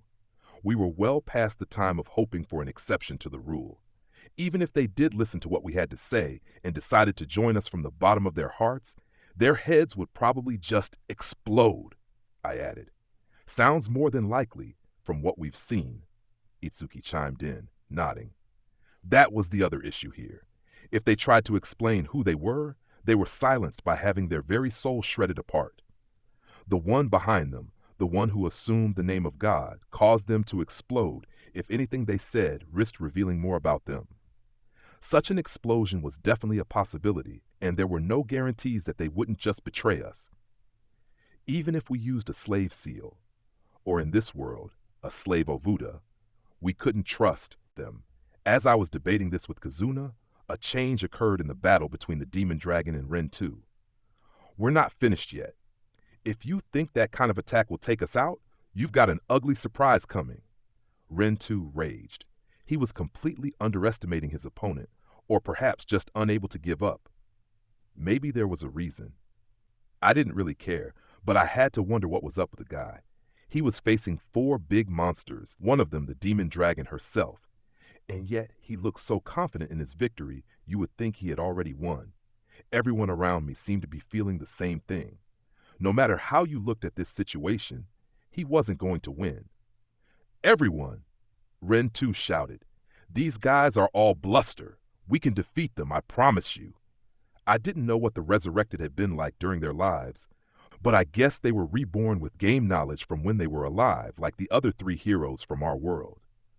So this guy might have played a quest to defeat the demon dragon and thought that he knew the stats of the enemies he was facing. That might explain it. With his stats, though, he couldn't ever hope to take down the demon dragon on her own. The demon dragon had made some adjustments to the ceiling ovuda system that Kizuna had employed and delighted in showing me how much she had grown. She was also receiving the growth adjustment blessing from me, as unlocked by Galeon, and had worked hard on leveling up. She'd even had a class up already. I remembered her boasting about how her stats increased when she transformed. And here she was, now in her grown dragon form, far more suited to battle. She was bipedal, unlike Galeon, which meant she could incant magic at any time. You don't seem to think much of me, but maybe that's only reasonable, the demon dragon admitted to Ren-2.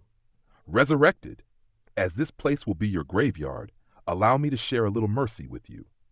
The holy weapon and vassal weapon holders, commonly known as heroes, have a resistance to being analyzed. Even if you try to force a peek at their secrets, the best you will get is maybe their level. It's impossible to see any details. Huh? I wasn't sure where this was coming from, but it was true. That was what happened when I got a glimpse of Ren-2's status earlier. That's why it took so long for me to get a look at you. That's why I've been stalling for time, the dragon said. Then she clicked her claws, and it was like something was repelled away. Ren-2's face visibly paled, and then he suddenly turned his back and ran without giving his allies a second look. The woman and dog-eared girl all shouted and called after him in surprise. This is all part of the plan, Ren-2 called back. Everyone, buy me some time. The women followed his orders, including the dog-eared girl, grabbing their weapons and leaping into battle. "Hold on, I'm coming with you," shouted one of the women. She had a bitchy-looking face, exactly the kind of woman I simply couldn't stand. "Can you crawl any lower, scum? Casting aside your allies and running for the hills? I have nothing more to say."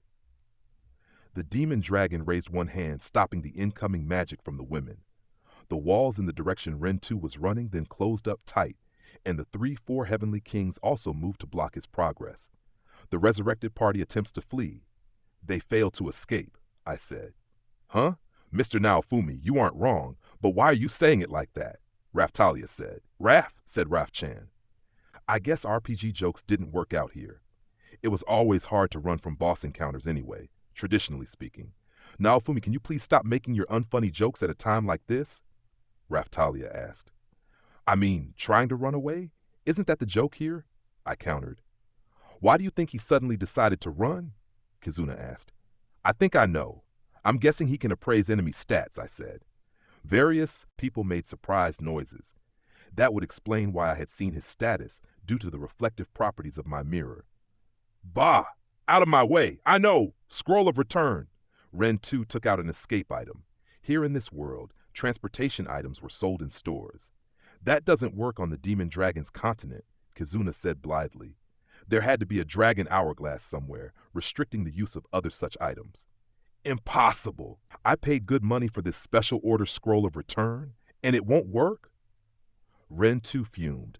It sounded like he had a pretty special item there. "You are hopeless, truly.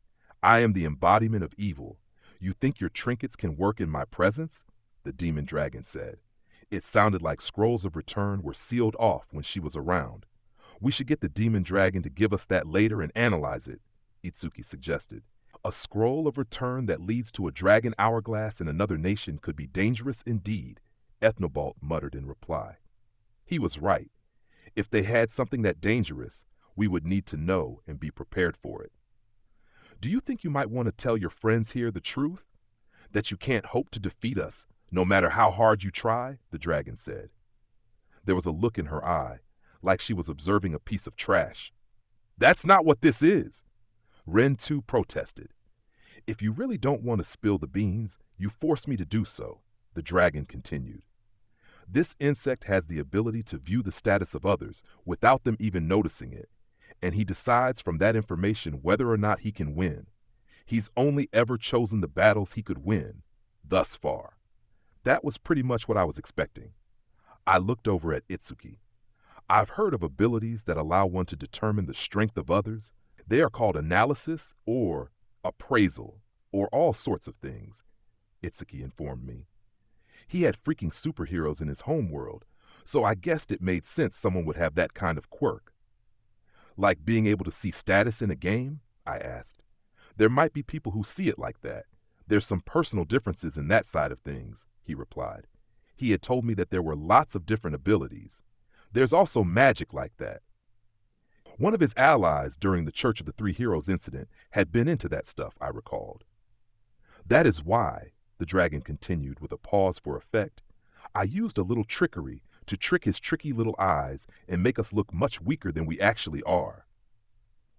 Turning to Ren-Tu, she asked, "And how did that turn out for you?" He had foolishly attacked Glass under false pretenses and thought he could defeat the demon dragon even after learning who she was, because what he was seeing was telling him it was all a bluff. That had actually been a trap laid by the demon dragon. But upon the removal of her magic and the reveal of the actual numbers, Ren-Tu had quickly realized that his team didn't stand a chance and made a run for it, leaving his allies behind to buy him some time, presumably with their deaths. I hadn't thought I could think any worse of him, but he proved me wrong again. He didn't care what happened, so long as he survived. "That can't be," one of his women said. "The beast is lying, correct?"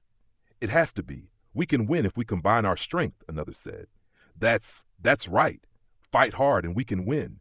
But I need some time to unleash my new technique. I need you to buy me. Buy us that time." Ren-Tu exclaimed. His stuttered delivery didn't help things, however. The women seemed to have worked out what was going on, and each of them started to pale too. "You would continue this farce?" Pathetic. And you think you can fight a hero like that? Hardly worth wasting the breath to laugh about, the dragon said. I was just being tricked. This came from the bitch-like bitch at the back, who had provided support magic. I haven't done anything wrong. I will give you these others as a sacrifice if you will just let me go. She had both hands clasped together, almost like she was praying to the demon dragon. You would betray me? Ren Tu raged. Betray? That's hardly the word for it. I learned of the revival of our ruler, the great demon dragon, so I accompanied you all here in order to serve you up to her, the woman declared. I'd seen this kind of transformation before.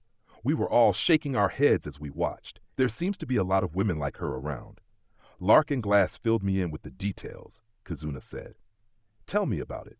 Maybe these other worlds are just full of bitch-type women, I mused. I'd seen so many now who did the cruelest things for the most selfish reasons.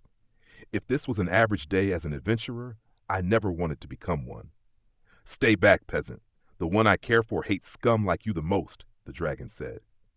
That can't be. This is a misunderstanding. Please, I beg you, she started. The demon dragon whipped her tail, smacking the shitty woman in the face and sending her flying away with a scream and then a crunch. Rolling across the ground, she ended up at Ren Tu's feet. Silence! Speak such filth again and I will squish you on the spot. If you wish to survive, stay silent, the dragon ordered, ignoring the woman she had battered. She had probably been knocked out, and looking at Ren Tu instead. If he was the mouse, she was the cat, or maybe a lion was a better analogy.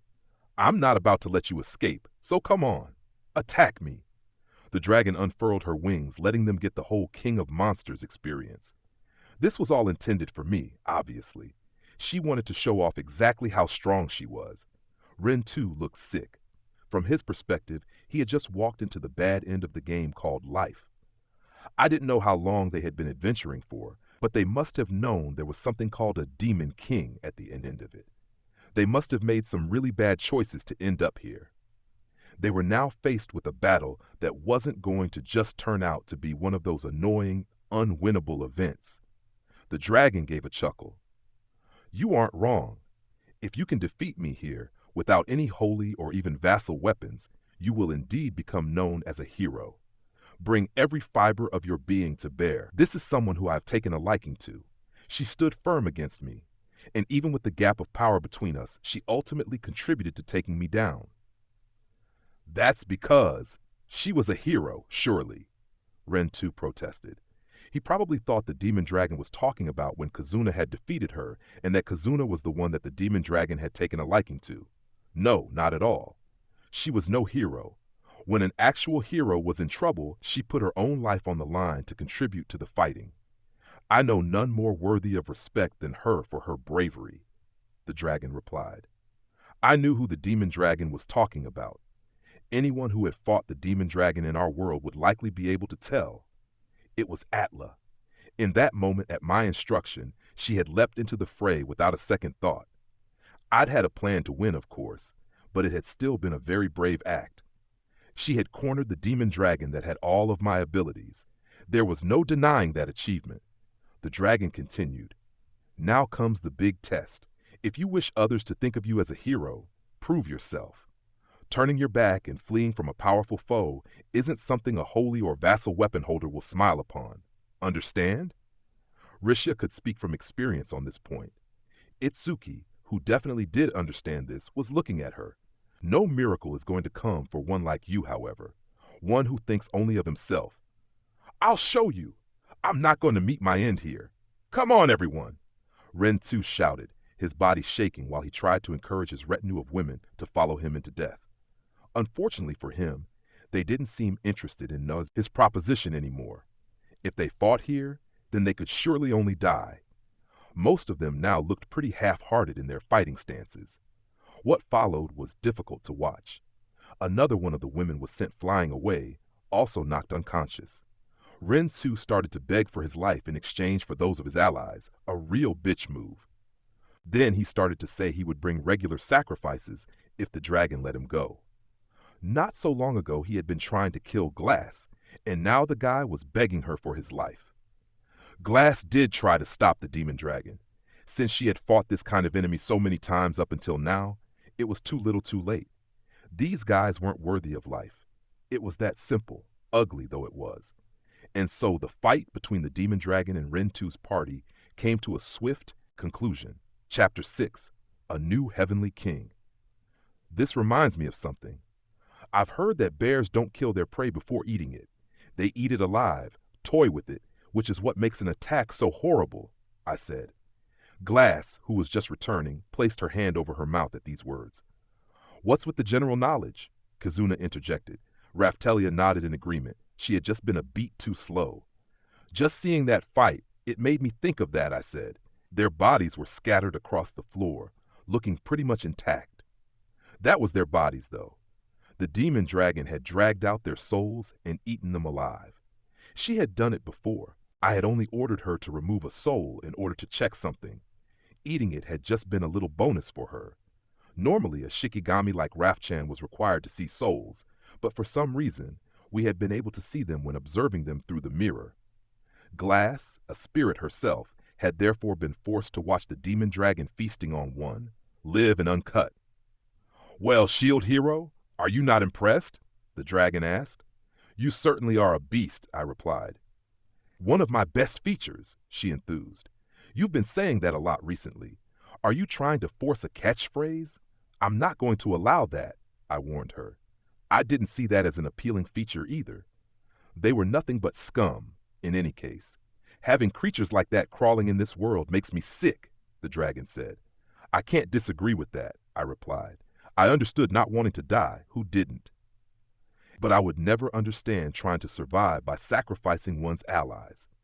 Immediately after I was framed, if no one had believed in me at all, I might have done the same thing. But I'd like to think otherwise. I would certainly never turn my back on all my friends now, people with whom I'd come through so much. There was something I needed to ask. One thing you said back there, Demon Dragon? Ah, you mean when I praise those who helped in my defeat? From among them, I give the highest regard to the blind tigress, the dragon replied. As I suspected, she had been talking about Atla. For all her bluster, she seemed to acknowledge the strength of Kazuna and her allies too. I don't think Atla would be especially moved by praise from you, I reported. I wouldn't be so sure. As two who have been inside your shield, I think we share the same feelings. In fact, my feelings for you may have originated with her, the dragon mused. You're saying it's Atla's fault you turned out like this? Just be quiet, please. I was getting sick of talking to the creature. Anyway, the demon dragon finished talking with me and then incanted some magic in the direction of the corpses. Moments later, all of them stood back up, vacant expressions on their faces. Rishia gave a high-pitched scream, and for once I agreed with her. Fresh zombie. They even had monster names. As we marveled at this gross spectacle, Kazuna frowned. Any adventurers unlucky enough to be defeated by the demon dragon become zombies and go on the attack, she explained. One might call that recycling, but it seemed a little much.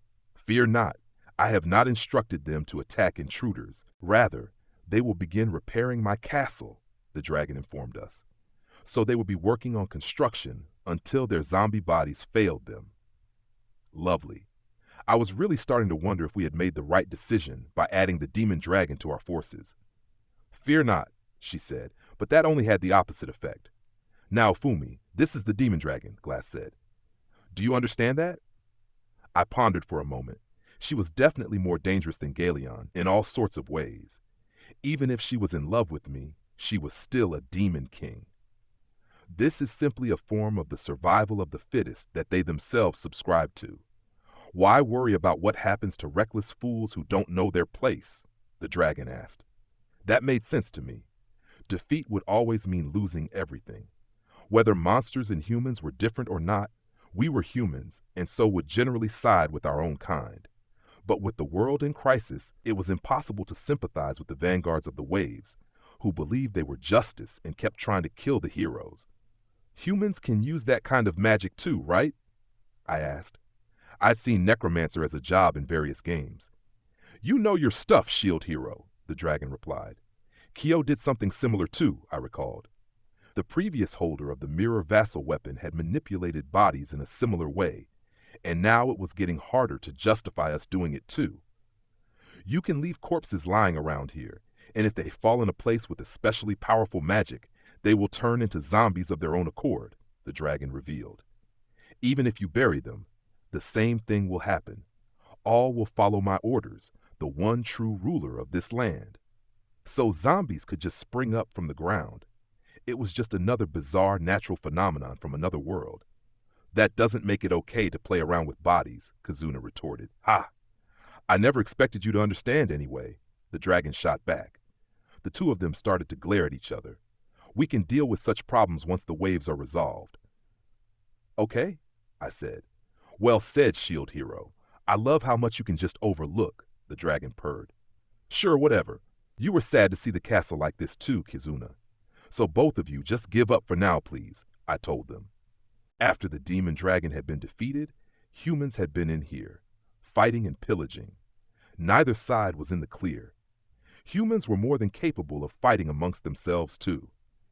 Everyone just made up their own rules, and anyone who disagreed with them got a show of strength. It was up to those living in such times to decide whether they wanted to abide by such rules or fight back. Like how Melromark, who had hated the Shield Hero, came to accept me as a hero.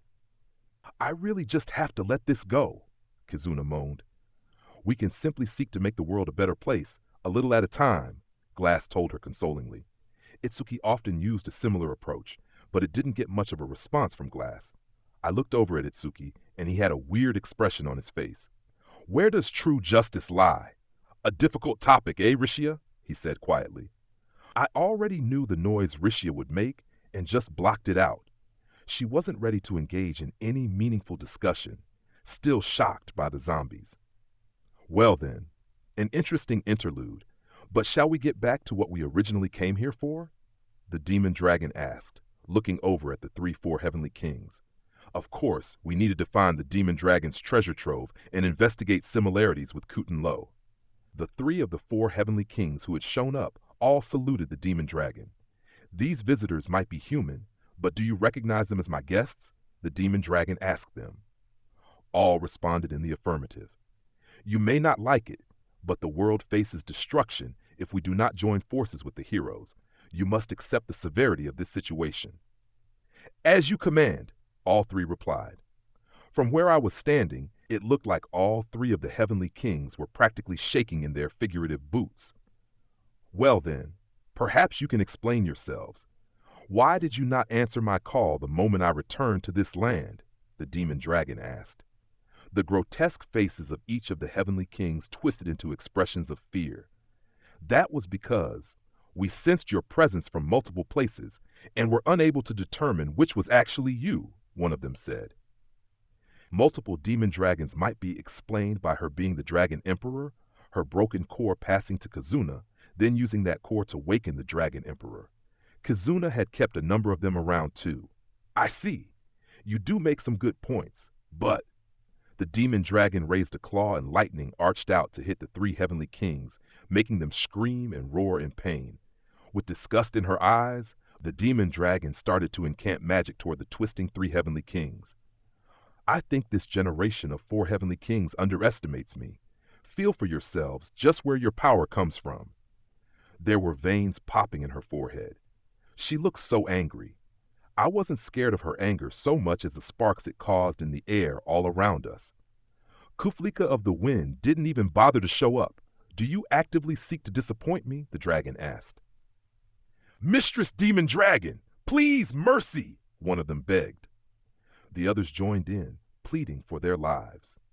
They weren't hostile toward us, however, and the Earth One had greeted me civilly when we first met, so I decided to try and offer them a lifeline. Multiple demon dragons, they said. Maybe the harpoon vassal weapon holder has some demon dragon fragments and is running experiments on them. If that's the case, it would be a big problem, I mused from the sidelines. My worst-case scenario theory made the demon dragons stop torturing the heavenly kings and look at me. I see. They did create that twisted creature, didn't they? Maybe they are doing something similar with my fragments. That does sound possible, the demon dragon mused. It's just one possibility, I said. Always best to be prepared for the worst. Very well, I will overlook any transgressions this time, the demon dragon concluded. Mistress Demon Dragon, we are indebted to your mercy. The heavenly king stood straight and saluted again.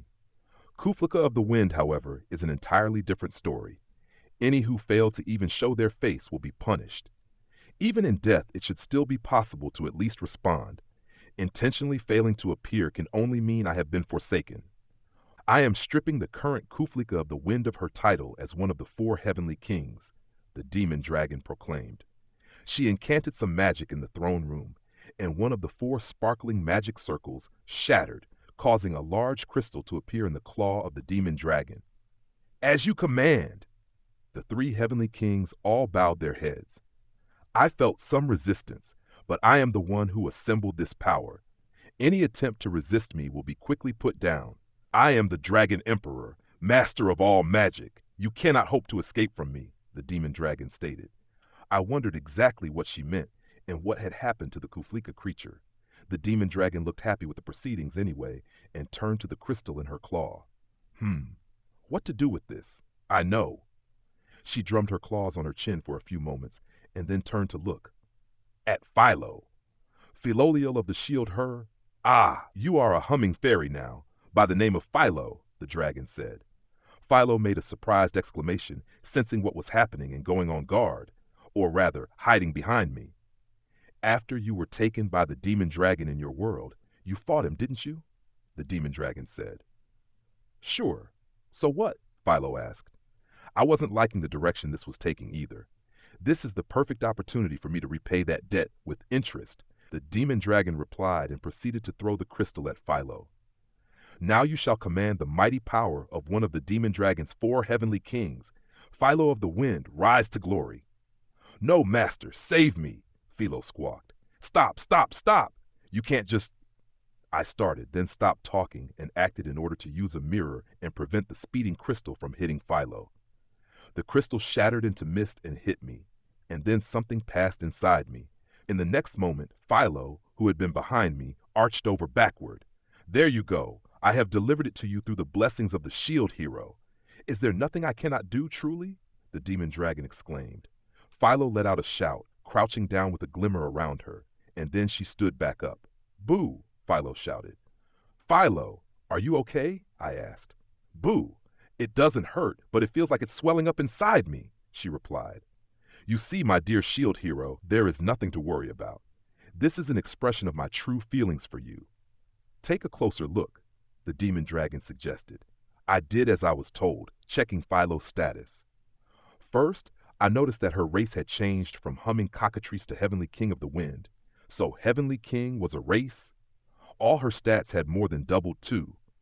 Philo wasn't receiving the philolial adjustment or cowlick blessing here in this world, so I had been a little worried about her stats. Now she looked like I could really rely on her. It's like your cowlick has been powered up, I said. Boo, I don't like it, Philo replied, as disgruntled with her hairstyle as ever. I thought the cute cowlick she had received from Vittoria was quite charming. I wouldn't turn into a monster yet, the demon dragon cautioned. Let things settle a little first. Boo, Philo retorted. Shield hero, fear not. I may have appointed her as one of the 4 heavenly kings, but she cannot be punished like you have already seen me punish the others. That is another mark of my feelings for you, my mercy, and a fine gift, the demon dragon said.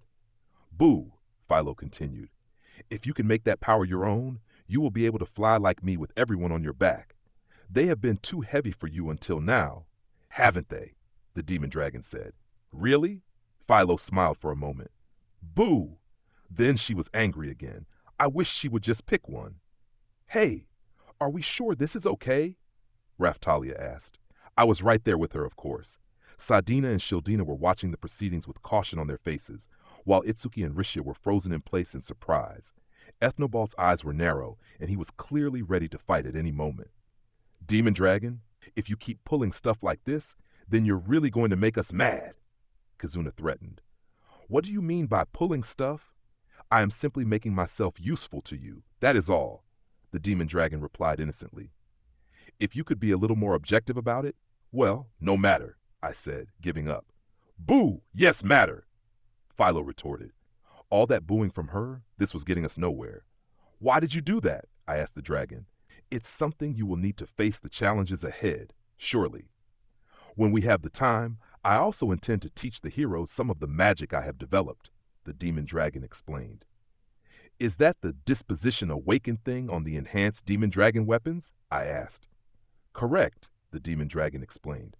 The true demon dragon mirror had an unlock bonus called Dragon Magic Disposition Awakened. It sounded like the demon dragon was planning on teaching us some magic. You will awaken to my own magical formula. To put it in terms you will understand, Shield Hero, it is like the way of the dragon vein. But you will be able to draw power from it no matter how far away you are. Forming a contract with a powerful monster will allow more powerful magic to be used, the demon dragon explained. There are mentions of this in ancient texts, Glass said. Talk of a form of magic originating with the demon dragon that only certain monsters are allowed to use. Correct. It's a type of magic that one of the past dragon emperors sealed away in order to prevent foolish humans from using it.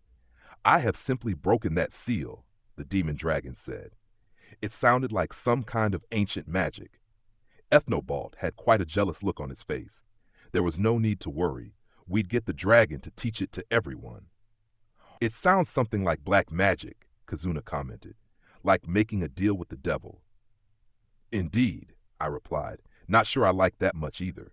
You must learn it too, hunting hero. I will permit you to use the 4 heavenly kings, form powerful contracts with them all. It was like the demon dragon was giving Kazuna and her allies their own unique magic. What about us? I asked. It might be a different magic system, but I should still be able to learn it. Think of it as an extension of the way of the dragon vein. It feels very similar. Ask for the minions you share your blessings with to lend you their strength, and you should be able to do it, the demon dragon said. That sounded pretty promising. Once I got back to our world, I'd have to sit down and give it a try. I will aid you, of course. I can support your incanting, Shield Hero. I'm sure you can, I said dismissively. No need to pay any mind to her continued attempts to allure me. It sounds like we just got some very important information in a very offhand manner, Kazuna pondered, looking a little perplexed. I bet Therese will be able to use it right away, I said. Indeed, she should have no trouble. I hope everyone will be able to keep up too, the demon dragon replied. Uwa, this sounds like a good thing, but also pretty hard, Kazuna said. She sounded like a school kid who didn't want to study, all sorts of homework piling up, but this was homework that could get you killed if you didn't finish it. Now then, as we originally planned, we must search everywhere to find if anything remains of my treasure trove, the demon dragon said. We began the search right away, following her lead into the castle. The 4 heavenly kings seemed to have got the message and were obeying the demon dragon completely. The fact they didn't rise up against her was proof of the dragon's charisma, but I still wasn't sure she had any of that, to say how she treated me. Maybe they just couldn't refuse her at all. As I was pondering all of this, I decided to try talking to one of them, Danebulg of the Earth, if I recalled correctly, as we headed toward the treasure trove. Hey, why do you follow her orders? You must have seen some pretty nasty stuff, I said. No, not at all. Although Danebulg of the Earth didn't seem very keen on doing so, they had been ordered to answer all of my questions, apparently. You do not seem to fully understand, so allow me to explain. Mistress Demon Dragon has been revived with powers far in excess of her past form. So much more power, I tremble to consider where it might have come from. Okay, maybe it was the result of my power-up methods. I looked over at the Demon Dragon for some kind of confirmation, but she looked away and struck a silly pose. She really didn't look like a demon king to me. That is why we kings have no intention of disobeying anything Mistress Demon Dragon asks of us. This is just another move toward the inevitable, conclusive war that must come with the humans. In order to achieve that, we must first overcome the waves. He seemed like a pretty loyal goat-like thing, I'd give him that. Still, hero from another world, who has won the heart of Mistress Demon Dragon. I sense something in common with you. You are worthy of being among us, the king concluded. I had no idea what he was sensing. It must have just been a casual compliment. That did remind me of something people had told me in Siltvelt, though, that I had a strange presence about me. I remembered some of them noticing it as soon as they looked at me. Was this some other facet of the power of the shield as a holy weapon? Something that helped make monsters and animals like me? Even Ethnobalt was a bit like that around me. Maybe there was something there. Okay, here we are, the demon dragon said. We had reached the end of a very twisty corridor, and there the demon dragon used magic to blow away collapsed rubble to reveal secret stairs leading downward.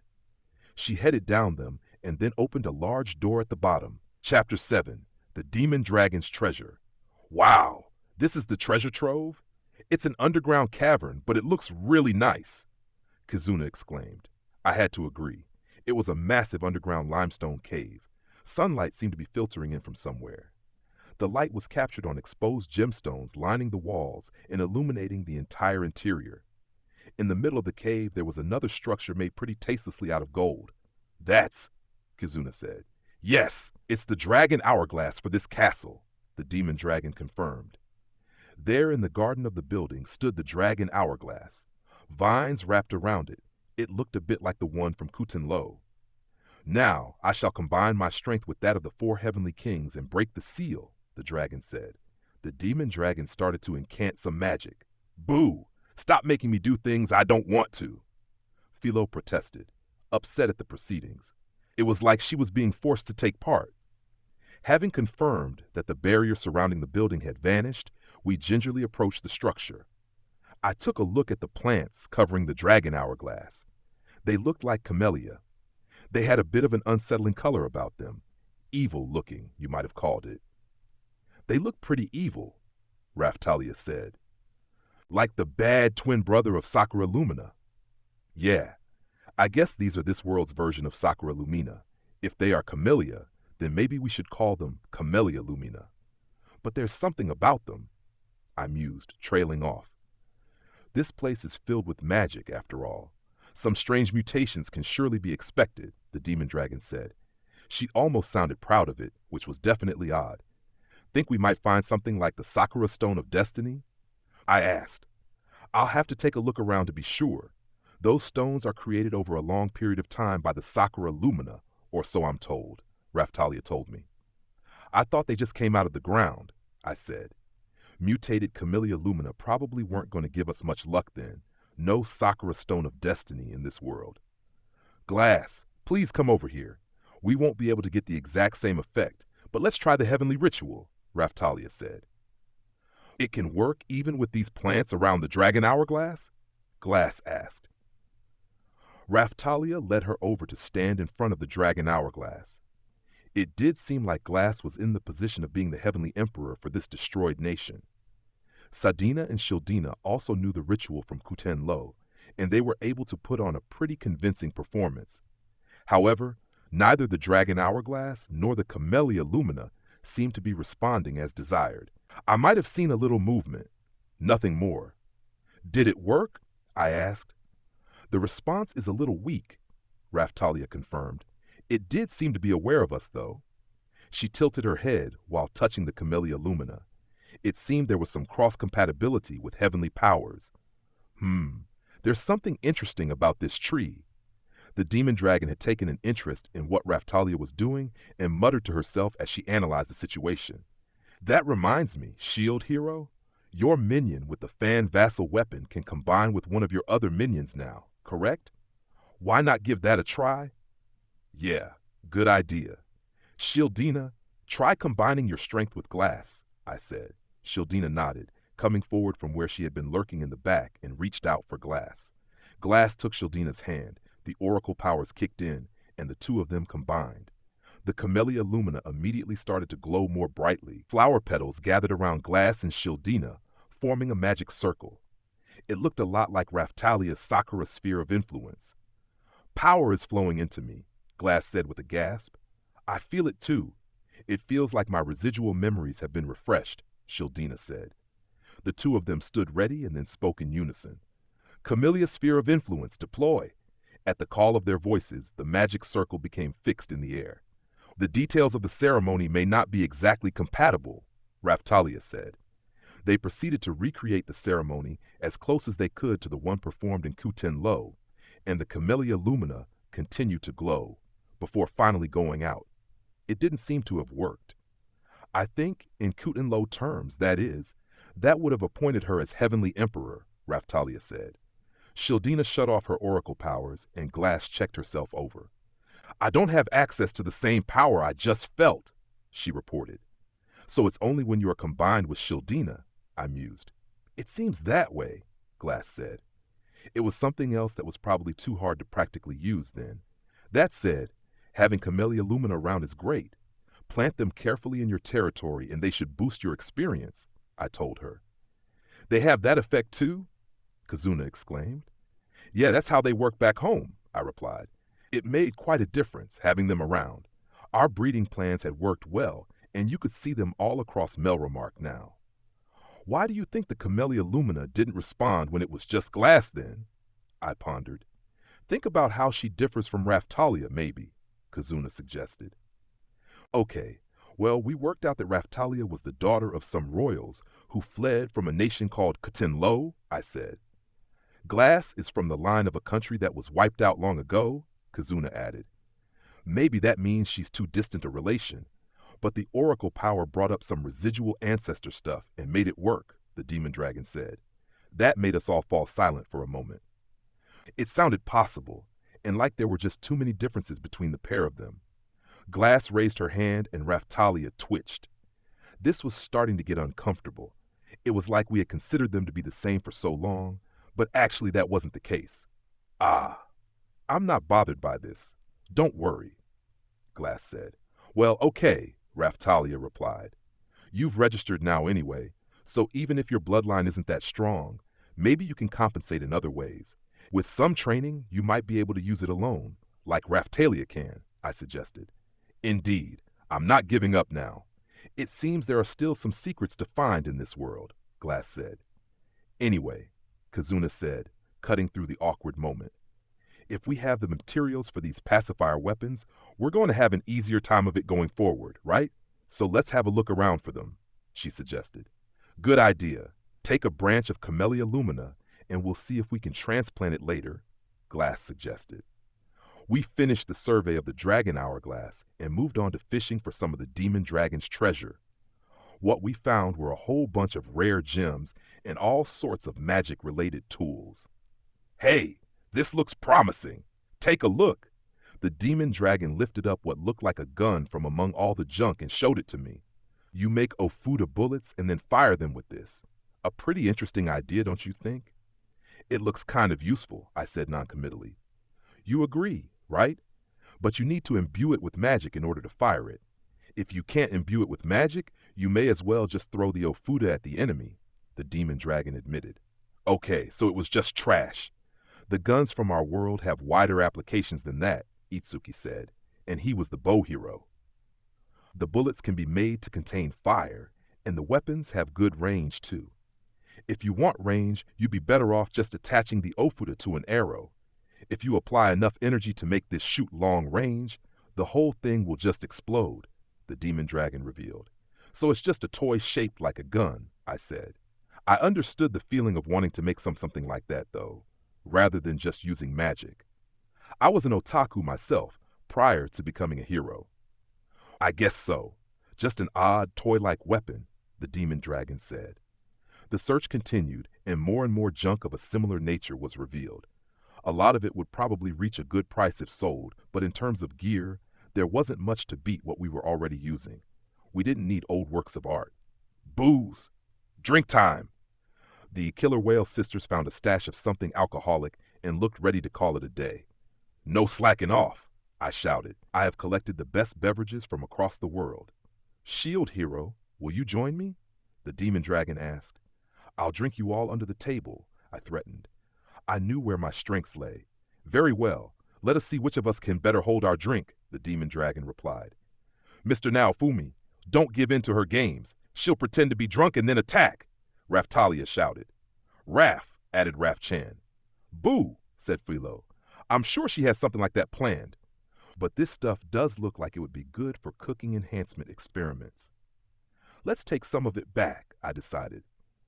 We might find some potent brew that allowed for full magic recovery with a single mouthful.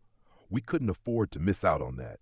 Booze it up, little Naofumi. This stuff is delicious, Sadina howled. Oh my, it was worth coming all this way after all, Shildina added. The killer whale sisters wouldn't be any good to us now. Shildina looked ready to get off, her face drunk. Look, shield hero, a statue of me, the demon dragon proclaimed, ignoring the killer whale sisters and continuing to boast about her stash. It was a demon dragon made of gold, though. Pure trash. It had been polished to an intensely annoying gleam, too. Melt it down and turn it into coins, I shouted. Huh, I guess you don't like that one. Maybe I will have a shield hero statue made instead then. That's all I need and then... Oh yes. Delightful, the demon dragon mused. Make anything of the sort and I'll kill you. Just what are you planning to do with a statue of me? I asked. The search continued. Then we happened across what looked like stone tablets set into the old walls of the horrible-looking building. There were a number of them there. It was something the demon dragon liked to collect, perhaps. Then I realized I had seen tablets like this before somewhere. These are hero text tablets, aren't they? I asked. They looked really similar to the ones in Kutan Lo. Tracing the carvings on them, I could tell they were faintly responding to the light. It would be super convenient if they had holy weapon power-up methods written on them or something, I said. We had been planning to explore the rest of the demon dragon's nation for stone tablets later, so finding them here would be a stroke of luck. Then I took a closer look. There's lots of text on them, and I can't even read it. That was strange. In our world, these tablets appeared to be written in Japanese, and I could read them easily. Different worlds meant different systems. I should have learned that by now. Oh, those old things. There was this religion that had a problem with me, and my forces collected those from the head temple. They are like a prophecy, if I recall. It's about the heroes who will be summoned here to face the waves at the end of times, the demon dragon said. What? In our world, I heard they were being kept by the Church of the Four Heroes, Rishi exclaimed. I wasn't sure where she came into this. We have these too? I asked. If that huge church had information like this, they should have hurried up and brought it to me. It always seemed to be the case that by the time such information arrived, I didn't really need it anymore. We do. The Church of the Four Heroes in Faubourg has a secret room, or so I have heard, that only the heroes and the bishop may enter, Risha continued. I shook my head, wondering why I was only hearing this now in a place like this. I'll have to put checking that out onto my list of things to do, I said. That's the thing. When Tak rebelled, the church denounced him for breaking with tradition. In order to put the pious ones back in their place, Tak's forces destroyed all the tablets, Risha relayed. My eyebrow twitched in anger, so I couldn't read them after all. I almost wish Tak was still around so I could kill him again. Those guys, the vanguards, loved to trash tradition. They had surely targeted the tablets on purpose, seeking to destroy anything that might give us an advantage. Kizuna, I said. Okay. Kizuna stepped up in front of the stone tablets and placed her hand on one of them. It looked pretty worn down. Then text from the stone tablet illuminated and floated upward with a mark that looked like a fishing rod. Let's see what it says. Single hero for whom this message will glow. One who knows the joy of hunting. One who continues to struggle even against such harsh restrictions. You cannot consider the one who lurks beyond the waves to be a person. Open your awareness to the meaning of hunting. Aim for the moon, and you will be able to hunt even a god. Kizuna paused. That's what it says. I don't know what half of it means, but it definitely seems to be on the money, I said. Our enemy, the one causing the waves, was known as the one who assumes the name of God. The meaning of hunting? Do you think I've been doing something wrong? Kizuna asked. No idea. It says aim for the moon. Are we meant to go into space? I replied. That would be quite something. From fantasy to sci-fi. Kizuna made a noise like she was thinking. Was it wrong to want the tips we received to be a little easier to understand? The moon. You know what? In the memories of a past dragon emperor, I seem to recall an ancient vessel designed to travel to the moon, the demon dragon said, suddenly getting involved in the discussion again.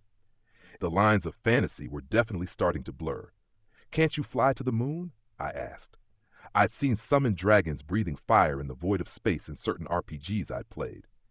Even I can't reach the moon.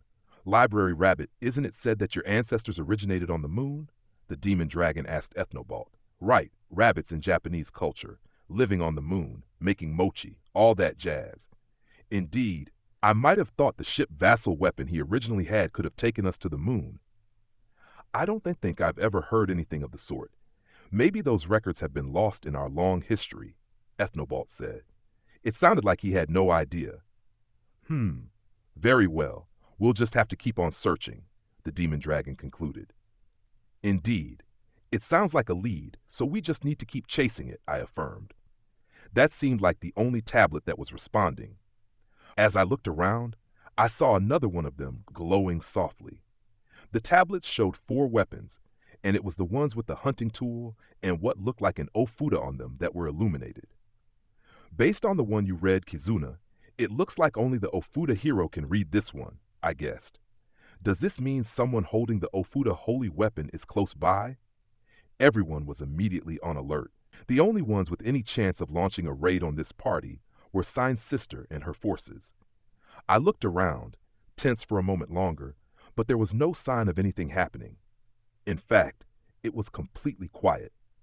I can categorically state that it would be impossible for anyone to reach this point undetected while I am in the castle, the demon dragon said. I know some folks who just might pull it off, I replied. Yet none seem to be appearing. We should investigate that stone, tablet, the demon dragon said. I guess so. Kizuna, give it a try, I told her. Sure thing, but hold on. This looks different from the one I read, Kizuna realized. What? I took a look myself. The text on the one with the hunting tool and ofuda definitely wasn't Japanese. Ethnobalt moved over and ran his paw over the stone. It is an ancient language, but one from this world. However, the changes in design make it hard to read. Rishia, can you make anything out? Ethnobalt asked.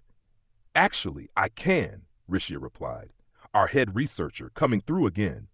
Having someone around who knew about this stuff was super convenient. I think I can read it even. Has the design of the letters really changed that much, she asked. Maybe it is selective about who gets to read it, Ethnobalt mused. I can't read it either, the demon dragon confirmed. Maybe it's set up so that monsters can't read it, I said. Rishia, go ahead. Yes, of course. Rishia started to read the floating letters. This tablet appears to be a list of the candidates who can be summoned as heroes. That's what the part I can read says, Rishia reported. The candidates who can be summoned due to the waves, huh? That reminded me. The holy weapon spirits had talked about this topic. I wondered if that meant the heroes who could be called had been determined far in the distant past, or if there was some kind of prophet who was giving out this information. When I was inside the shield, I heard about this. There's a list of candidates to be summoned. Why don't we find out what number you were, Kizuna? I said tauntingly. Why me? No thanks, she replied. It would certainly suck if you found out you were low down on the list. I had apparently been the shield spirit's first pick, and my name wouldn't be here anyway. About that, Rishia pointed at the tablet so I could see what she meant. The part about the hunting tool had been completely scraped off. It didn't look like something that had occurred when the tablet was stolen, more like wear with age. Bah! I said with some gusto. Now, Fumi, please don't be so mean to me, Kizuna said. That's right. What is your problem with Kizuna? Glass said, both of them frowning intently. Mr. Naofumi, please don't take things too far. Now, Raftalia was on my case too. Even Raf Chan climbed up on my head and beat at me with her paws. Okay, I'd definitely gone too far. I was aware myself that I'd been complaining a bit too much recently. Okay, I'm sorry, I said. I'll read what I can from the Ofuda section. The text here is like writing from Siltveld, she said. She started to follow the text with her eyes and read it aloud. Born from and given life to replace one with duties to perform, who can recreate any technique. You who have run from that role, swimming beyond the worlds in pursuit of freedom. The Ofuda holy weapon will surely come to you. That's what it says, Rishia finished. The text for the first part has been erased, and it was quite long. Rishia had read out the part that could be read, but is that stuff all true about the Ofuda hero? I asked. I don't know. The Ofuda hero I met was a student who looked like he loved games, Kizuna replied. Everyone had their own stuff to deal with in the end, stuff they didn't always want to share with other people. Hey, Shildina, I said. Oh dear, she replied. I was having her check all the junk for any residual memories. Can you extract any residual information from this stone tablet? I asked. If there is a strong lingering intent, you can hear things, right? There's nothing left, so I can't read anything. I can tell the magic behind this is incredible, though, Shildina said. Having the text floating like that was quite something. There must be some other reason for this response. Maybe it was just a mistake. I said. You think so? Kazuna replied. We can't worry about it too much right now. At best, it's just talking about a hero who can be summoned. I said. If they were needed, they would be summoned when the time came. We couldn't sit around hoping for aid from someone who wasn't here. I needed better information than this unreliable poetry.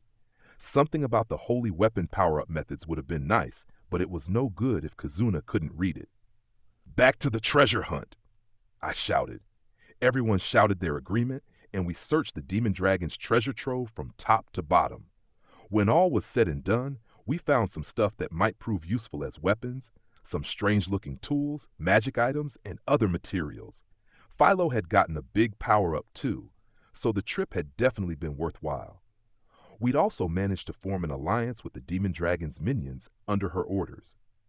Everything was coming together in preparation for the final battle. We were also able to have the 4 heavenly kings perform something in this world called a job change. It was a post-limit break class-up, making us even stronger. Chapter 8, An Alluring Pudding. It was the day after we searched the demon dragon's castle. This is incredibly delicious, a shout rang out from the kitchen in Lark's castle. Who's snacking down here? I said, looking over. Hold on, you're that rotund noble. It was just before the start of our strategy meeting about how to handle the bat harpoon vassal weapon holder. I was working on some food to provide during the discussion, and for some reason, the greedy noble who had caused such a fuss during the whole Seiya restaurant incident had found his way down to the kitchen and was stuffing his face. This is incredible. Such a rich flavor, but it doesn't persist for too long, leaving a sublime aftertaste. It's so addictive that every cell of my body wants more of it. Hands, mouth, tongue, and yet it feels like all the impurities in my body are also being washed away. I can feel it. Just eating this will be enough to fend off all sickness, making me hardened and strong. His rantings descended into a wild roar. He suddenly pumped what muscles he had. His clothing started shredding off, and then he started to strike bodybuilding poses. This guy was a real freak. Where did you come from? Get out of here! I'd been so absorbed in the cooking, I hadn't even seen him come in. This wasn't a kid's movie. I didn't need rats in the kitchen. My apologies. As soon as we arrived at the castle, he just ran away from me, Sugumi said as she appeared, bowing her head low. I wondered what all the noise was. You always stir things up when you stand in the kitchen, Yomogi said, also coming in. She was looking at the noble with a frown on her face before she saw the samples I had laid out. This looks like the studio where Kyo used to do his research. That takes me back, Yomogi said. Are you aware that I'm not keen on being compared to him? I said. I certainly didn't need anyone saying I was similar to that guy. Yomogi was still lost in her recollections, however. I guess it hadn't been all bad for her. I was researching compounding and cooking, so I guess it would look pretty similar. Mirror guy. Hello. It was the kid who had called me Trey Hero during the Seiya restaurant incident. His younger sister also offered a greeting from behind Sugumi.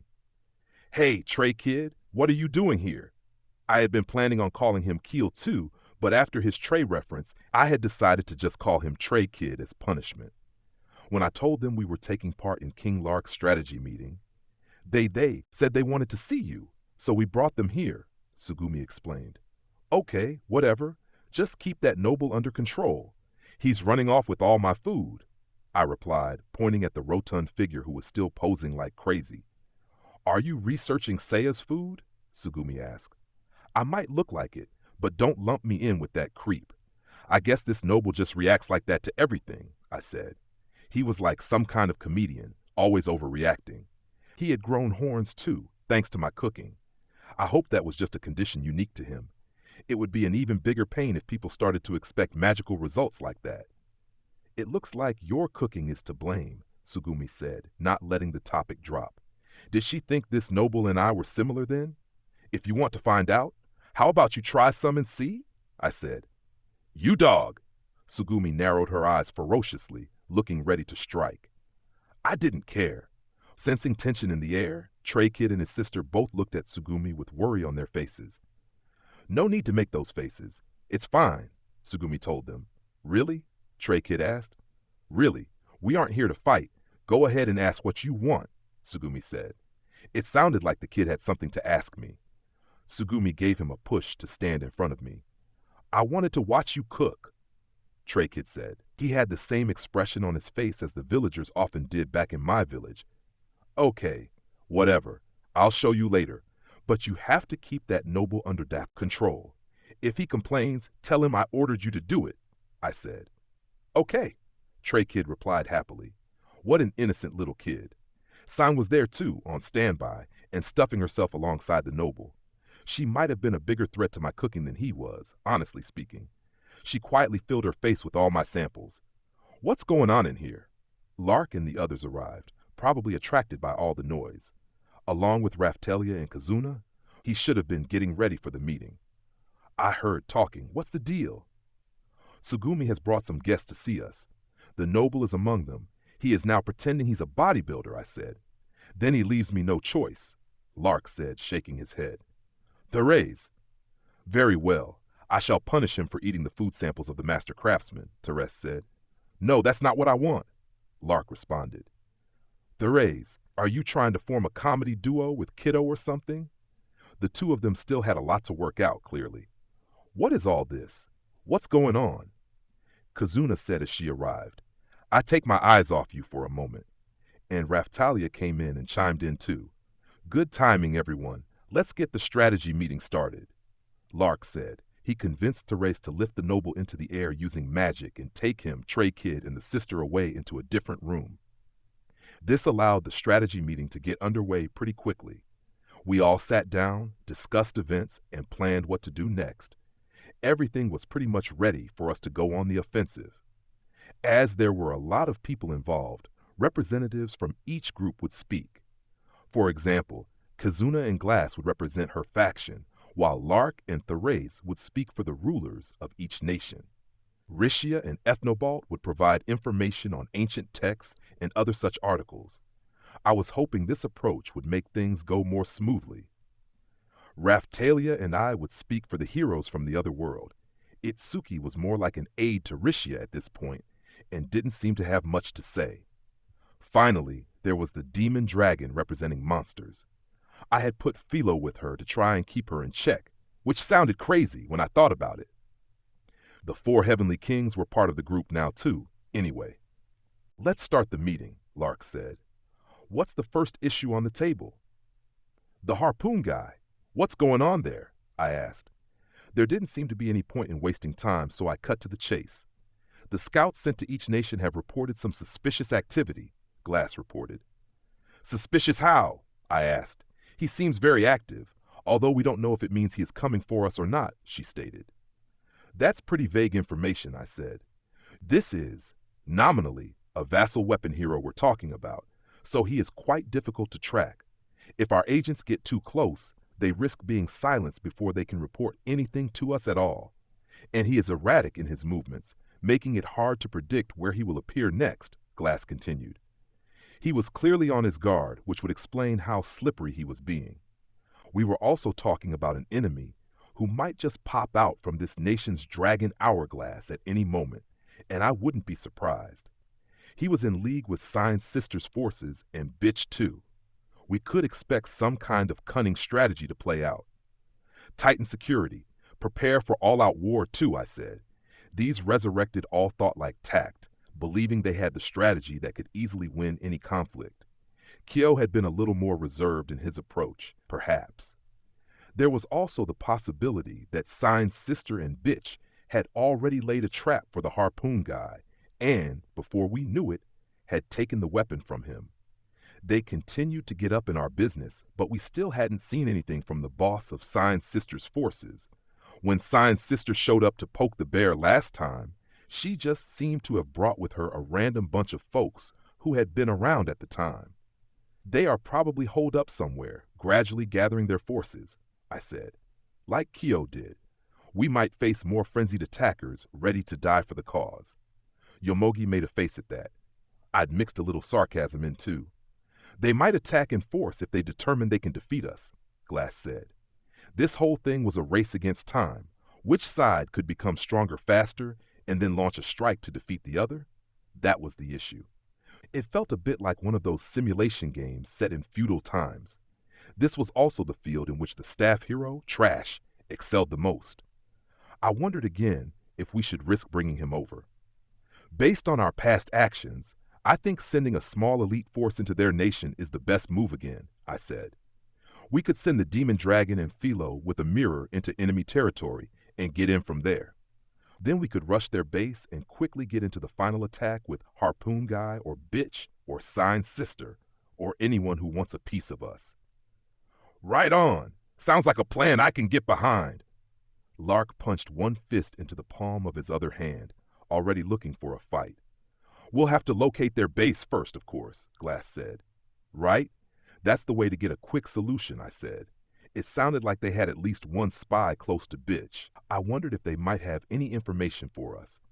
I just wanted to charge into wherever they were hiding and wipe the whole bunch of them out. Master Craftsman, can I say something? Therese put up her hand to speak. What is it? I asked. Are there any jewels among the Harpoon Hero's forces?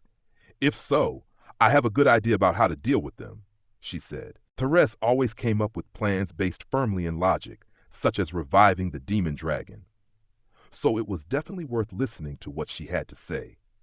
I looked over at Kazuna and Glass. Based on what we've seen so far, it seems unlikely that they won't include at least one spirit or jewel, Glass said. Even if the hero doesn't have one in their direct retinue, there is bound to be one among key national figures, which should still work, Therese said. If I can get close to them, I'm confident I can acquire information from them. Lark was looking at her with a hurt look on his face. I didn't like the way this was going. By the way, Master Craftsman, I know you've been making an accessory for me, but has there been any development on that front? Right, it's finished pretty much. If I give you that, can I have the two-spirit charm back? I asked her. I took out the accessory that I prepared for her, having really tailored it specifically to her needs. Just seeing it made Therese cover her eyes as though dazzled. That wasn't one of its effects, I was pretty sure. 4 Holy Beasts Guardian Seal, Starfire, 4 Holy Beasts Blessing, all status increased, large, magic power increased, massive, sparkling power, Spirit's Inquisition, Soul Reflect. Quality, highest quality. It was packed with all sorts of materials I had ordered from Lark's castle. I had created what looked like an amulet of some kind. The Rays had given me her broken Orichal Starfire bracelet, and in the central gem section I had inserted the Chikaheishi no Tama that we had found in the old man's holy tool grotto. I reworked it a little and surrounded it with smaller gemstones. Once it was completed, a fire had glimmered in the center of the crystal, and stars had started to float there. For the design itself, I tried to make it look as cool as possible, but it still felt a little bit childish to me. It's blinding! Master Craftsman, please put it back in the bag, Therese said. To her, the accessory seemed to be giving off an incredible light, almost making her suffer by emitting some kind of pressure. I can tell it is pretty incredible too, Glass said, furrowing her brow at how dazzling it was to her. I guess it works on spirits too, I said. That seemed possible from the materials I had used. The Chikaheishi no Tama probably had effects on spirits. Yes, I think that will be a powerful weapon even for a non-hero, Glass said. I will meet your every expectation, Master Craftsman. Therese added eagerly. Sure thing, whatever. I also put this little item together. Itsuki, you can use bells as a weapon, right? I asked. I returned the 4 Holy Beasts Guardian Seal, Starfire, and brought out something else that I had cobbled together from junk obtained from the Demon Dragon's hoard. That's right, Itsuki confirmed. It can be an accessory too. It's only a prototype, but after you've copied it, Itsuki, let Therese use it, I told them. Demon Dragon's 4 Heavenly Kings Bell, Demon Dragon's 4 Heavenly Kings Blessing, 4 Elemental Magic Power-Up, large, Power of Darkness and Soul, quality, highest quality cover. The Demon Dragon had ordered the 4 Heavenly Kings to give up all sorts of materials. These had included the horn of a former Heavenly King and a crystallized cluster of magic. I turned them into a bell that looked like it would suit Itsuki, and then decorated them in a manner I thought he would like.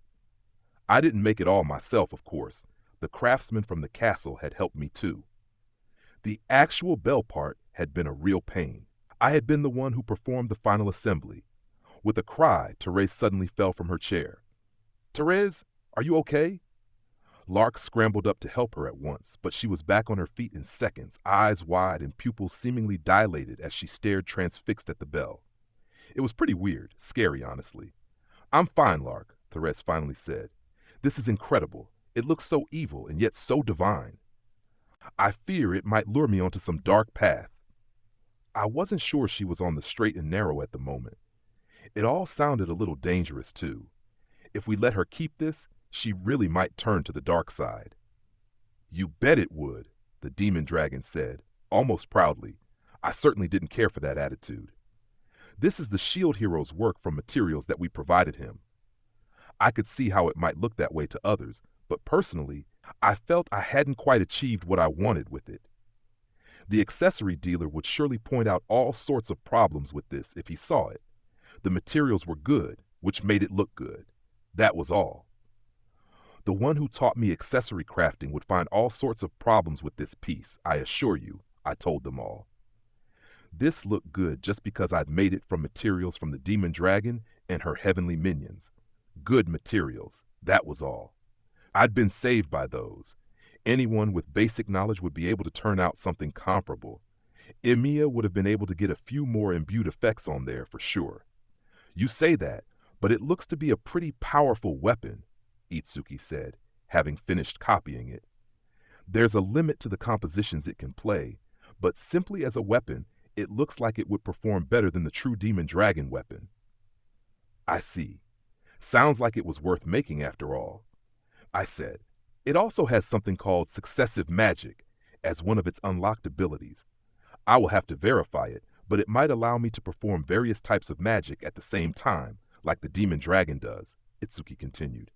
Maybe I'd done a pretty good job after all. He later on performed those tests, and as he had suspected, it allowed for the use of magic in quick succession. It devoured magic, SP, and EP, however, and left the user standing there as they incanted. So it wasn't easy to make use of. It also didn't play well with cooperative magic or ritual magic. "Master Craftsman, or should I just call you God?" Therese said. "I'm definitely not a god," I retorted. The one pulling the strings behind our enemies was the one who assumed the name of God. I certainly didn't want to be treated like a god myself. "I have a plan. Please lend me that accessory," Therese continued. "Of course, Therese. I made it for you originally," I told her. Her eyes seemed to have adjusted a little at last, and she was able to accept the 4 Holy Beasts' guardian seal, Starfire and the Demon Dragon's 4 Heavenly Kings bell, while returning the 2 spirit charm. "Thank you so much," she said. Therese put the 2 accessories on, and balls of floating magic started to appear in the air around her, like her magic was even more boosted beyond the 2 spirit charm. "Quite a display of power," the Demon Dragon said. "You are still below me, perhaps, but you could easily reach the level of a hero." Therese gave a confident giggle in reply. "Watch out, Demon Dragon. It might only be a matter of time before I steal the throne of the one who commands magic," she warned. "Ha! Dream on," the Demon Dragon scoffed. "This is all thanks to you, Master Craftsman. I will respond to your expectations, I promise," Therese told me. She suddenly had a totally different personality, almost. I hadn't expected her to change so much, and it almost prompted a name change. "Motoyasu 3, I said. "Mr. Naofumi, seeing this new side of Therese made you think of the spear hero, didn't it?" Raftalia said. It was getting to be like she could read my mind. "Hey, kiddo, what does that mean? What are you thinking about, Therese?" Lark demanded. "Can't you see it? Your girlfriend is undergoing a complete change in personality. If you don't have her return to her old self quickly, we'll end up with Motoyasu 3 on our hands, I warned him. I don't even know who this Motoyasu is. The spear hero? Kazuna asked, butting in. Boo! Philo shouted. She knew who we were talking about. When I first met her, she seemed like such a normal, gentle girl. And look at her now, Raftalia said. I could only agree with her. Kizuna and the others seemed to have noticed the changes in Therese too. It was no exaggeration to call this a change on a Motoyasu level. If she starts to end everything with "I say," then take those accessories off her at once, or it will be too late, I warned. Do they carry the risk of such a curse? Lark asked. No, don't worry about it, I said. Therese, tell us your plan. You haven't guessed it already? She asked. Not without some more hints, I haven't, I replied. She looked puzzled that any further explanation was required. Very well. If I walk through the capital of the enemy nation, in this current state, I should be able to easily obtain information from jewels. That is how appealing these accessories are, she said. Oh, okay, I said, maybe expecting more. She was going to use those accessories as jewel bait, a plan exploiting the specific tastes of a race.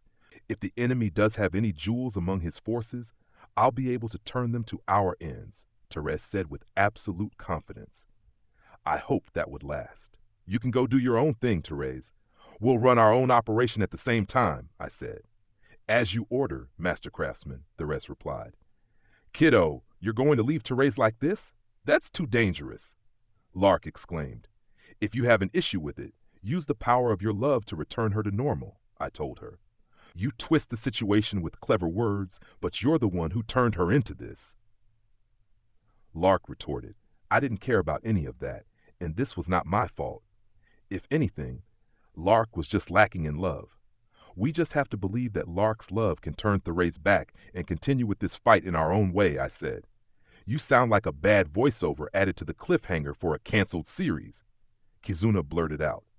She was clearly quite the otaku herself. You're the one at fault here now, Fumi. Kizuna, we can't spend all our time on this one issue. We'll just have to support her and stop things from taking a wrong turn, Glass said. Glass had her head on straight. Can we please proceed to the next issue?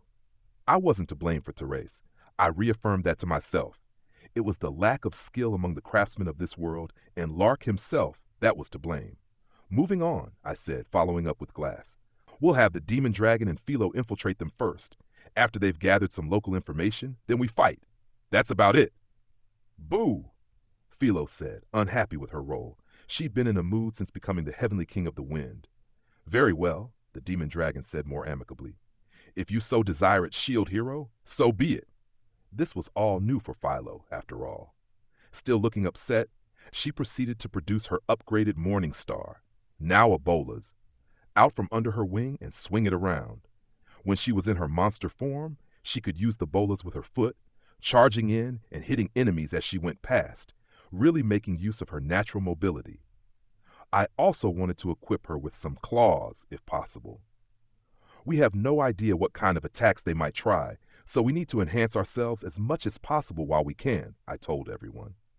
To be quite honest about it, our only plan of action was to try and discover the power-up methods we didn't know yet, hoping that they could help us win. Being able to provide magical enhancement would be a big boon too. However, we were making progress on the issues that Sign's sister had warned us about. Now we could reflect nullification away. With the skill version, in particular, all it took was the right timing. The old lady and old man had researched the technique version and then taught it to us. That one worked about a third of the time, at the moment.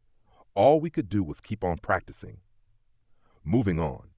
With my recent research, I have finally completed a dish that meets all of your demands.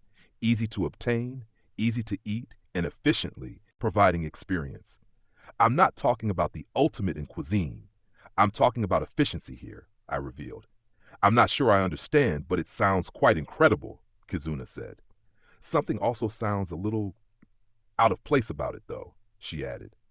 I ignored her. The entire concept was that they didn't have to eat too much. I indicated for the food to be carried in from the kitchen. The noble had been snacking and posing after eating the richer prototype samples. The food coming in now was the finished dish with a less aggressive flavor. At a glance, it looked like a chocolate cake.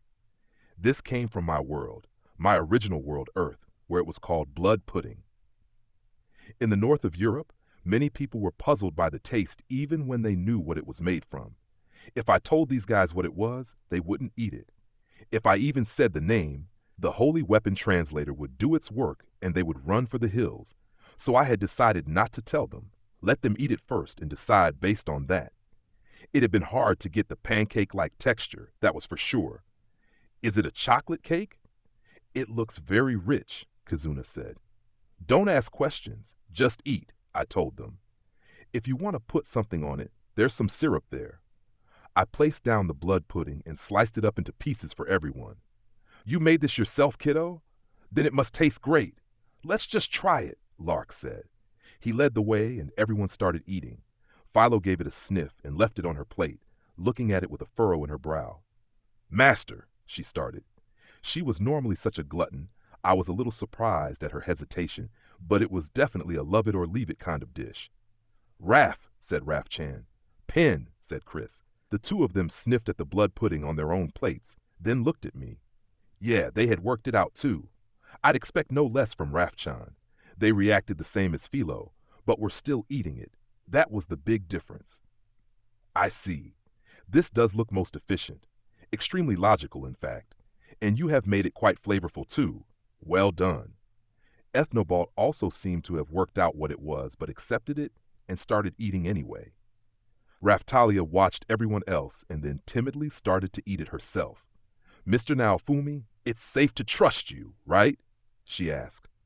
Of course. Eat this and you'll be ready for anything our enemies want to throw at us, I said. It would be difficult to find anything better suited to bringing out the blessings of the cooking enhancement than this. Sign was already on her second helping, I noticed. Little Naofumi, could you make us something that goes a little better with a drink? Sadina asked. Yeah. How about some sausage? Shildina asked. From their requests, it sounded like the Killer Whale sisters knew what was in it too. The pair of them had a good sense of taste. I made this myself from the same materials. What do you think? Shildina showed me an ofuda. It seemed we had found good material. Hey, this is pretty good. Wow, hold on. I'm seeing an incredible increase in experience and abilities. And even an imbued effect? Kazuna exclaimed. A single slice equal to an entire stacked plate of my other cooking in terms of abilities, increases, and bonuses. It wouldn't give all that much experience, but it was surely better than feeling bloated from eating too much. It tastes good, but not so good you want to stuff yourself with it. It really finds a common ground. Indeed, Glass agreed. If we could manage to eat some of this with every meal, we should be able to cover any gaps in the other power-up methods, Raftalia said. This is amazing, Lark said. It's a bit salty, but really great otherwise. I can't believe you made this, Yomogi said. Impressive. I know, it's like strength is welling up from inside me, Sugumi agreed, also surprised. I think I could fight all night. I was pleased that everyone seemed to be liking it. Anyway, you really can do anything, can't you now, Fumi? Kizuna said. Kizuna, we need you to learn to do things like this and to make new things of your own too. Once your issues here are resolved, I'll be going back to our world, I told her. A holy weapon hero who left everything to me and was unable to do anything herself was just a fool.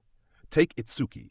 Whenever we ate now, he always played an experience-boosting song that he had gone out of his way to find and learn. It was a different piece from the glutton god tango that promoted digestion.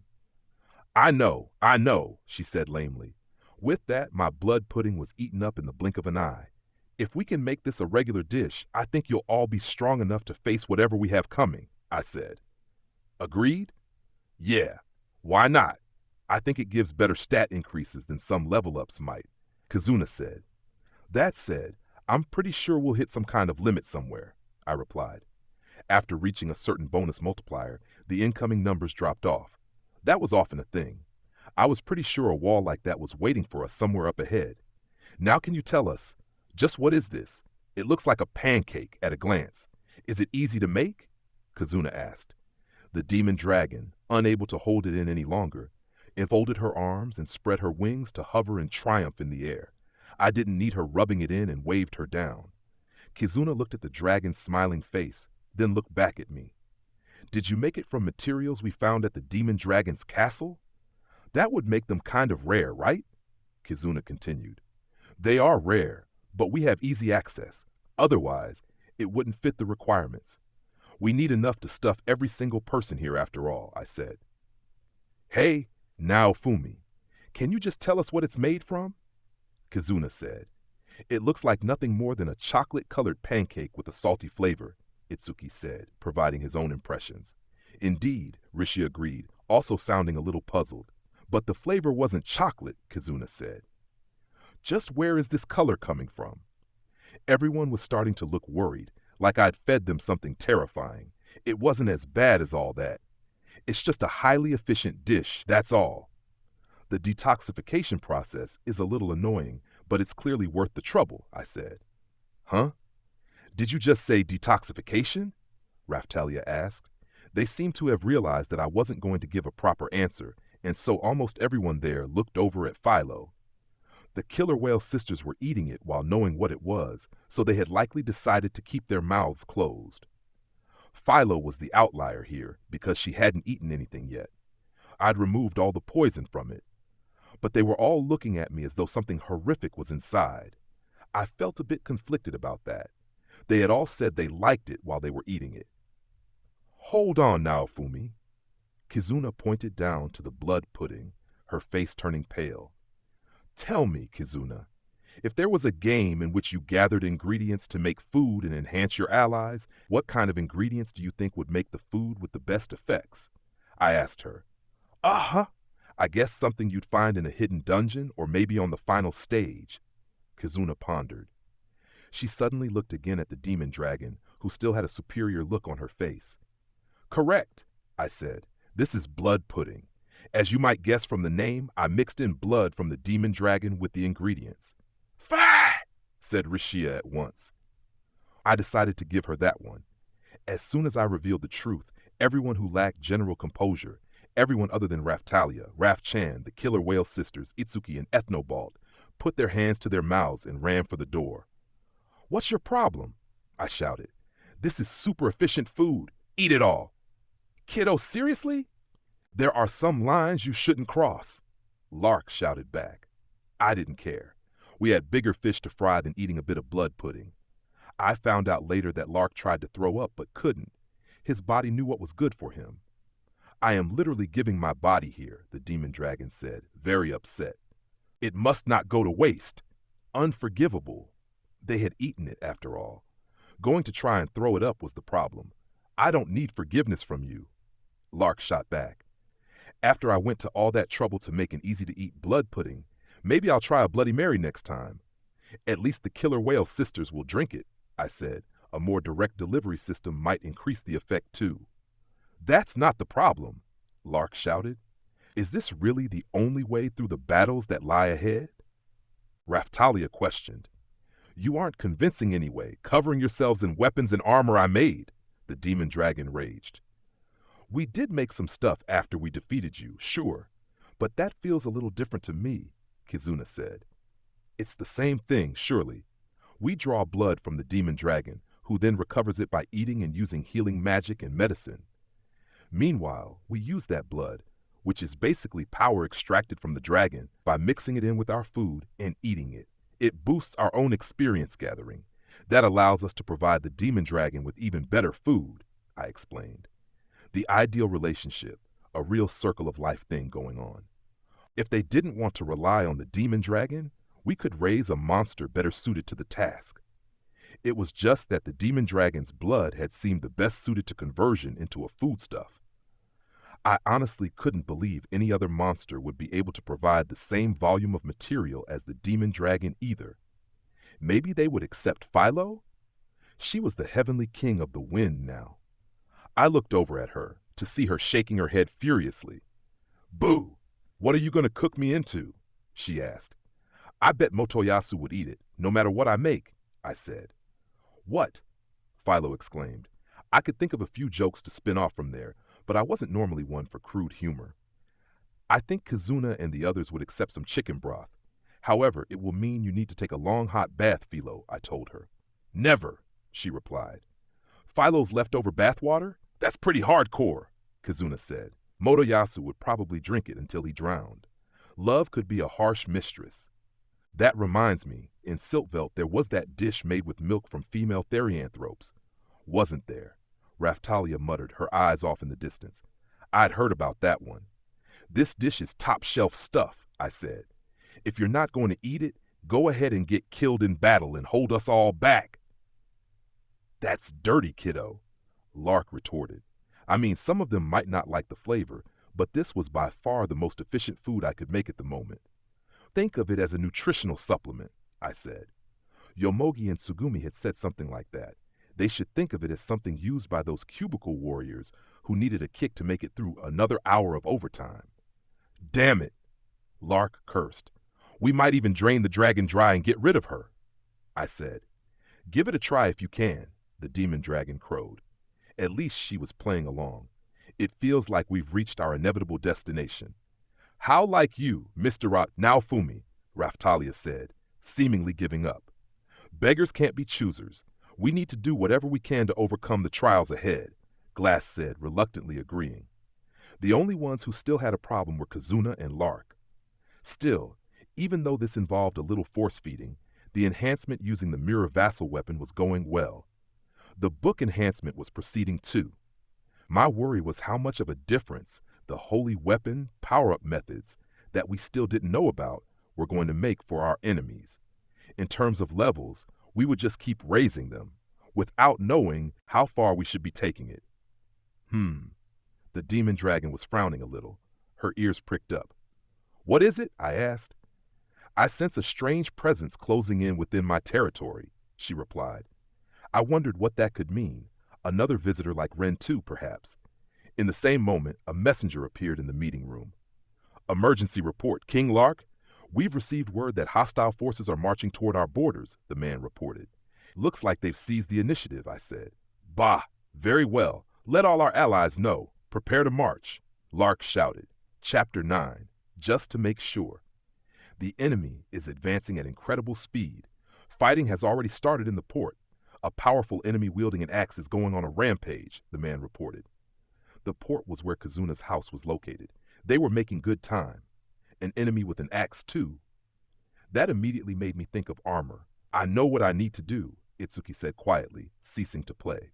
Okay, Itsuki, if Mauld is there, we should go and stop him, Rishia said, clearly planning to join him. They had a connection to the guy, after all. Armor was kind of like Itsuki's version of bitch. Enhanced security around the dragon hourglass. We're going into battle, too, Lark said. Under the king's orders, we also prepared to march with Kazuna's forces. Having the holy and vassal weapon heroes taking part in a war was not really a good look, but the enemy was already using such weapons themselves. We had no choice but to respond. If the enemy was just starting out in this direction, we might have had some leeway, but what we needed now was mobility. It was still a shame that the ship vassal weapon had yet to be recovered. We had the mirror vassal weapon, however. It allowed us to move quickly to anywhere it looked like fighting was going to start, so that was something. We weren't completely stuck, but I still needed a registered mirror to move to. If the enemy worked that out, they could start smashing mirrors, though. There was also a limit on the number of mirrors I could register, so the skill was not without its drawbacks. What about in your territory, Demon Dragon? I asked. I can't tell. They are moving quickly. I sense a presence much like a holy or vassal weapon. I sense the same wavelength, you might say, the Demon Dragon explained. The timing is too perfect. This must be some kind of joint operation, I said. It seems likely. They are idiots, which makes them hard to read. An idiot will always do the unexpected, the Demon Dragon replied. Any issues with your land being invaded, Demon Dragon? I asked. The Demon Dragon's lands had been without leadership until recently. They were also the site of a raging struggle for power, leaving little there worthy of capture. This might be the moment to take the land, but I could see little value in doing so, at least from our recent visit. Not really.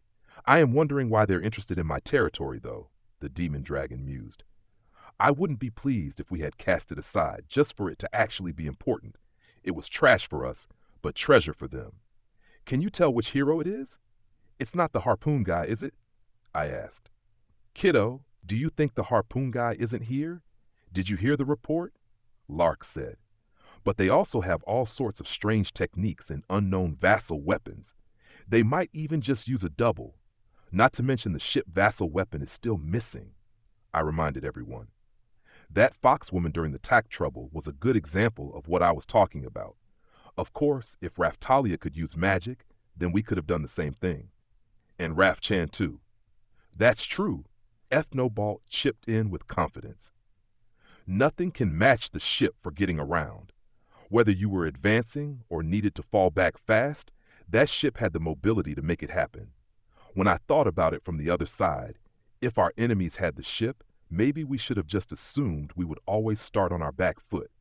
We don't know what the enemy wants, so we need to start by confirming that. I can join you instantly using a mirror. So Lark, you take the others and go on ahead. If anything happens, I'll get seen.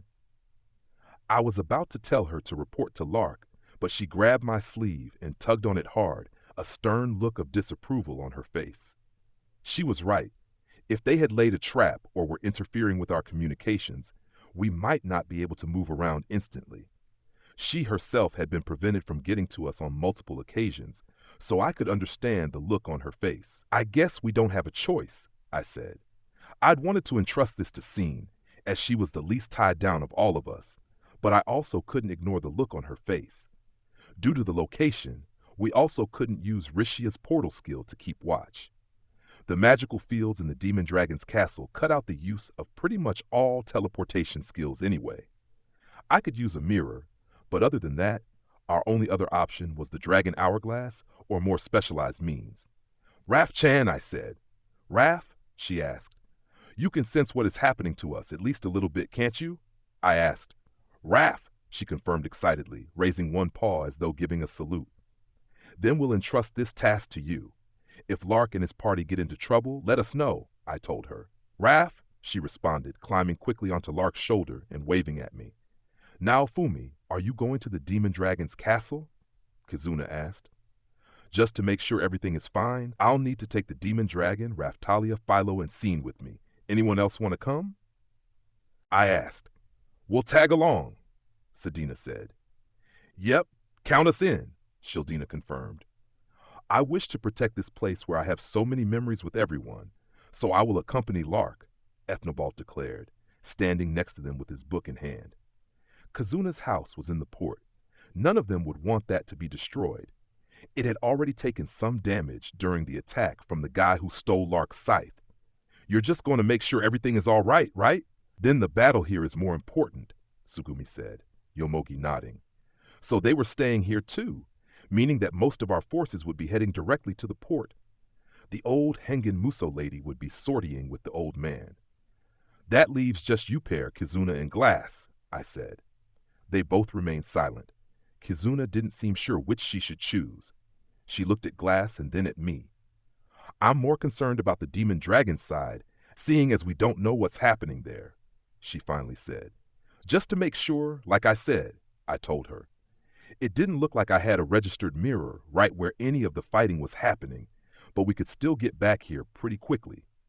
If you are just going to quickly check things out, we'll go with you. All I can do in open warfare is support the rear anyway, Kizuna concluded. I concur, Glass said. We don't know what's happening in the Demon Dragon's territory, but it won't take too long if we are just going to stop by. It sounded like they had chosen the mysterious movements of our enemies over protecting their cherished memories, maybe thanks to nothing more than a hero's hunch. Time to move out, I said. I activated my movement skill toward the mirror, opening a direct passage to the port. Okay, time to settle this, Lark shouted. I'll use this accessory to make them change sides, the rest said, and then their entire party set off for the port town. After they had gone, I used the mirror again to connect to a mirror in the Demon Dragon's territory. Time for us to move too, I said.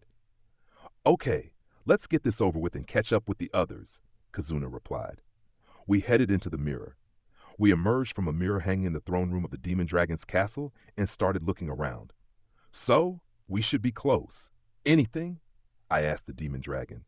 Yes, they are near. They've made it right up to the gates. If we run, we can encounter them in the courtyard. However, I'm still not sure exactly what I'm feeling. The demon dragon trailed off. Then we just have to go and take a look, I replied. The demon dragon did just that, starting to incant some magic as she flew off ahead of us. We hurried after her and quickly made it out into the garden. The castle was basically a ruin, after all. There was little impeding the view. That was where we finally discovered the one who had invaded the demon dragon's territory. The one we had come here to find was there. Well, well, well, that voice already gave the game away. Scene gripped her scissors tight, waves of murderous rage rolling off her. I understood why. I was feeling pretty vicious myself as I raised my mirror and prepared for battle. Scene's sister was bad enough, but you really are such a pain in my ass. That was the moment that bitch gradually descended down on a flying ship toward the ground. She had a sharp-eyed guy holding a harpoon and a bunch of other goons with her. Well, well, well, it seems we didn't divide them up as well as you hoped. Just like I said, these are the lands that the dragon and Iwatani rule. You'll never get the jump on them here, and it was foolish to try, Sheen's sister said. Shut up. This is hardly the time for such comments. Bitch turned to the guy with the harpoon and purred like a cat. Right? I am your ally, now and always. As I suspected, she had him under her thumb. That's right, that's right. Well said, Lady Malty. There's no reason for you to pay attention to that cold old trout. This came from another random girl, a new cheerleader for bitch, seemingly. I had to wonder where she found these women. It was like she had an infinite supply somewhere. Woman B2. Bitch gave a giggle anyway. She seemed to be in a good mood. I guess the previous woman B had been sent into a battle that killed her after failing to win favor with bitch. That didn't matter now anyway. What I really couldn't tell was why the harpoon guy seemed to be angry with us. Whatever. We just have to wipe these guys out. No matter what, don't we? As quickly as we can, the harpoon guy said. You're going to have a nasty surprise if you think this will be that easy, I retorted. There was something off about the guy, like he was a feral animal in a corner. He had a face like Tact when his main girl was killed, or Motoyasu when he first found out Raphtalia was a slave. He certainly looked ready to fight. I almost didn't want to ask. It wasn't going to be a thrilling backstory, not from what we had experienced so far. The best course of action was to trigger another exposition dump from Sign's loudmouth sister. I stared at her intently, silently giving her the signal, and she eventually sighed and started to talk. The reason why I rushed over here is because one of the allies of the harpoon hero is about to expire, even as we speak, thanks to the demon dragon, Sign's sister explained. You claim this is my fault? The demon dragon responded, puzzled at her name coming up. I wondered if the dragon really knew what was going on. A few moments later, an evil smile spread across her face, so she did know what was going on, and she started to talk. I see. Long ago, I scattered a selection of carefully crafted cursed items across the world. Now you want to wipe us out in order to stop one of those curses, the demon dragon said. I presumed these would be like the cursed items or traps you found in dungeons in a video game. It made sense that in a real setting, some kind of demon king creature would be needed to make stuff like that. You really do have some awful hobbies, I told her. Curiosity killed, well, pretty much everybody. I don't care about any human dumb enough to die by one of my trinkets, the demon dragon replied. She really did have a philosophy for life that was never going to see eye to eye with mine. It was almost refreshing how little chance we had to get along. I could definitely understand why Kazuna and the others still held a grudge. You can't even break a curse of that level, though? I thought you had some real power behind you, the demon dragon bemoaned. That's not what this is, the harpoon vassal weapon holder shouted. It seemed that wasn't the issue after all. But thankfully, he continued without any more guessing games. Kuflika is about to die, all thanks to you. All thanks to you. The harpoon vassal weapon holder pointed at the demon dragon and then threw his harpoon with all his might, seizing the initiative with a preemptive attack. Formation 1, glass shield, I shouted, placing a glass shield to stop the harpoon. The glass shattered on impact. The harpoon quickly returned to the user's hand, while Sign's sister knocked down the attacking fragments of flying glass. Kuflika? I asked. Who the hell was that? Even though I was terrible with names, I was pretty sure I had heard this one recently. I've found Kuflika's magic. It's in her, over there, one of the women in the harpoon guy's retinue shouted. What? The harpoon guy turned his deadly intent toward Philo. Huh? Philo, I said. She didn't seem to have any idea why she was being targeted either. Kuflika is the name of the monster who was kicked out of the 4 heavenly kings by the demon dragon yesterday. Raftalia reminded me, seeing the puzzled look on my own face. Oh, of course, I said. Kuflika of the Wind, the one that was removed as a heavenly king for not answering the demon dragon's call. Well, I can't say I expected this, the demon dragon said, finally putting it together. You've come all this way for the sake of the former heavenly king of the wind, Kuflika? Good for you, she mocked, flapping her wings and floating idly in the air. So now you know, Sin's sister said. Kuflika just collapsed yesterday. As we search for the cause, it turns out the very magic required for her continued existence has been cut off. The only possible explanation is a loss of her power as one of the 4 heavenly kings. We understood why they were here now, but it didn't change the fact this Kuflika was just a dumb idiot. She had to have some idea of what the demon dragon would do if she ignored the summons. So why did she ignore it? I've come to take back everything for Kuflika, the harpoon guy shouted. Now fully in possession of the facts, the demon dragon gave a deep sigh, almost sounding mournful. You poor fools. That power is my magic. It's been passed down across the generations to each of the 4 heavenly kings and accumulated along the way, the demon dragon raged. So what? That power belongs to Kuflika. It isn't yours, came the reply. Becoming one of my 4 heavenly kings means being completely loyal to me. I have the right to bestow my own property upon anyone I please, which makes that power mine, not Kuflika's. You need to get your facts straight, the demon dragon replied to the harpoon guy, sounding thoroughly annoyed that any of this was necessary. It seemed to me this was like punishing a traitor, just to be attacked by the friends of that traitor for having rightfully punished them. Is it not justice that the two-faced are punished? Are there none among you who command monsters? And if those monsters disobey your orders, do you not punish them? That's all this is. Silence, fiend. Kuflika is about to die all because of an awful creature like you. I'll never accept this, the harpoon guy fired back.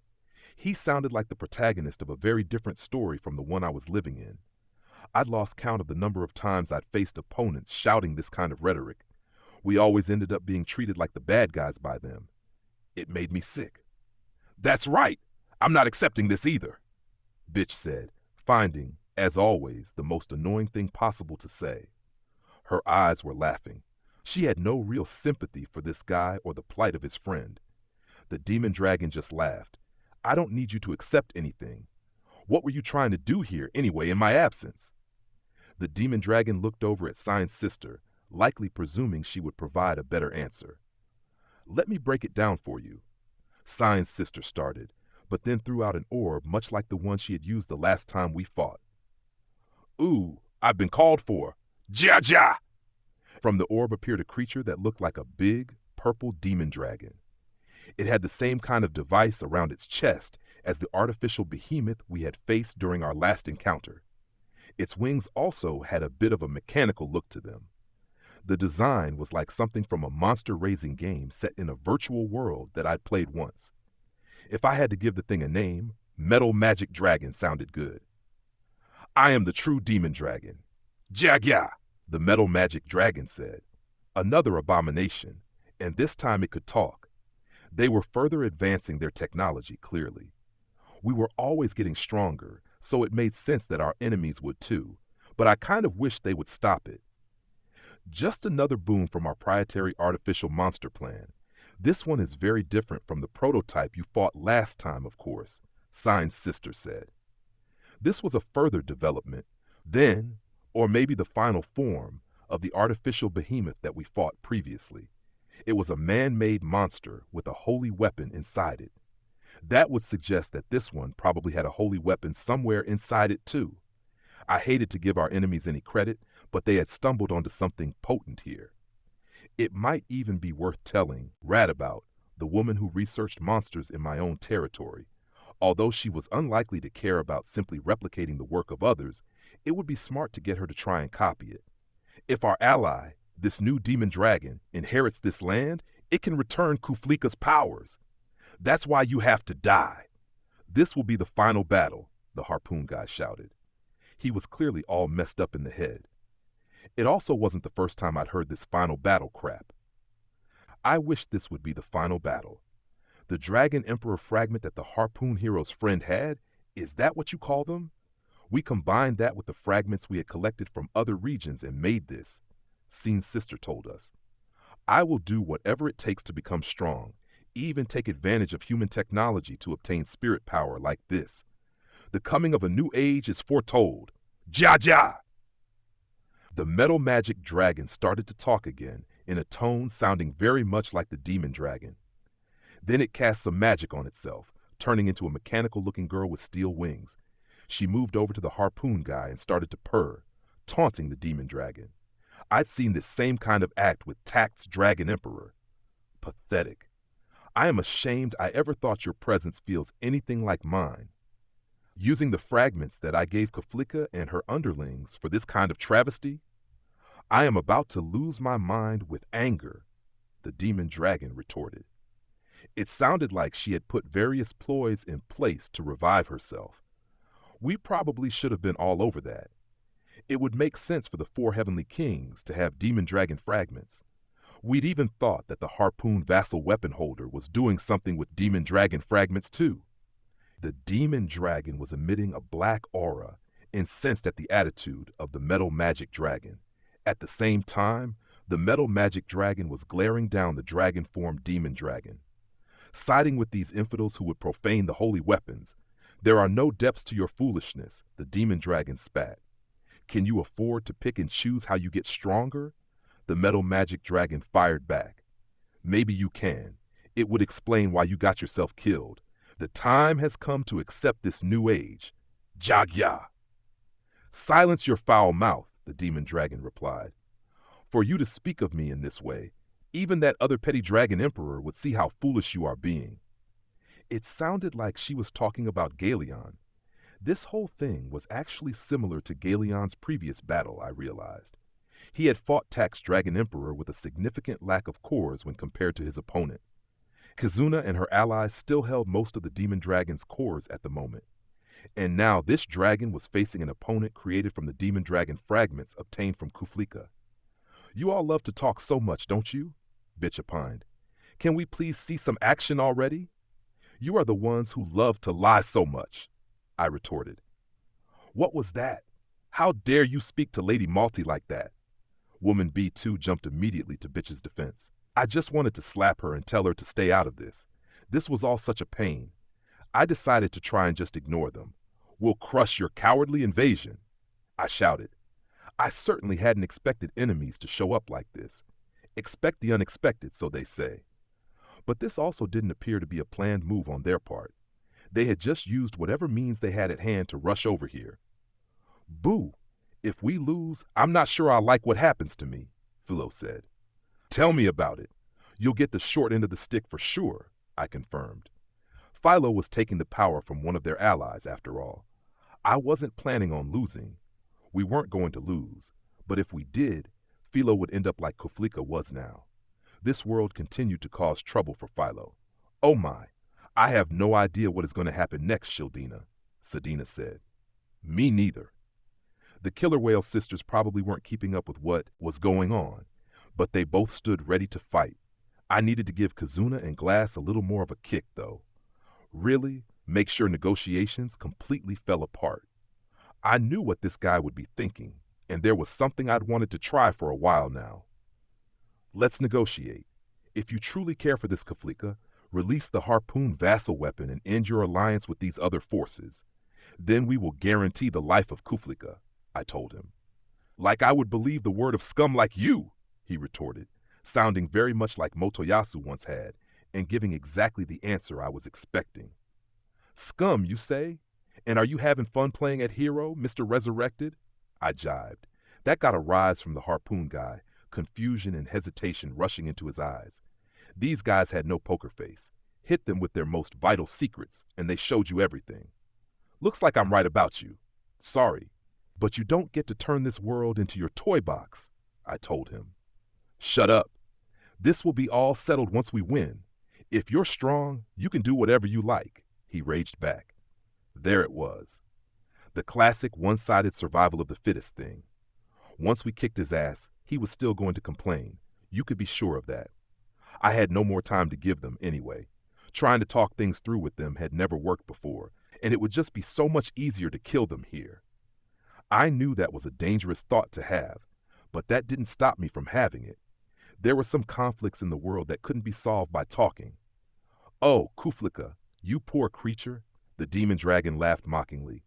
It seems the one you have sworn your new loyalty to isn't willing to give up anything to save you at all. Silence, demon dragon of evil, the harpoon guy retorted. But from the look on his face, I guess that one might have hit a nerve. Sweet now, Fumi, there's someone over there holding a strange-looking Ofuda, Shildina reported. We had the harpoon vassal weapon holder, bitch, and signed sister, and now someone holding what looked like a jet-black Ofuda stood in front of the ship vassal weapon.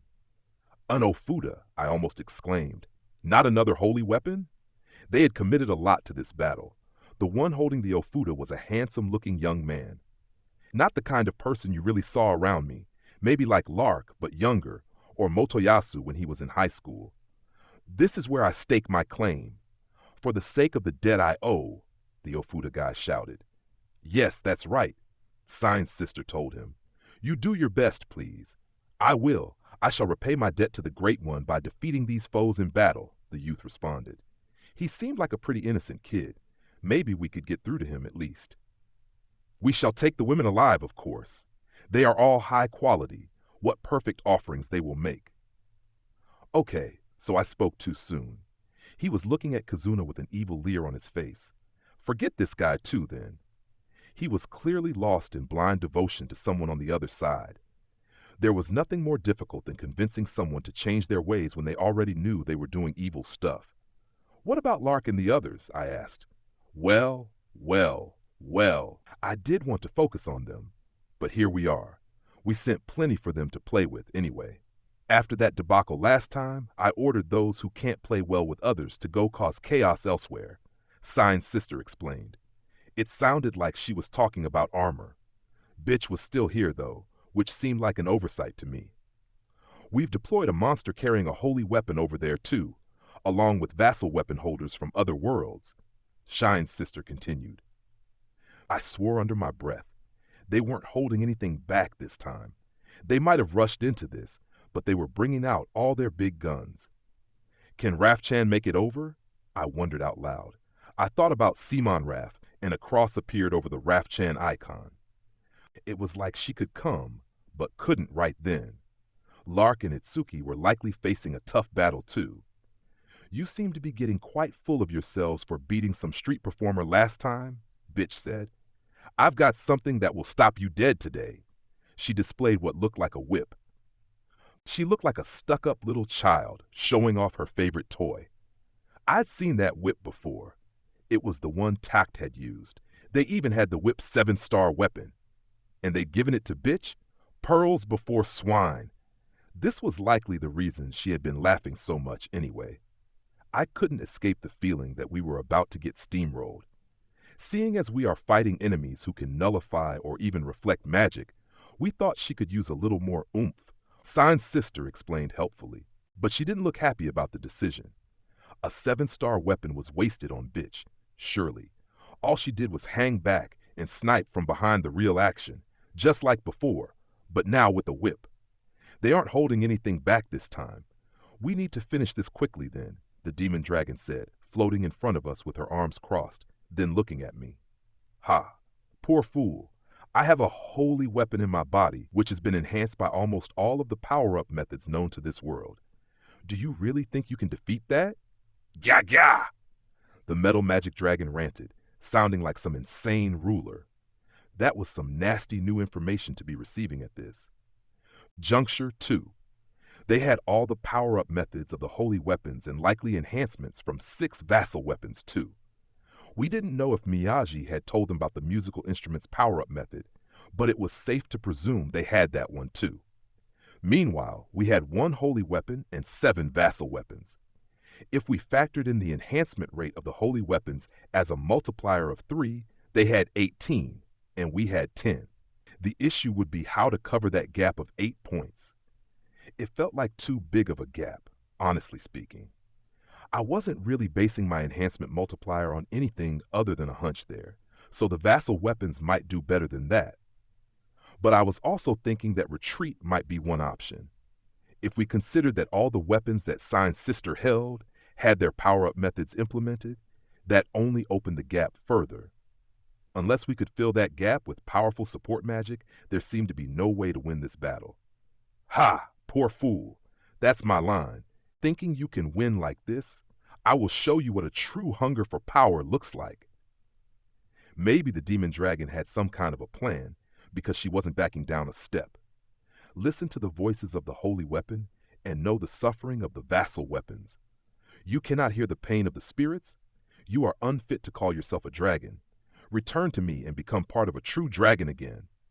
That's my line, Jaja, the metal magic dragon retorted.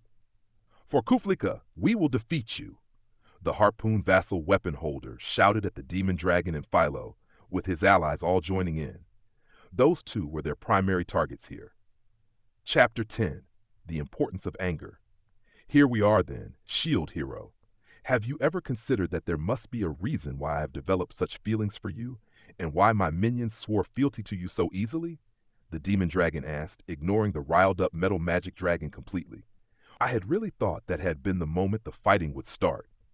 It sounded like she had something to say, though, so I answered the question. Not really. It's because of the hero power-ups I've given you, right? Now you are much stronger than the past demon dragon, right?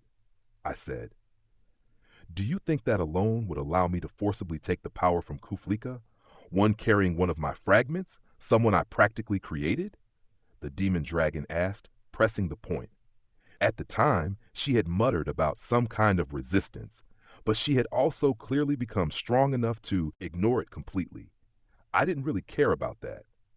I would have become stronger than my past self, even without you nearby.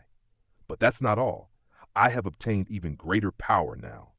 Multiple magic circles started to overlap over the demon dragon's body. I shook my head. My status floated up uncalled for, and the weapon book icon was displayed. Hey! You're not hacking my stats again, I shouted. It felt like a violation on the same level as having my account hacked. The demon dragon got a little power back, and look what she did with it, pretending to be on our side, just waiting for an opening to strike.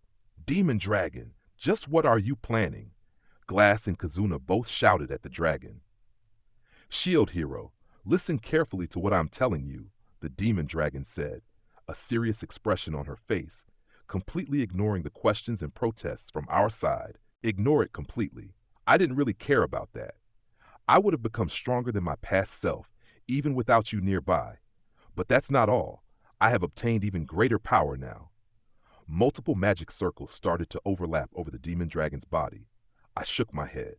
My status floated up uncalled for, and the weapon book icon was displayed. Hey, you're not hacking my stats again, I shouted. It felt like a violation on the same level as having my account hacked. The demon dragon got a little power back, and look what she did with it, pretending to be on our side, just waiting for an opening to strike. Demon dragon, just what are you planning? Glass and Kazuna both shouted at the dragon. Shield Hero, listen carefully to what I'm telling you, the demon dragon said, a serious expression on her face, completely ignoring the questions and protests from our side. What do you mean? I said. You heroes are trying to turn your back on the power of darkness and treat it as though it never existed at all. That is, again, why I asked this of you, the demon dragon continued. The skill icon for Formation 1, Float Mirror, flashed, and at the same time a skill called Change Mirror, a conversion of Change Shield, also appeared. The hatred, the disgust you felt for the world in the moment was justifiable anger. Do you think that denying that anger, pretending it never existed, and withstanding so many terrible things without ever getting angry, Do you think that is the correct approach? Truly? You cannot truly believe that is mercy? The demon dragon asked. I hesitated, unsure how to answer. My shield of compassion was a temporary power bestowed upon me by Atla.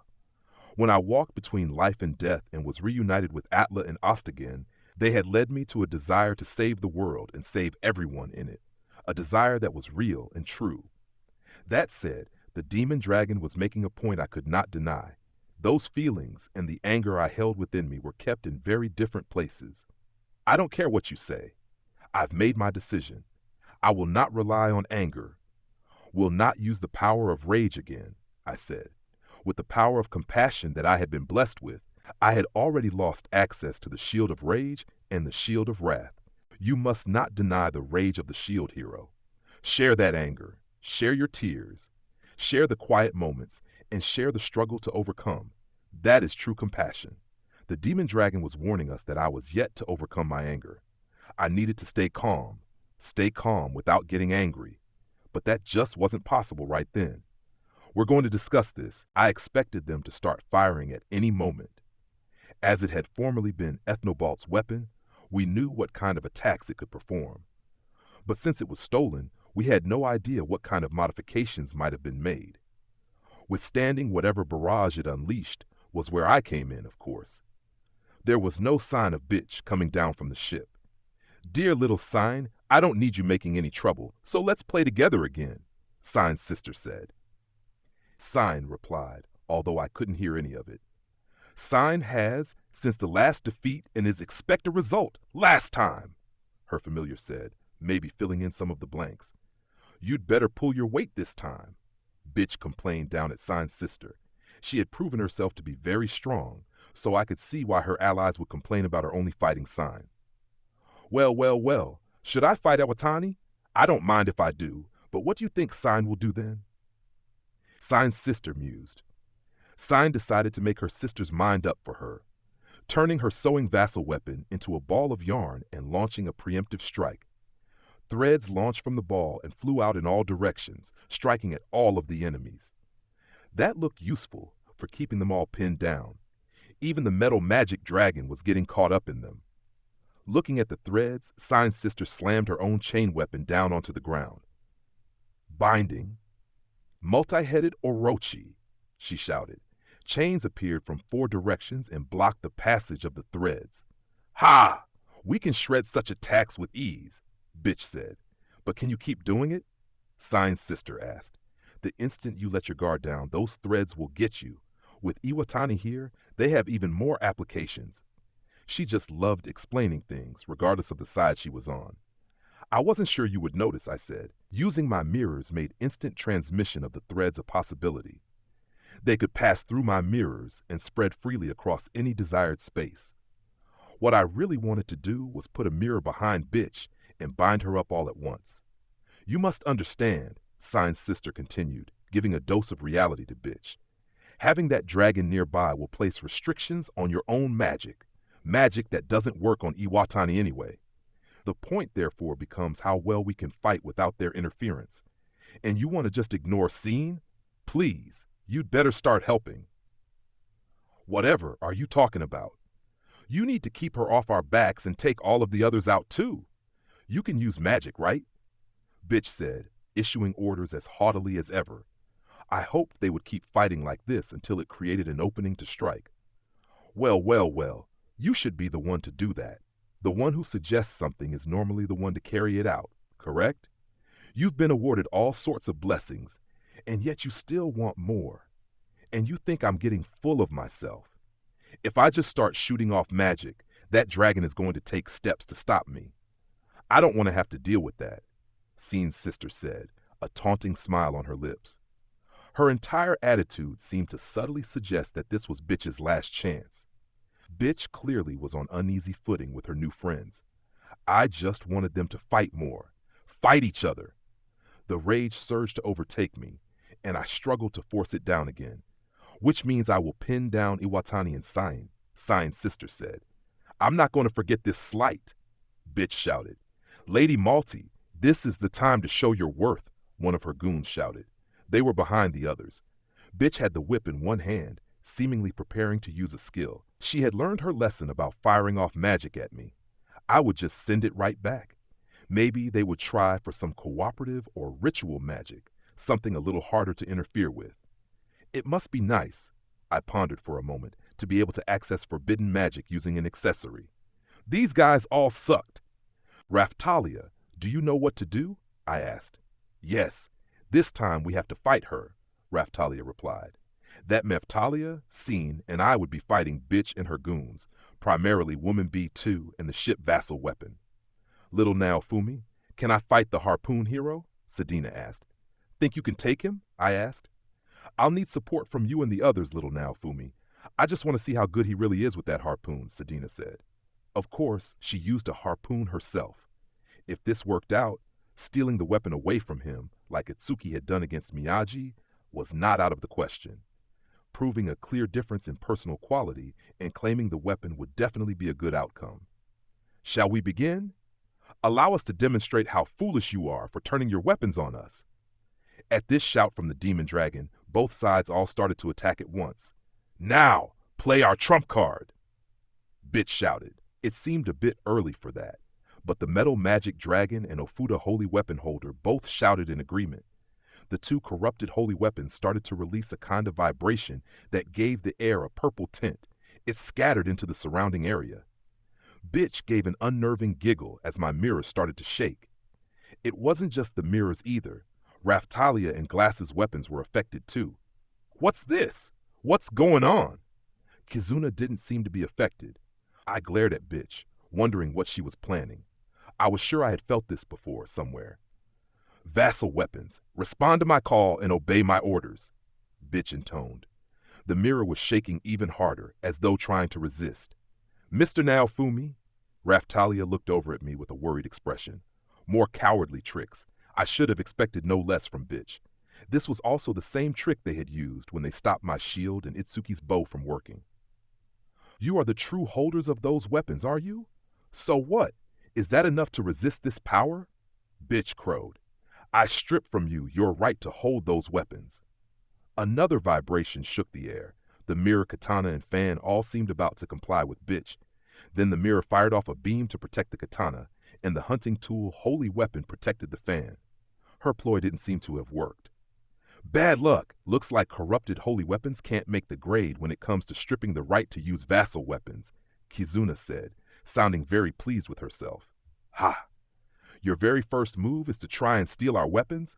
How very boring, the demon dragon added, almost sounding disappointed. You are joking. It didn't work? What a waste of time. Bitch clicked her tongue, which just annoyed me more. I wanted to kill her so badly. I wanted to kill her right there. They have a holy weapon too, so it can't be helped.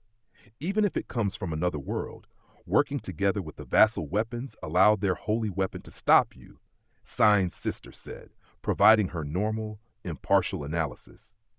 In this case, she seemed to want to mock Bitch. These guys always tried to weaken us like this. I was just pleased it didn't work, or we would have been right back to having to fight without weapons again. I'm not leaving this opening unexploited. The demon dragon twisted a paw, and countless balls of black magic appeared in the air, flying toward the metal magic dragon. My universal collaborators, respond to my call and materialize your magic power. Even as she launched the first attack, she was incanting the second. Fool, have you forgotten who I am? Jegya! The metal magic dragon spouted. We'll see who is the fool here. I am the demon dragon. Now you will learn that your comprehension of me is fatally flawed, the demon dragon replied. And so what if it is? Eat this. Lightning strike dragon 10. The harpoon vassal weapon holder lifted his harpoon and then charged right at the demon dragon, his body wreathed in lightning. It was a power-up skill. But without knowing which holy weapon it was coming from, there was no way to copy it. Life just kept getting harder. Little demon dragon, he's going to appear to come at your head, but then aim for your body, Sedina said. She had climbed onto the demon dragon's back and was now giving advice. Then I know how to respond, the demon dragon said, lowering her head and avoiding the attack. The harpoon vassal weapon holder circled around, still a crackling ball of lightning, and tried to strike at her body, but she knew what to expect and shut him down. She followed up with a grunt as she swung her tail, striking the harpoon guy hard. He grunted in turn. "What was that?" he exclaimed. "That was a pretty powerful attack, from the look of it, but easy to avoid once you know where you are targeting," Sedina told the harpoon guy from her perch on the powered-up demon dragon's back. "I'm surprised you could see that," the demon dragon said. "I'm pretty good with a harpoon myself," Sedina responded. "Very well. Stick close to me now," the demon dragon shouted. "Of course, let's both win some praise from little Naofumi," Sedina replied. The dragon made a sound of agreement, and I shook my head. I didn't need that pair of all people starting to get along. "Now, this is the moment to form some magic. Have a taste of my power with my complete command of magic," the demon dragon roared. "Fool, I'll show you that I'm superior with magic in every possible way. You shall learn the terror of a holy weapon. Jaja!" The metal magic dragon sniped back. Then they both started to intone the exact same magic. This power, a precursor to victory, is the ultimate magic that can eradicate all and give mercy to my companions. The Dragon Emperor, ruler of this world, commands it. Provide almighty power. The demon dragon finished first and turned to look at us, while the metal magic dragon was frowning for some reason. "I'm not going to help my master's enemies," Philo said. The demon dragon's magic could be made more powerful by borrowing power from those who had contracted or collaborated with her, and Philo, who had been appointed as one of the 4 heavenly kings, had denied that request from the metal magic dragon. Then Philo took her bolas out from her wing, spun it around, and threw it at the harpoon guy. "Ooh-wah! No way!" The harpoon guy toppled over, his legs tangled in the bolas. He was back up almost at once, but it bought us some time. Philo's throwing attacks were pretty useful, too. I had to give her credit for that. "Gah, curse you, heavenly king, and your failure to see which of us is your true ruler. But I can manage even without your aid, you will soon find." "Jaja," said the metal magic dragon. "Too slow. No matter how fast you can incant, magic from a king without any subordinates will never match mine," the demon dragon exclaimed. "She has someone collaborating with her. Me," the harpoon guy roared. It looked like maybe he was helping out. "Let us see how you fare under our assault. It will be interesting to see how big a gap we can create." Blessing of the demon dragon's 4 heavenly kings. The magic that the demon dragon composed flew right for me. It was coming in really fast. But seeing as we hadn't been plunged into the chaos of open battle yet, I could still respond. "I will determine when it goes off. Shield hero, multiply it," the demon dragon said. "Yes, I've got it. Formation 1, Formation 2, Formation 3, glass shield, into mirror cage." I adjusted the angle of the 2 floating mirrors to catch the incoming magic. In the moment it touched the Mirror of Wrath floating mirror, it turned a sickly color. It reminded me of Sacrifice aura. Immediately after that, it touched the Shield of Compassion mirror and turned back to a normal color. The compassion had purified it. My gut told me that we would have paid some nasty price, just like with Sacrifice aura, if it had been activated after hitting the Mirror of Wrath. Getting the order in which it hit the mirrors mixed up could definitely be dangerous. That risk was also worth it, however, because I could tell it had been increased by more than just a normal reflection. Then it hit the 3rd glass mirror, and that was when I trapped it in the mirror cage. "Here it comes. Everyone, get ready." The demon dragon roared. In that same moment, the cage was ripped apart. Then the demon dragon's support magic that I had multiplied rained down on us. My stats saw an immediate jump upward. It was hard to calculate exactly what the modifier was, but it was at least equal to, if not above, Liberation Aura Vate. Demon Dragon, Harpoon and Dragon Protection 10. The metal magic dragon did not miss a beat, casting some support magic on her own allies. "Well, well, well," Shine's sister said. "You shouldn't be relying too heavily on support magic." Both her and the metal magic dragon started to incant more magic. "They are leaving an opening for us, so let's take it," the demon dragon said. "Come on, little Philo, let's pull our weight," Sedina called. "Okay," Philo agreed. The demon dragon flew straight for the metal magic dragon, while Sedina grabbed Philo's legs. Philo had turned into a monster that looked like a big eagle, and they flew straight for the harpoon guy. "What? They don't even have vassal weapons, but look at that speed," their target shouted. That's because little Naofumi has piled so many enhancements onto us. We're not giving any ground to you. Sadina shouted back. That's right. Master's meals give me lots of energy, Philo added. The wind wreathing her also enveloped Sadina's harpoon, and Sadina also used some gemstones to access the way of the dragon vein as she charged right for the harpoon guy. This is a copy of that technique you just used, Sadina said. If you don't avoid this, I'm not going to have any fun today at all. Transformed into a bullet of speeding wind, Philo shifted her trajectory slightly from the harpoon guy, zooming high up into the sky, while Sadina continued flying directly toward her target. You'd think such a direct attack could hope to. But his bravado was cut off with a grunt as he avoided Sadina's charge, but then got hammered by that same bullet of wind, which turned almost 180 degrees in the blink of an eye and smashed into him. The two of them had known exactly where the harpoon guy would dodge. Oh my, you didn't avoid that? I even showed you which hand I was holding it in to make it easier for you. Sadina jibed, still completely in her comfort zone. She might be lacking in output compared to him, but she was completely winning when it came to technique. Not one to be left behind, the demon dragon grabbed onto the metal magic dragon in that same moment, opening her mouth wide and taking a breath. A blast of black fire was unleashed from deep inside the demon dragon's throat, glimmering with light as it burned. Have a taste of this, New Star Black Sun Fire, the demon dragon roared. The metal magic dragon gave a complimentary roar of pain. I'd seen flames like those before. They were the same as dark curse burning. The demon dragon breathed fire on the metal magic dragon for a while and then backed off again. Her target groaned. Cursed fire, the recourse of a coward, the metal magic dragon finally managed to say. You will have a difficult time purging the fire of my rage, so hot it burns even the darkness. Do you think you can treat it? Well, just in case. She snapped her claws together, and I felt something change in the air around us. I've created a magic pocket that delays healing.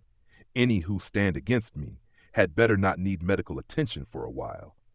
The demon dragon seemed to have every base covered, including creating a field that impaired the effects of healing magic. Chapter 11. Opposing Nullification. I turned my attention away from Philo and Sadina. I had my own battle to fight after all. The slow-staring contest with Sign's sister continued, but she was incanting magic all the while. You're wide open, bitch taunted. Airstrike back whip Vi. She unleashed a whip skill that ignored range and attacked from behind. She really did love surprise attacks. I had been expecting just such a cowardly attack, however, and it was easy to stop it.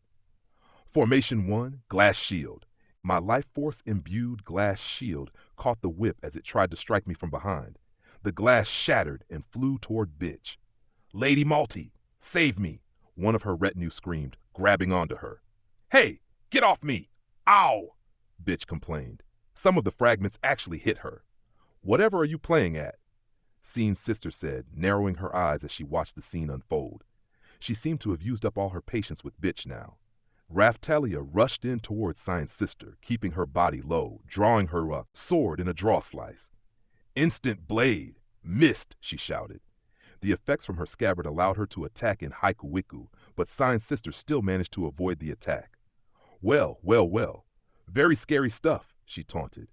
She had seen it coming a mile off. Just how fast was she? I wondered again after seeing her avoid an attack at that speed. Spider wire! Sign grabbed the opportunity to try and limit her sister's movements, but her sister swung her chain around and swept away all of the incoming threads. The best plan looked to be for Raftalia, Sign, and me to keep Sign's sister's attention focused on us. She was the real threat here. Then seizing an opening to take down bitch and the others. In order to achieve that, though, I needed to get aboard the ship. As we tussled back and forth, Glass and Shildina, buffed by the demon dragon's magic, launched into battle against the guy with the Ofuda holy weapon. I order you here and now, the Ofuda guy intoned. My Ofuda, respond to my call. Lightning, pierce my foes. Chain lightning, 5. Ha! Circle dance reverse formation. Lawless counter. Glass reflected the magic unleashed by the Ofuda holy weapon holder, and then Shildina threw her own Ofuda in response. I'm skilled at handling lightning. I order you here and now. My Ofuda, respond to my call. Water, disperse this lightning. Lightning drain. Water extended from Shildina's throne Ofuda, adjusting the trajectory of the lightning. Did you really think such a simple attack would hit us? How about this then? The Ofuda guy replied. You'll have to deal with our attack first. Shildina, together. Glass said. Let's go. Shildina agreed. Glass splashed some soul-healing water over her body while Shildina gripped an earth crystal, and both of them turned their fans into swords. They had the wave-sealing sword, a unique weapon that was a fan but could turn into a sword. Glass closed in with the guy with the Ofuda holy weapon, with Shildina swinging her sword right behind her. Even more impressive, she had found a second sword from somewhere and was fighting with two. Wave-sealing sword, zero formation, and then special skill, sword dance, Mizuchi. Glass shouted, cutting vertically, then adding a spin. Twin water dragon sword wave. Shildina was right behind her, providing a magical sword technique using her two swords with Ofuda added. The guy with the Ofuda found himself under a series of dragon-themed attacks. He gave a grunt. You're good, I'll give you that, the guy with the Ofuda said. I'm not finished yet. Have a taste of this, reverse return strike. Shildina turned into her killer whale form for a moment and unleashed a tail swipe. Then she immediately chopped at his body with both swords. Ooh-ah! You're both full of surprises, the Ofuda guy said, leaping backward. Formation 1, pit trap. Kazuna immediately created a hole at the Ofuda guy's feet, toppling him to the ground with a grunt. Another cowardly attack. You won't defeat me like that. The Ofuda guy gave a roar, placing a Vuda floating in the air around him like Ethnobalt and Kyo had done with the pages of the book Vassal Weapon. Using them as stepping stones to climb up into the air, the guy with the Ofuda holy weapon launched a follow-up attack. I can handle enemies who move like a rabbit, Shildina said, perhaps talking about Ethnobalt. The way this guy was using his holy weapon to make new footholds for himself was similar. You can't handle your weapon yet, can you? Just like all the resurrected, you lack experience. Take this. Direct from my master, a combination attack with a style from another world. Glass shouted. Joined by Shildina, they turned their fans back into swords and each unleashed their own attack. Circle Dance, Turtle Carapace Cruncher, Hengen Muso Fan Style, Paper Blizzard, Circle Dance Zero Formation, Reverse Snow Moon Flower. It sounded like Shildina shouted the wrong attack name. She had learned some Hengen Muso style techniques, but didn't have a complete understanding of them yet, so her degree of recreation was low. Because she was combining her power with Glass, however, she still managed to activate it. A skill much like Glass's own huge attack, Reverse Snow Moon Flower, was triggered. Wind blew up around Shildina, and flower petal pieces of ice attacked her enemy. Glass followed up at once, launching the defense rating attack the old man developed right at the Ofuda guy. He tried to dodge it and defend against it, but Shildina's skill still hit him. Even I felt that one, a real nasty combination attack. Their target groaned. Quite a nasty attack, even though you are so weak, the Ofuda guy replied, a hint of panic creeping into his face as he responded. He had the kind of face that suggested he loved to call other people cowards. I think there's a nicer way of saying that. At least call us creative, Glass replied. Your weapon feels like it is mainly intended for using magic anyway. Shouldn't you be working with your allies to launch some big magic spell? You're not suited to close combat. Shildina analyzed calmly. The Ofuda guy didn't seem happy with that suggestion either. Thank you for the advice, but I don't need it from the likes of you. There is only one who is allowed to caution me so openly, he replied. Like we know about your silly personal rules, Shildina shot back. Don't get full of yourself just because you've got a pretty face, he retorted. Full of what?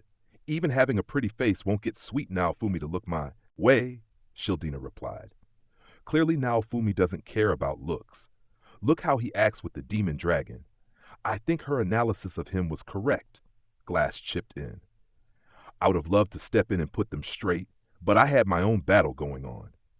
I think I'll give you a lesson on how to actually use Ofuda, Shildina said. With some instructions on surprise attacks too. You'll see how the Miko Priestess of Carnage fights. She closed her fan and took out an Ofuda, then started to incant some magic. Glass pressed her own attack against the Ofuda guy, protecting Shildina. You can't expect these attacks to get you very far for long. Ha! Intense Cascade 5! At the shout from the Ofuda guy, a vast volume of Ofuda flew out to cover the vicinity, closing in around Glass. But she danced and whipped up a wind around herself to divert the attacks and create an opening to escape. Circle dance evade formation, wind dance melody. A powerful attack to be sure, but that hardly matters if I can dodge it. We can also use this to pin you down. Kizuna, Glass shouted. I'm here, double lure! Kizuna cast in her lure, and in the same moment it hit, Glass slammed the Ofuda guy in the shoulder with her fan. Circle dance destruction formation, turtle carapace cracker! Glass made every word linger as she hammered the attack home. The Ofuda guy screamed as something exploded inside him, blood rupturing out. I had to admit, the sight of a handsome guy getting his comeuppance felt good. Your high stats worked against you in the end, Glass commented. I'm not finished yet. Things are just getting fun, he retorted with a laugh. Then you'll just have to enjoy it alone, Shildina said. My magic is ready. You aren't the only ones who can attack, the Ofuda guy shouted. Take this, Art of Fire, Blazing Ball 10. He bypassed the Ofuda completely and unleashed some magic from this world. It was definitely different from the Ofuda magic. Another direct attack. Are you even trying to hit us? Shildina asked. Accompanied by Glass, the two of them slipped easily beneath the impressively sized incoming fireball and continued to close in. I order you here and now. My Ofuda, respond to my call. Water and wind, attack the foe who stands before me. Shildina's magic caused a shoal of watery fish to appear, wrapped around in wind. Windfish rushed down. You aren't trying either, the Ofuda guy shouted. You can't expect to hit me with that. He seemed to be focused on defense now, with his Ofuda out to dodge or block any incoming attacks. However, he had failed to look closely enough at his surroundings. He had failed to identify which attacks Shildina was most skilled with. I lead the power of the Ofuda here and ask that it be realized. Vein of the earth, Ofuda, lend me power. Shildina continued. Sweeping Ofuda Tempest. That looked like hybrid magic based on the way of the dragon vein, which meant she could probably imbue it with additional strength. Her Ofuda proceeded to float up into the air and fly toward her target. That is the mark. See if you can avoid it, Shildina taunted. Your attack can't hit me if that Ofuda doesn't. You seem to favor attacks that take a long time to launch, do you not? Maybe you should have incanted after you marked me, the Ofuda guy replied. I have to incant the first hit or it doesn't work, Shildina explained. I see.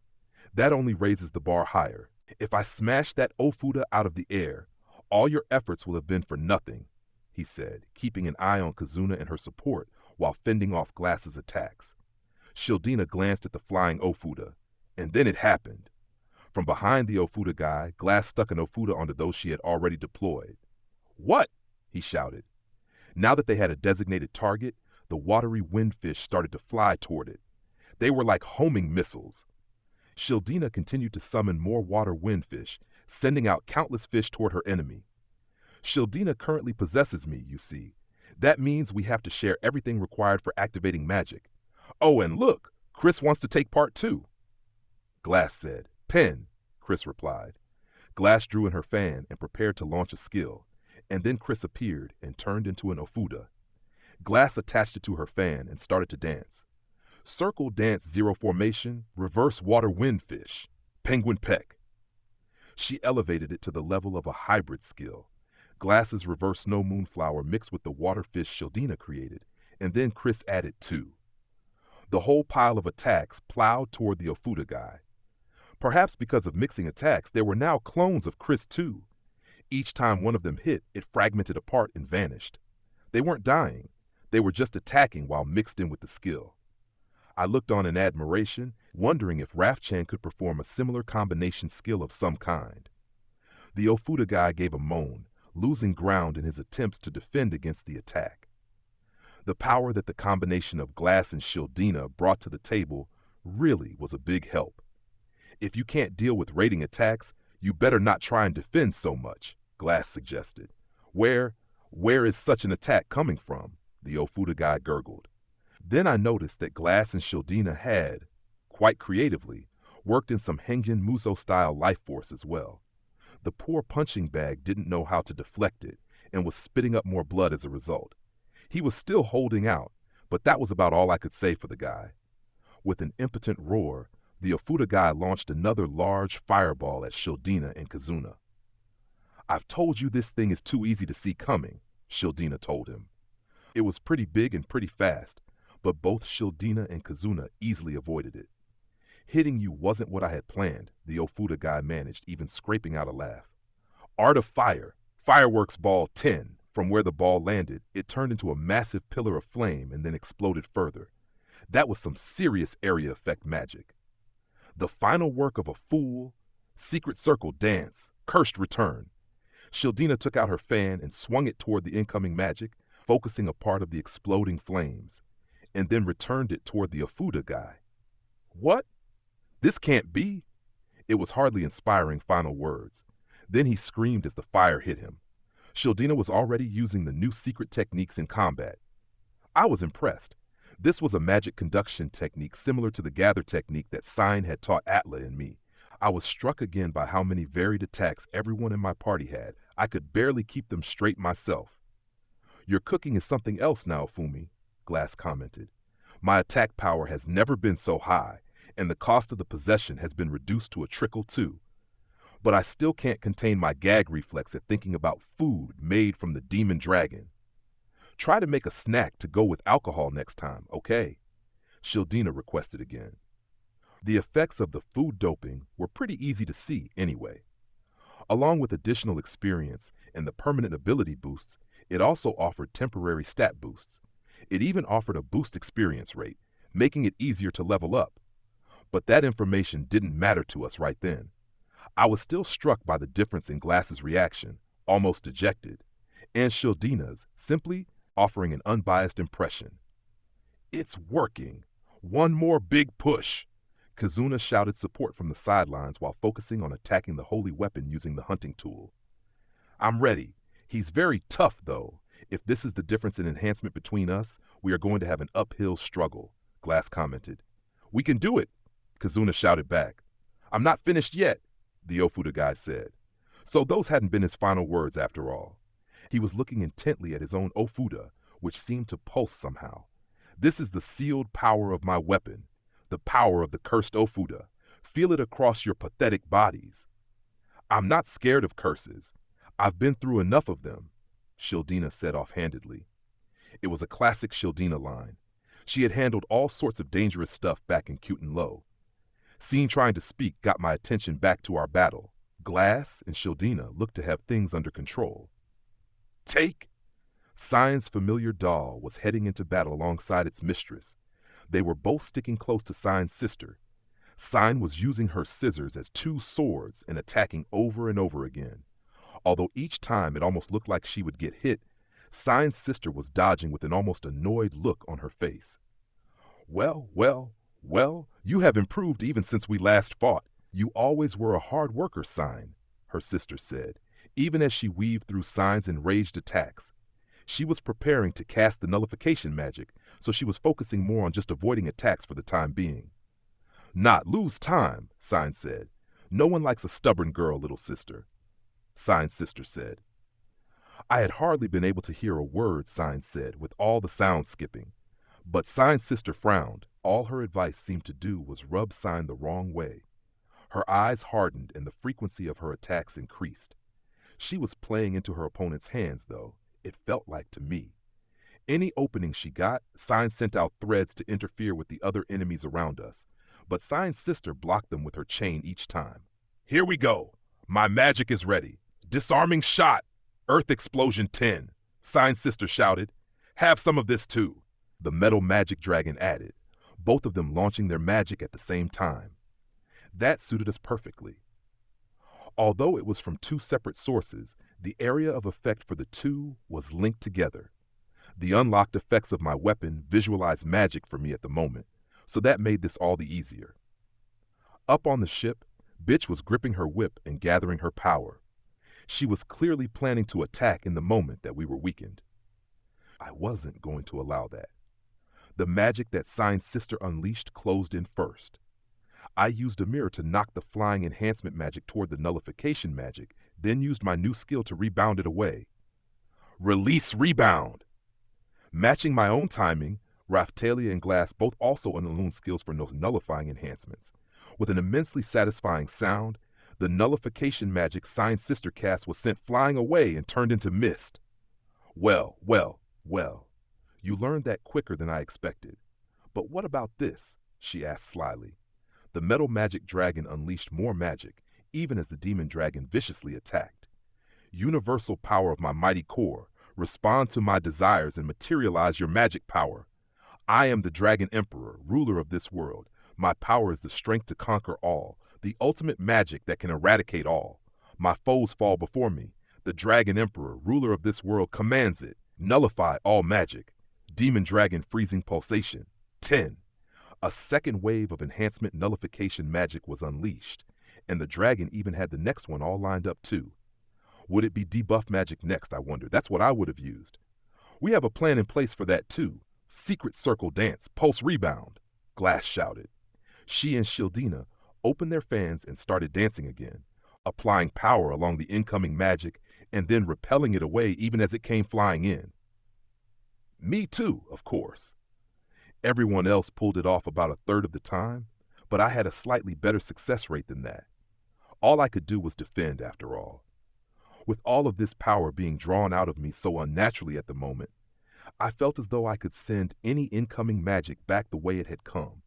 With rage and compassion at war within me, I simply couldn't be stopped. Hold on a moment. What name did the old lady give this? Ah, right. Henjin Muso-style lost technique, magic eradication. It involved filling my mirrors with life force, collecting the enemy's magic using the gather technique, and then sending it flying away. As a side effect, it could also scatter magic within a 2-meter area around the users. But pulling that off required a level I hadn't reached yet. Being able to apply gather like this made it easier to use than I had expected. I was using floating mirrors to do it. When the magic hit the mirror made from the Mirror of Wrath, fire exploded out from it, causing a minor tornado. That had been a clean hit, so maybe it had an attack hitbox. It must have triggered a counterattack. Raphtalia was also using draw slices to chop down the incoming magic. What? What is all this? Sign's sister exclaimed in surprise. Did you think there was only one way to counter you? I responded. You have to realize that you aren't the only ones who can pull off all this unpredictable stuff. I was pleased. We had more than proved we could do it, knocking away nullification magic and getting rid of it for good. That would keep us much safer in battle. Phew, yep, I've got a handle on it now. Kazuna was putting what she had learned into practice too, protecting Sedina and Philo before the magic hit them. We're going to be playing catch-up forever, Raphtalia said. Well, you've certainly been putting some time in, Sign's sister said, giving us an annoyed round of applause. She still seemed pretty at ease. What magic are you going to use next? I'll send it right back at you, I said, mirrors ready. Bah! Stop getting carried away, the metal magic dragon said, glaring at us. If you want us to stop us, I replied. I was loving the look in her eyes. I always wanted my enemies to look at me like that. The battle was growing more chaotic. Well said, shield hero, said our dragon. Your taunts provide a thrill for me too. She was starting to piss me off more than our enemies, to be honest. There was no defeating the sexual harassment dragon. Hold on, bitch squawked.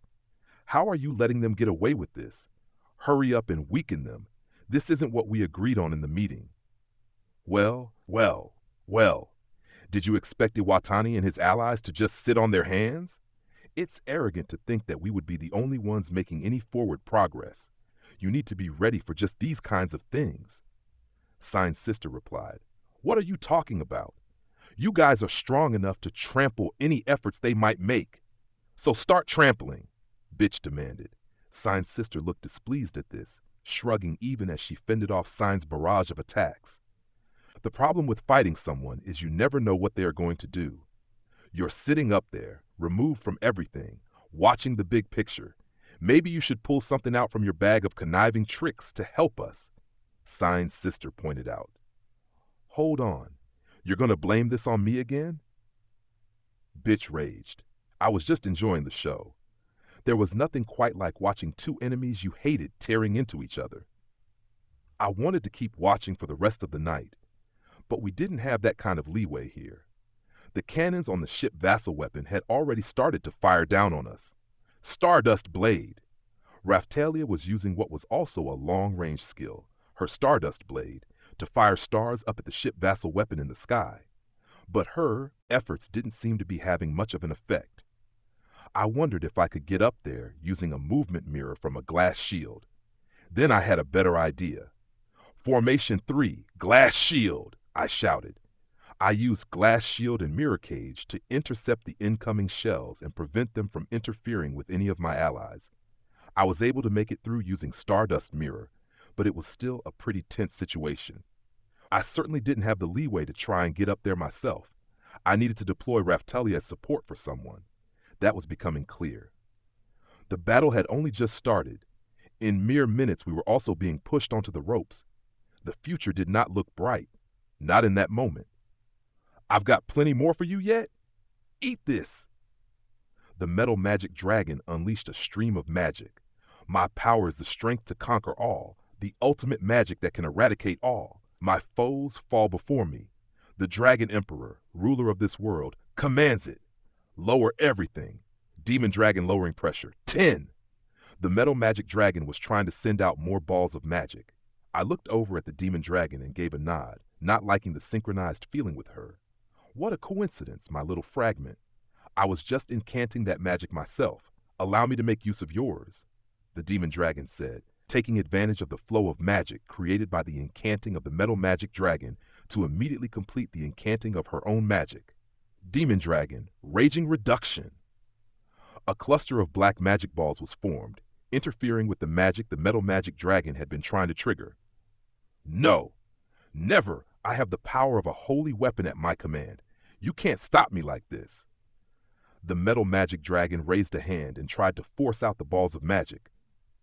But I could see it all, which meant I could also reply. Using Gather again, an application of life force, I moved my mirrors into position, placing them in front of the magic before they flew, knocking them into a float mirror, and then sending them back. Of course, the final thing they hit was the rage-infused Mirror of Wrath.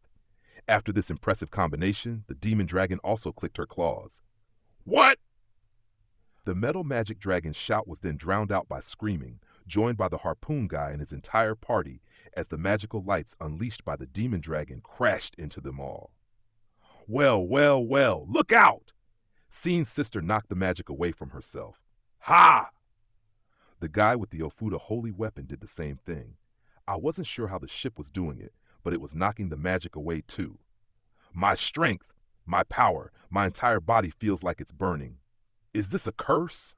But I'm not finished yet. I've just fallen to ±0, that's all. The harpoon guy checked his own status, then turned hate-filled eyes on us. With the enhanced magic and debuff magic at the same time, his stats had hit no positive, no negative adjustment. But that couldn't be right. He had the rage curse on him, so he had to have some negative on there. I'm not done yet. You were created from me, nothing more. Take another level of nullification magic. The Demon Dragon unleashed more magic toward the metal magic dragon. Universal power of my mighty core, power of the 4 heavenly kings, respond to my desires and materialize your magic power. I am the Dragon Emperor, ruler of this world. My raging power is the strength to conquer all, the ultimate magic that can eradicate all. My foes fall before me. The Dragon Emperor, ruler of this world, commands it. Nullify all magic that I desire. Demon Dragon, selective freezing pulsation. The magic was complete, and powerful light flared out from the Demon Dragon's claws. Again, what a nuisance. Seen's sister sighed. Once again the magic failed to hit her, the guy with the Ofuda holy weapon, or anyone from Seen's sister's forces, bitch, or the others on the ship vassal weapon. You only nullified enhancement magic? That's another dirty trick, the harpoon guy fumed, looking at us as though we had killed his parents or something. If the shoe was on the other foot, you'd be calling this a skillful piece of strategy, right? I jibed in reply. Anything done to them was cowardly. Anything they did was exceptional. I'd read of enemy generals who praised the tactics that defeated them, but in real life, no one was celebrating having junk like this done to them. That was real warfare for you. I couldn't resist it all, the metal magic dragon said with a grunt. She had thrust her hands in front of her, trying to weaken the incoming attack, but it had clearly just been too powerful for her. The demon dragon was still one step ahead of her. They might have the edge in terms of raw power, but the demon dragon was far more experienced. The metal magic dragon and the harpoon guy could barely handle their respective weapons, to be honest. "I've still got a move or two," the metal magic dragon said with a roar, choosing to ignore the demon dragon and fly directly at Philo. Philo crossed her wings and prepared to engage, unleashing Haikuiku. "How is she so fast?" the metal magic dragon gasped. "Why? I might be debuffed, but I still have a holy weapon. Why can't I keep up?" "Jagya! The 4 heavenly kings received their blessings from me. Now I have been powered up. It makes sense that they would be powered up too, does it not?" the demon dragon said. Boo. Philo still didn't sound especially pleased about any of this. "I'm feeling all angry, so now I'll sing that fun song that I went to listen to with the bow guy," Philo said. She kicked the metal magic dragon away, got some distance, and then started to sing. Her voice sounded even more powerful than before. "Air machine gun meteo," she sang. Countless pockets of tightly compressed air appeared above Philo and rained down on the metal magic dragon. "How dare you? One of my 4 heavenly kings daring to turn against me," the metal magic dragon raged. "Pathetic copy, they do not belong to you. These are my 4 heavenly kings," the demon dragon replied. "My only master is my master," Philo said. She kept getting caught up in these pointless debates. She really did. I felt sorry for her, being dragged into this clash between the 2 demon dragons. "It's finally time for me to get some action," Sadina said. She dropped down quickly from the demon dragon's back and leapt toward the harpoon guy, quickly suppressing him with her flowing harpoon attacks. "What?" he shouted in surprise. "Here you go. And here too, look. You need to commit more.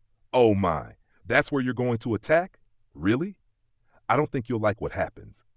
Sadina laughed, providing a taunting commentary as they fought. She started with a blunt smash into a side swipe, a small thrust, and then a big one. A wild spin all around before countering the incoming counterattack, spinning and weaving as attacks bounced off each other. "Damn you! Look how cocky you are, just because your stats are a little higher," the harpoon guy complained. "That has nothing to do with this. You can't handle the power of that weapon, can you? I was already reading your attack even when your stats were high," she reminded him. Then she found an opening in his defenses, placing her harpoon against his chest and taking a powerful step forward, thrusting him away. I'd seen that last move back in Zeltobel. "Enough of this. Whale hunting harpoon, 10. And then brave fish blaster, 10. The harpoon guy took out a second harpoon and threw it at Sadina before spinning himself in the air and plunging down toward her. The skill names made them sound like ones Sadina would definitely want to avoid, but she still had a super relaxed look on her face. Such simple attacks. It doesn't matter how strong you are. You won't hit anyone like this. In fact, I'm getting a bit bored, Sadina said. She avoided the harpoon vassal weapon holder's wild rush with a few backsteps, then hopped up into the air and came down on her opponent's harpoon. The skill had been a piercing downward strike, which meant Sadina's careful jump into the air had avoided it completely. "Damn you! Ha! Wah!" The harpoon vassal weapon holder canceled the skill and launched a thrust of his own, taking the brunt force of Sadina's punishing blow. "You don't know what to do with it, do you? If you swung it around like that in the ocean, you'd never catch any fish," Sadina bemoaned. A harpoon was essentially a fishing tool created for hunting fish. Kazuna could use harpoons as weapons, and so could Motoyasu. Sadina had actually trained with those two quite a bit, proving herself superior. Kazuna was one thing, but Sadina was good enough to even teach Motoyasu a thing or two.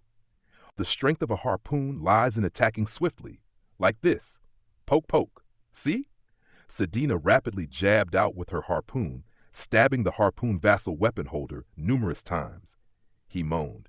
He was still a hero, so he was too tough for that to break the skin, but it definitely seemed to hurt him. I recalled our undersea adventures prior to coming to this world. There were some pretty big fish-like monsters down there. Sadina and Shildina had fought them all without backing down a single step. Even under my own powerful enhancement magic, that was still quite the feat. The killer whale was, at least from what I knew back in Japan, the ultimate creature in the sea. That also stood true among therianthropes in the world to which I had been summoned. They were known as the ultimate therianthrope when in the sea. And here we had one known as a genius even among the killer whale therianthropes. A real genius, too, not the resurrected kind. There was no way one so unexperienced with the harpoon could hope to defeat her. "Lightning shock harpoon, 10, the harpoon guy shouted. "How many times do I have to say it? I can see that coming." Sedina told him. "Here you go." The harpoon guy had spun around rapidly, trying to copy Sedina, and she had just extended her grip on her harpoon and thrust it into him. His own momentum had pushed him deep onto her weapon, right into his shoulder. I wondered if it would slow him down, but he pulled it out right away, blood gushing. "That hurt! You bitch!" he shouted. "I am not the bitch in this situation," Sedina replied. The harpoon guy received a healing ovuda from one of his allies and placed it over his wound. That was a handy item from this world. It acted more directly than potions. Still, the field that the demon dragon had created was slowing down the effects of all healing. "I'm going to kill you," the harpoon guy roared, eyes open wide in rage as the veins popped on his forehead. I noticed that his harpoon had changed to a pretty nasty-looking one. It was easy to tell what was happening. He'd changed to a cursed weapon. It wasn't that he'd been underestimating Sedina until now. Just that he was finally not going to hold anything back. The punishment given to the sinner is that same sentence carried out on the crucified saint. "This is holy punishment. Bring judgment to the one before me." Crucifixion! Something like a black cross appeared behind Sedina, oozing with black miasma. It extended barbed threads toward her. "Oh my," she responded, spinning her harpoon to gather all the incoming threads together and then sliding through and away from them as they tried to bind her. She was skilled with a harpoon, I'd give her that. Heavenly wind? Wind wing slicer? Philo unleashed a blade of wind from her wing, cutting in between Sedina and the threads chasing her and keeping her safe. "Sedina, are you okay?" Philo called. "I'm fine, thank you," Sedina called back. "What a pathetic excuse for an attack! Ha!" The demon dragon stamped down on the cursed skill, then bathed it in fire to destroy it completely. "You destroyed my attack? Impossible!" the harpoon guy raged. Was it really that surprising to him? It looked like the kind of skill that bound a foe and then acted on them, but it was meaningless if it didn't hit, and we weren't going to just stand there, were we? "You also dare to use Kuflika's techniques against me?" He simply wasn't getting it. The power of Kuflika and all of her techniques belonged originally to the demon dragon and had now been given to Philo. Of course, she could use them. He really seemed bent out of shape about it, though. I'd been mad when my shield was taken, of course, but you used whatever you could get your hands on. The harpoon guy surely had to have stolen things from his enemies in the past. He had killed one of the holy weapon heroes, if I recalled correctly. That meant he had to be making use of that weapon in some capacity. He didn't have a leg to stand on. "Your pathetic mewling is nothing compared to the shield hero in my rage," the demon dragon mocked. "You're joking. I'm far more incredible, obviously." The harpoon guy roared back. I wasn't about to start comparing personal tragedies with this guy. If that was true, he needed to prove it. "Whine about it all you like. You can't change the facts," the demon dragon said, looking down on the harpoon guy in disgust. I was more impressed with Sedina dodging all those attacks so easily. "Sedina," I called to her. "Yes, little Naofumi," she replied. "Are you sure you're not one of the resurrected?" I asked. If she was, and was just waiting for an opening to strike at me, I wasn't sure I'd be able to deal with it.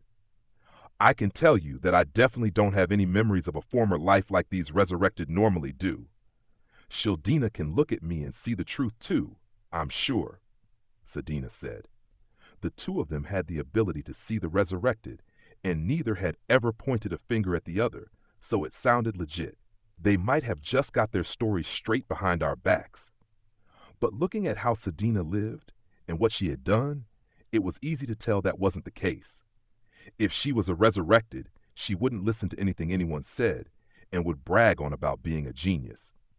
The resurrected also liked to build a collection of the opposite sex. None of these things really fit with Sedina. Ha! You aren't going to win just because you've got a few harpoon skills. Our demon dragon isn't the only one who can use magic. With that, the harpoon guy took out his own Ofuda and made to unleash some magic. Oh my! I have some magic skills myself, actually. Jewel Spark! Sedina triggered some lightning from her accessory and burnt the Ofuda to a crisp. What? My Ofuda! The harpoon guy exclaimed. Shildina and the others would never let something like that happen. You need to protect yourself better with magic, Sedina said. It was like she was talking to a child. She had no respect left for this guy at all. Perhaps having realized Sedina's qualities, the harpoon vassal weapon started to glow, just like the musical instrument had done with Itsuki. This was the same reaction as when Itsuki got that one. I almost started rubbing my hands. Time to collect a harpoon. Now I just need to destroy the accessory on the butt of the harpoon, correct? Little Naofumi Kizuna? Sedina asked. That's right, I told her. That's how Itsuki claimed his weapon. That's what I heard. I'll be aiming for it too, so don't worry. Kizuna turned the hunting tool into a bow and took aim herself. I've had enough. I can't take any more games. You rabble. Kill these fools. The harpoon guy raged at his companions, who all quickly replied in the affirmative. It seemed the harpoon guy had realized that he was going to lose the harpoon if this situation persisted, and that made him even angrier than before. What's this? It looks like someone is going to steal away your weapon, and now you decide to leave the fighting to others? I can't believe poor Kuflika would fall for a loser like you, the demon dragon said, choosing this moment to put the boot in. The next line out of the harpoon guy's mouth would be, Shut it! It's fine so long as I win. This weapon is mine. You can't possibly steal it from me. There it was, just as I predicted. I was getting sick of these cookie-cutter villains. Leave this to us. The harpoon vassal weapon holder's women all dropped down from the ship and quickly surrounded Sedina and the demon dragon. Don't get cocky just because you've got a pretty face, one of them said. You harlot. How rude. You've actually upset me. Little Naofumi, praise me so I feel better, Sedina said. You aren't upset at all, so don't play the victim. You give off a sexy vibe. Anyway, it's sure to give some people the wrong idea, I told her. Oh my, that sounds quite sexist, Sedina said. You don't seem very serious most of the time, Sedina, if I'm being honest. I find Shildina easier to talk to, Raftalia added for the knockout. Sedina never really seemed to take anything seriously and had a very flirty attitude. In actual fact, she could get pretty heavy, and when the call to action came, she was always ready. Oh yes, praise me more, she exclaimed. I wasn't praising you, I replied. Neither was I, Raftalia added. I had to wonder what was going on inside her head sometimes. We'd known each other for a while now, but I still couldn't accept her taking any of that as praise. Did she think treating everything as a joke was some kind of virtue? An opening. The harpoon guy seized what he thought was an opening, and Sedina rammed him with the butt of her harpoon right between the eyes, without even looking. Oh my! Did that hit you? I'm so sorry. Even if I close my eyes, I can still tell exactly where you are. She really did have his number. As a killer whale therianthrope, Sedina had an understanding of the sound waves around her. She could even use them to see through certain types of illusion magic. Surprise attacks were simply never going to surprise her. You scum! What are you doing to my master? The metal magic dragon roared, attempting to aid the harpoon guy in battle. You fool! You can't even match my power, and yet you seek to abandon the fight with me. The demon dragon followed this up by whacking the metal magic dragon hard with her tail, eliciting a satisfying grunt. You can't even block a simple attack like that. In your weakened state, you might be better off just leaving. I guess it would be amusing to see how well you can compete with my magic. Ha! You can't hope to match my casting. Master, we must remove the debuff and regroup, the metal magic dragon said. Agreed, the harpoon guy shouted back. Then this harlot and her demon dragon will fall before us with ease. The demon dragon was capable of running and canting interference even against another demon dragon, if she got serious about it. In our world, magic of the cooperative class couldn't be blocked, but that would really depend on the quality of the companions of the harpoon guy. I also had a hunch that the demon dragon would even be able to interfere with cooperative magic now. Time to get serious! Sedina raised her harpoon, and the demon dragon obligingly clicked her claws. Sedina's harpoon was immediately wreathed in a mixture of black fire and lightning. "Excellent work, little demon dragon," she said. "You are originally the Miko priestess to a dragon. You also share my strong feelings for the shield hero. So go ahead and finish off the harpoon guy and his companions," the demon dragon said. "Take a good long look, for as long as you survive anyway. This is how the priestess of carnage fights," Sedina exclaimed. I was unpleasantly reminded of Sadina and Shildina conducting all that torture. "Never," the harpoon guy shouted, but then he immediately started groaning as Sedina zapped him with both the lightning and the black fire from her harpoon. That was definitely doing some damage. He just kept on launching himself onto her attacks. "That skill you tried to use on me, is this kind of how it went? Demon Dragon, the Binding Cross." Sedina used the magic of the demon dragon to make a cross appear behind the harpoon guy, which sucked him toward it like a magnet and held him in place. "It burns! Ow!" Black smoke started to rise from the back of the harpoon guy, like a steak smoking too long on the grill, binding the target down and slowly cooking them. Quite a nasty piece of magic. "I'm gonna follow up too." "Poke, poke!" Sedina didn't hold anything back, poking at the chest of the harpoon guy. It really was starting to feel like an execution. She seemed to have perfectly replicated the skill her foe had tried to use on her. "And to finish, let's set that little weapon of yours free, shall we?" Sedina cooed. "No way!" Sedina attacked the harpoon vassal weapon holder's harpoon, but he smashed his way down from the cross and backed away from her, protecting the accessory attached to it. "Ha! You are truly a fool if you think you can steal this," he shouted. "That's right, Demon Dragon Freezing Pulsation 10. That removes the debuff. Now you can't hope to win," the metal magic dragon crowed. Rather than using support nullification magic for everyone, she had just used it on herself and the harpoon guy, probably to cut down on incanting time. In any case, our side was putting up a good fight. They weren't the only ones. Glass and Shildina had just started to pile onto the Ofuda guy, both of whom had just been buffed by support magic from the demon dragon. Their opponent used his cursed Ofuda to summon 3 creepy-looking demon things and fight back. Controlling the demons looked pretty hard, though, because the Ofuda guy was suddenly moving a lot slower. Chris pinned one of the demons down while Glass responded to another. "Laws of evil, parasite, poison, curse," the Ofuda guy shouted, causing countless swarming bugs to erupt from an Ofuda that made a beeline directly for Glass and the others. It looked like a curse skill, but I was pretty sure my friends could handle it. "Ha! You seem quite unfamiliar with your weapon. No matter how strong it is, that's meaningless if you can't land any hits," Glass told him. "I do have an awareness of not yet mastering the weapon given to me, but I am also not so weak that I need to back down from this fight," the Ofuda guy replied. He used an Ofuda to bat away Glass's attacks, while using another to skillfully change the trajectory of Shildina's next attack. How about this next?"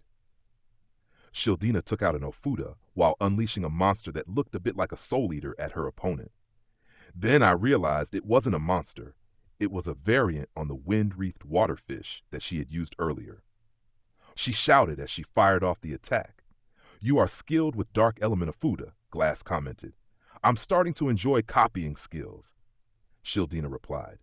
"Just like you could use techniques to copy skills, you could do a similar thing with magic." There was some time lag, but Shildina was good with magic, so she could copy them quickly. "You copied me?"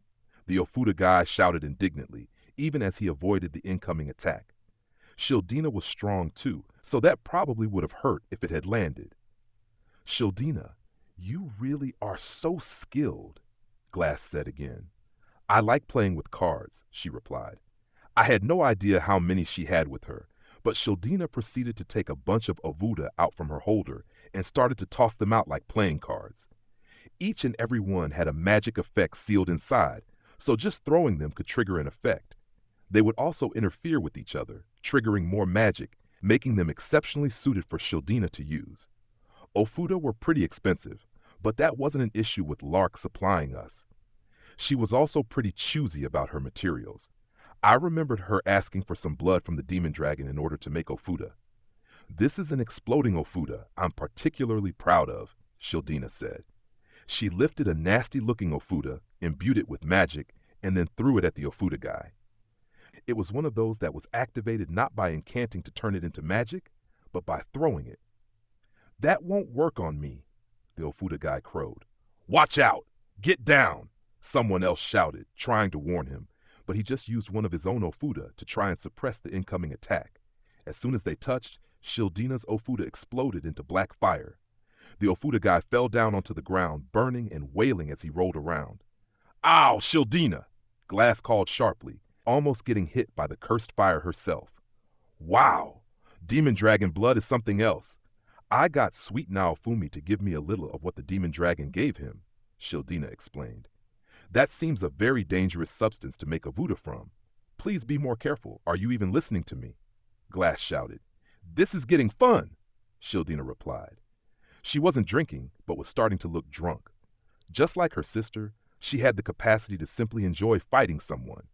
But I hadn't really seen it in her since her first fight with Sedina. In fact, she only ever really looked like that when she was fighting Sedina. That made me question the relationship between the two of them again. Even as I had that thought, the ugly-colored Ofuda holy weapon started to release waves of powerful vibrations. What now? My Ofuda is reacting without me doing anything? The Ofuda guy said. The Ofuda seemed to want to fly towards Shildina, while its current owner was desperately trying to prevent that. That looks like... I started, and then a strange vibration also rolled out from the chest area of the metal magic dragon. Ugh! What now? She complained as a light emitted from her chest and flew toward the Ofuda holy weapon, as though sharing its final power. Stop it! Calm down! The Ofuda guy shouted, struggling to control his own weapon. Shildina and Glass looked on, most of the tension drained from them completely. Moments later, something black started to snake out from the accessory, winding around the Ofuda. It looked to me like the holy weapon was creating an opening for us to attack. But this wasn't a vassal weapon we were talking about. It couldn't be doing this because it had found a new owner. Holy weapons were awarded to heroes summoned to the world they originated from, and the hero for this weapon was already dead and gone. Mr. Naofumi, Raftalia shouted to get my attention. Master, do you want to go up?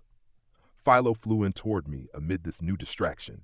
It did seem like a good chance to take out Bitch and her goons. Well, well, well. Sign's sister was still locked in a staring contest with Sign, who was attacking repeatedly.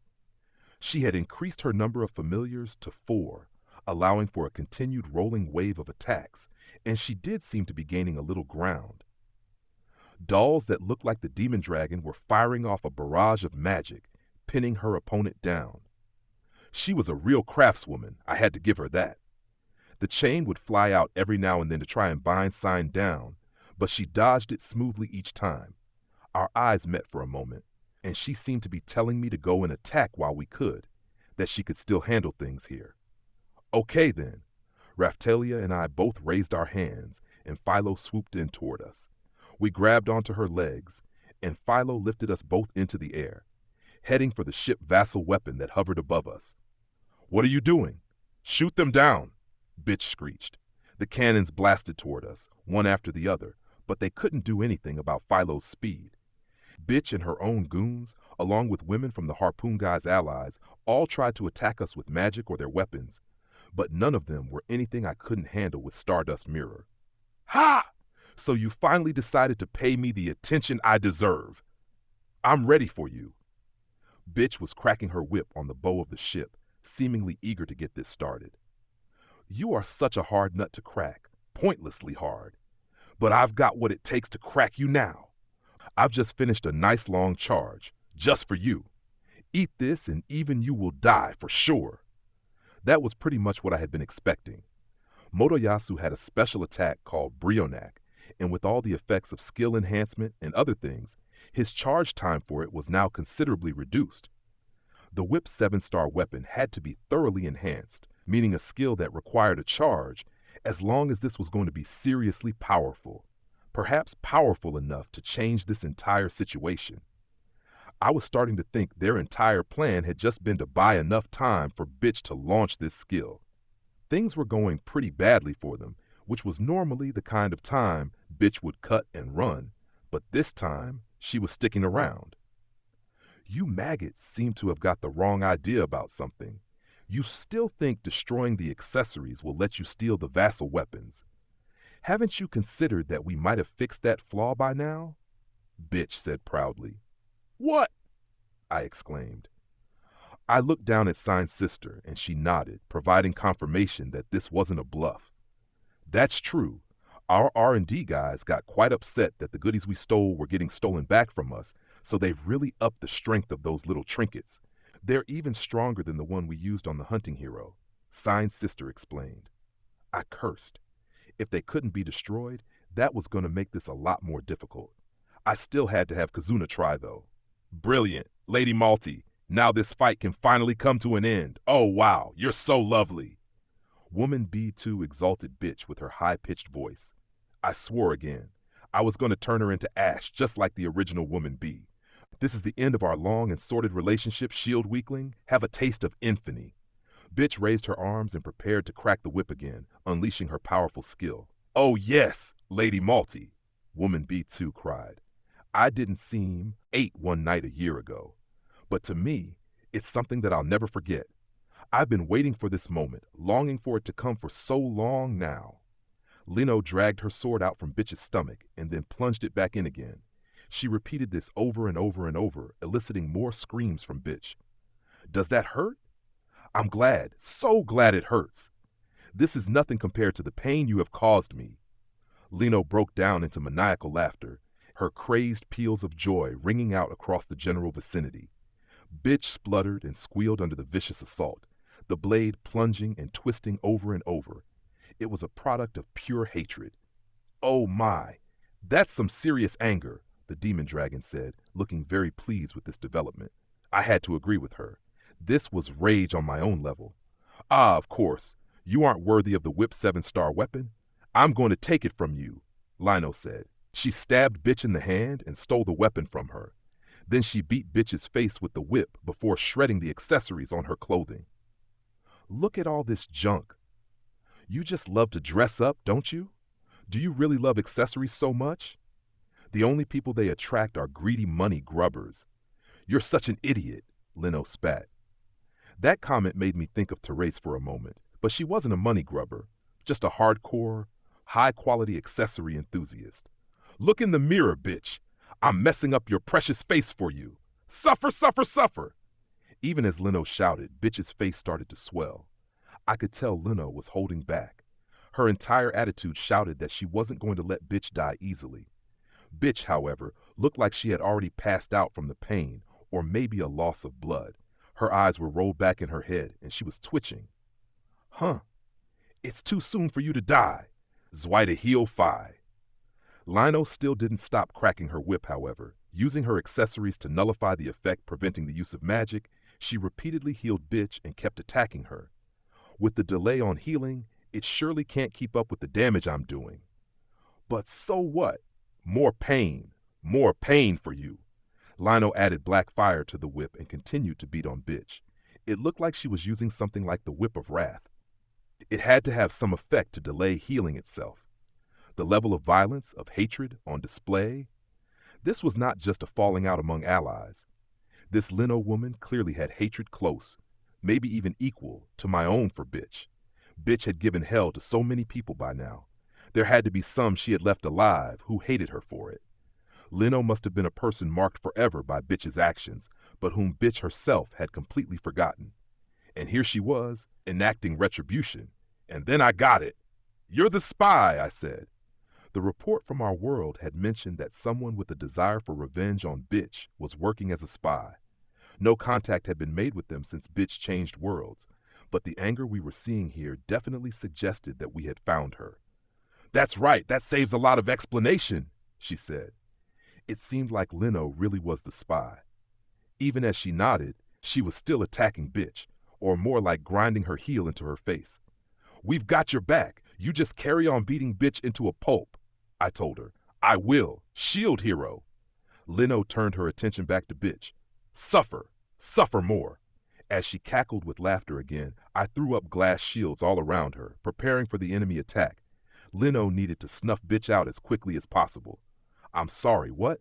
Raftalia wasn't keeping up with everything. This was our chance, though. We'd never had bitch on the ropes like this at all. Then Luno pointed at the harpoon vassal weapon holder and Ofudagai and said, don't worry about their accessories being enhanced either. I switched them out. What? The harpoon guy shouted. What did you say? The Ofudagai exclaimed, both of them shouting at the same time. Looking at the way they reacted, it sounded like she was telling the truth. Oh my, is that so? Sedina said, and then quickly smashed her weapon into the harpoon guy's accessory. It shattered into pieces at once, prompting the harpoon guy to give a mighty roar. Stop it! Stop fighting me! You are mine! I am the true hero, he raged. The harpoon vassal weapon was having none of it. It seemed like the accessory really had been the old one. Master! No! How dare you resist my master with a mere vassal weapon? The metal magic dragon shouted. I think you're forgetting about me again. Take another one of these. The demon dragon sucked in a big breath and then bathed the metal magic dragon in a second wave of rage fire. You stay out of this! The metal magic dragon screamed back, filled with rage herself even as she lost ground. I clearly needed to get involved in this. The two biggest threats below were Sign's sister and the metal magic dragon, both of whom could turn the tide back if we let them. Kazuna! I created some boosted mirror fragments and pointed them at the metal magic dragon. Okay, double lure. Kazuna's lure struck the metal magic dragon in the same moment as my boosted mirror fragments. I hoped the demon dragon didn't waste the chance we were giving her. What are you doing? The Ofudagai shouted, cowed by Lan's rage and trying to keep his own wriggling weapon under control. Hurry up and recover her. The ship vassal weapon hovering above bitch moved forward and fired something down at her like a beam from a UFO. I'm not letting you get away. You could have lived a little longer, bitch, but now your allies have caused your premature death. Curse them as you go into the void, bitch. Gigantic Star X. Lino turned the whip into a morning star and brought it crashing down. I guess any close combat weapon with a string on it counted as a whip. With a heavy impact and the horrible sound of flesh being packed violently down, blood splattered out from around the head of the weapon. Lion laughed. I've done it. I've finally done it. I've been waiting for this day, for this moment, for so long, she crowed. I felt like cheering too. Had we finally managed to kill bitch? Mirth welled up inside me. We'd done it. The bitch was dead. There was a dumb grin all over my face, and I felt something hot in my eyes. That resolved my own anger and should help the fallen queen rest in peace. Then I noticed that the beam of light from the ship was still going. We still have time. Protect her soul. We can still save her, someone was shouting. She's dead, but there's still time? What does that mean? Then I recalled that Sign's sworn enemies had the ability to come back to life so long as their souls remained intact. It sounded like that blessing had been bestowed upon bitch too. Hey, can you see souls? I shouted to Lino, who shook her head with a wild, slightly panicked look on her face. Damn it, Raftalia! Anyone who can, destroy bitch's soul and end her. Lino, use cursed gear, whatever you have that's evil, and just attack all around you. You might hit it. Okay, she replied. Raftalia and the others also all snapped back to themselves and started attacking wherever bitch's soul might be. Ah! Lino had been standing on bitch's body to get a leg up. She suddenly tumbled to the ground. I looked down to see that bitch's body was gone. The ship had recovered it, along with her soul. You can't get away! Lino knew where the body had gone and leapt into the air. Then she swung the whip at the ship above her. It avoided the attack and then opened up with wide-range cannon fire, targeting us all, but it especially focused on Lino. Philo, get down there! Once we've got Lino, get up to the ship! I shouted. Okay, Philo replied. She dropped down at high speed, and I deployed mirrors in front of us to protect Lino and the others. The incoming volley of fire washed over me. It was powerful, but nothing I couldn't handle. Shield hero, thank you, Lino said. No need for that. We have to stop her from getting away. I shouted. Okay, let's bind her soul and make her suffer even more, Lino suggested.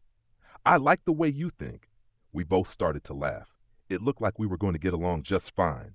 Maybe we should put together a support group for people Bitch had worked over. Someone is quickly becoming friendly with Mr. Naofumi. That feels dangerous to me. I understood where Raphtalia was coming from. She was worried that, rather than overcoming my anger, I would let it consume me. Still, it really felt like I was going to get along with Lino. That might also be because of both the rage and compassion inside me. The operation has failed. Retreat! Retreat at once! The Ofuda guy was shouting. Hey, you shut your mouth. If we run away now, what happens to Kuflika? I'm about to lose my weapon too. Help me, the harpoon guy said. What are you talking about? The Ofuda guy replied. It doesn't matter what happens to you or your little followers. Do not get your priorities confused. Understand? You need to protect your weapon for yourself. What? The harpoon guy shouted back. Now! We must run! Stop that!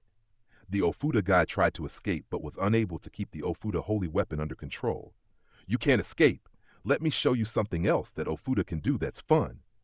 Shildina and Glass threw 4 Ofuda at the Ofuda guy, who was still struggling with the Ofuda holy weapon. I saw some kind of black image on them. We've named this attack Moon Cards, Shildina shouted. The 4 Ofuda started to grow larger in front of the eyes of the Ofuda guy, showing images of what looked like the home of Glass's style. Then lights like floating souls appeared around the Ofuda guy and all exploded apart. He screamed as he was caught up in the explosion. But the Ofuda bound his hands and held him in place so that he couldn't get blown clear. He was little more than a sandbag now. What's going on there? Kazuna asked.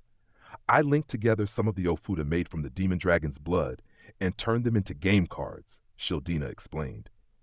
It seemed like a cunning way to create magic. Even if you understood the basics of how magic was created, reaching such a high level could still produce some confusing stuff. Well, whatever. Here I go. Ya! Kazuna turned the hunting tool into a bow and shot through the accessory on the Ofuda, which seemed to be begging for Kazuna to shoot it. No, not that, no, the Ofuda guy screamed. That was all it took, however, for a soft light to flare up. Then the Ofuda holy weapon left his hands, turned into light, and moved over to us. Hey, it looks like the corrupted holy weapon has been released with one shot from Kazuna, I said. Then light started to swirl around Shildina. Could that be the light that Itsuki said he saw around Shildina when Ethnobalt transported us to this world? Shildina gasped as her combination with Glass abruptly ended, leaving the two of them looking perplexed. Then Shildina suddenly disappeared completely and reappeared in the spot where the Ofuda holy weapon was, now a ball of light itself. In her hand there was a simple object, much like the shield had been for me when I was summoned. Just a box for holding Ofuda. What is this? Shildina asked. Oh my, said Sedina. Things were really getting crazy now as a shout rang out from the harpoon guy and the harpoon vassal weapon flew into Sedina's hand. It looked like it had finally had enough too. They had been possessing the harpoon by illegitimate means, after all. The weapon seemed to have learned all it needed about the one holding it. But those who had lost the weapons were still going to cry for them back. Both the holy weapons and the vassal weapons had intent of their own from the spirits living inside them. Getting those spirits to accept you as the owner was no easy feat. Considering the current situation, it was perhaps unsurprising that the weapon would seek a new owner. In terms of skill with a harpoon, Sedina was clearly superior. Sedina spun the glittering harpoon vassal weapon around and struck a pose, but it felt a little anticlimactic following Shildina getting there first. I think Shildina stole my thunder a little there, Sedina said. Don't worry about it. In your case, the vassal weapon definitely came to you, but with Shildina, it looked more like the Ofuda summoned her, I commented. The holy weapon had pretty clearly selected Shildina and called her over to it. Rather than going into her hand, it had called her to it. In any case, this meant that we had suddenly obtained 2 weapons from our enemies. No, 3, including the whip taken from Bitch. Shildina took the Ofuda out from the box, still looking puzzled about everything that was going on. I received that from the greatest authority in existence. It is not something for unworthy hands. It's not for filthy hands like yours to touch. Give it back, the Ofuda guy shouted, trembling with rage. Then he snatched out a sword from somewhere and leapt at Shildina. Shildina sidestepped the former Ofuda guy, avoiding his sword by a hair's breadth and then sticking an Ofuda on him. Formation 1. Gale tag, she said, the name coming out almost as a question. The response was immediate, however, and the Ofuda guy was sent flying away by an incredible impact. The holy weapons never actually belonged to you anyway. Stop taking possession of things that aren't yours, Kizuna shouted, finding just the moment to put the boot in. No one is as full of himself as a guilty man, I said, bringing a touch of sage wisdom to the proceedings. So I thought, anyway. Our technical department screwed up again. They said the holy weapons were so corrupted there was no way we could lose them. How are they going to explain this? Sign's sister said pitifully, still swinging her chain at Sign. Looking at Shildina, now in possession of the Ofuda holy weapon, I recalled the words from the shining tablet in the treasure trove. Born from and given life to replace one with duties to perform, who can recreate any technique, you who have run from that role, swimming beyond the worlds in pursuit of freedom, the Ofuda holy weapon will surely come to you. While the very start had been illegible, the part about given life to replace one with duties to perform, who can recreate any technique, was now ringing some bells. Shildina had been born to basically replace Sedina, after all. Who can recreate any technique referred to her oracle powers letting her recreate others' techniques. You who have run from that role, swimming beyond the worlds in pursuit of freedom, referred to her leaving her role as Miko priestess to the water dragon and coming to my village in Melromark. Shildina, if you had left Kutenlo before the waves started, I think you would have been summoned to this world then. I said. Huh, what do you mean? She asked. It reminded me of something Atla and Ost had told me in the Shield world. It seemed there was a list of possible candidates for holy weapon heroes. So they don't only draw from modern Japan, I commented. Yes, good point, Kizuna replied. But from my perspective, the worlds that you and Itsuki came from are different from the Japan that I know, Kizuna said. I mean, it was simply being summoned to another world. That meant residents of the world to which I had been summoned could themselves be summoned to a world separate from that one. Do you think the reason Shildina got dragged along with us, even though she was intending to stay behind, is because of all this? Sedina said. She got caught up in it because she was a candidate for the Ofuda hero. Once she started using her powers close to the Ofuda holy weapon, it awoke. That sounds likely, I said, like a special exception to the rule that no more heroes could be summoned until all 4 current ones had died. Oh dear, Shildina said. There was a perplexed look on her face as she checked over the Ofuda in her hands. It was true, Shildina might be suited to be the Ofuda hero, just like Kizuna and her fishing suited her to her own role. In any case, these angry idiots had now lost the option to run away.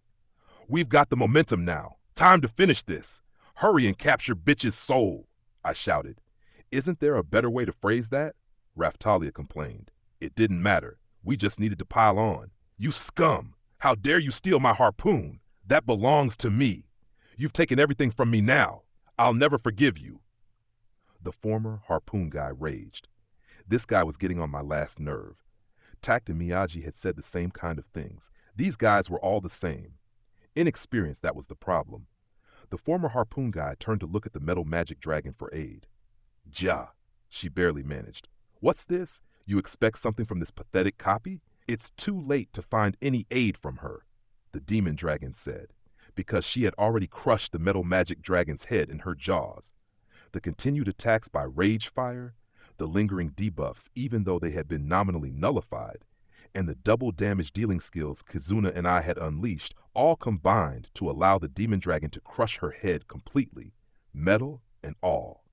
The metal magic dragon's body was jerking and twitching. I just thought I'd give it a try and see if it worked. I was surprised by how soft it was, the demon dragon said, as twisted as ever.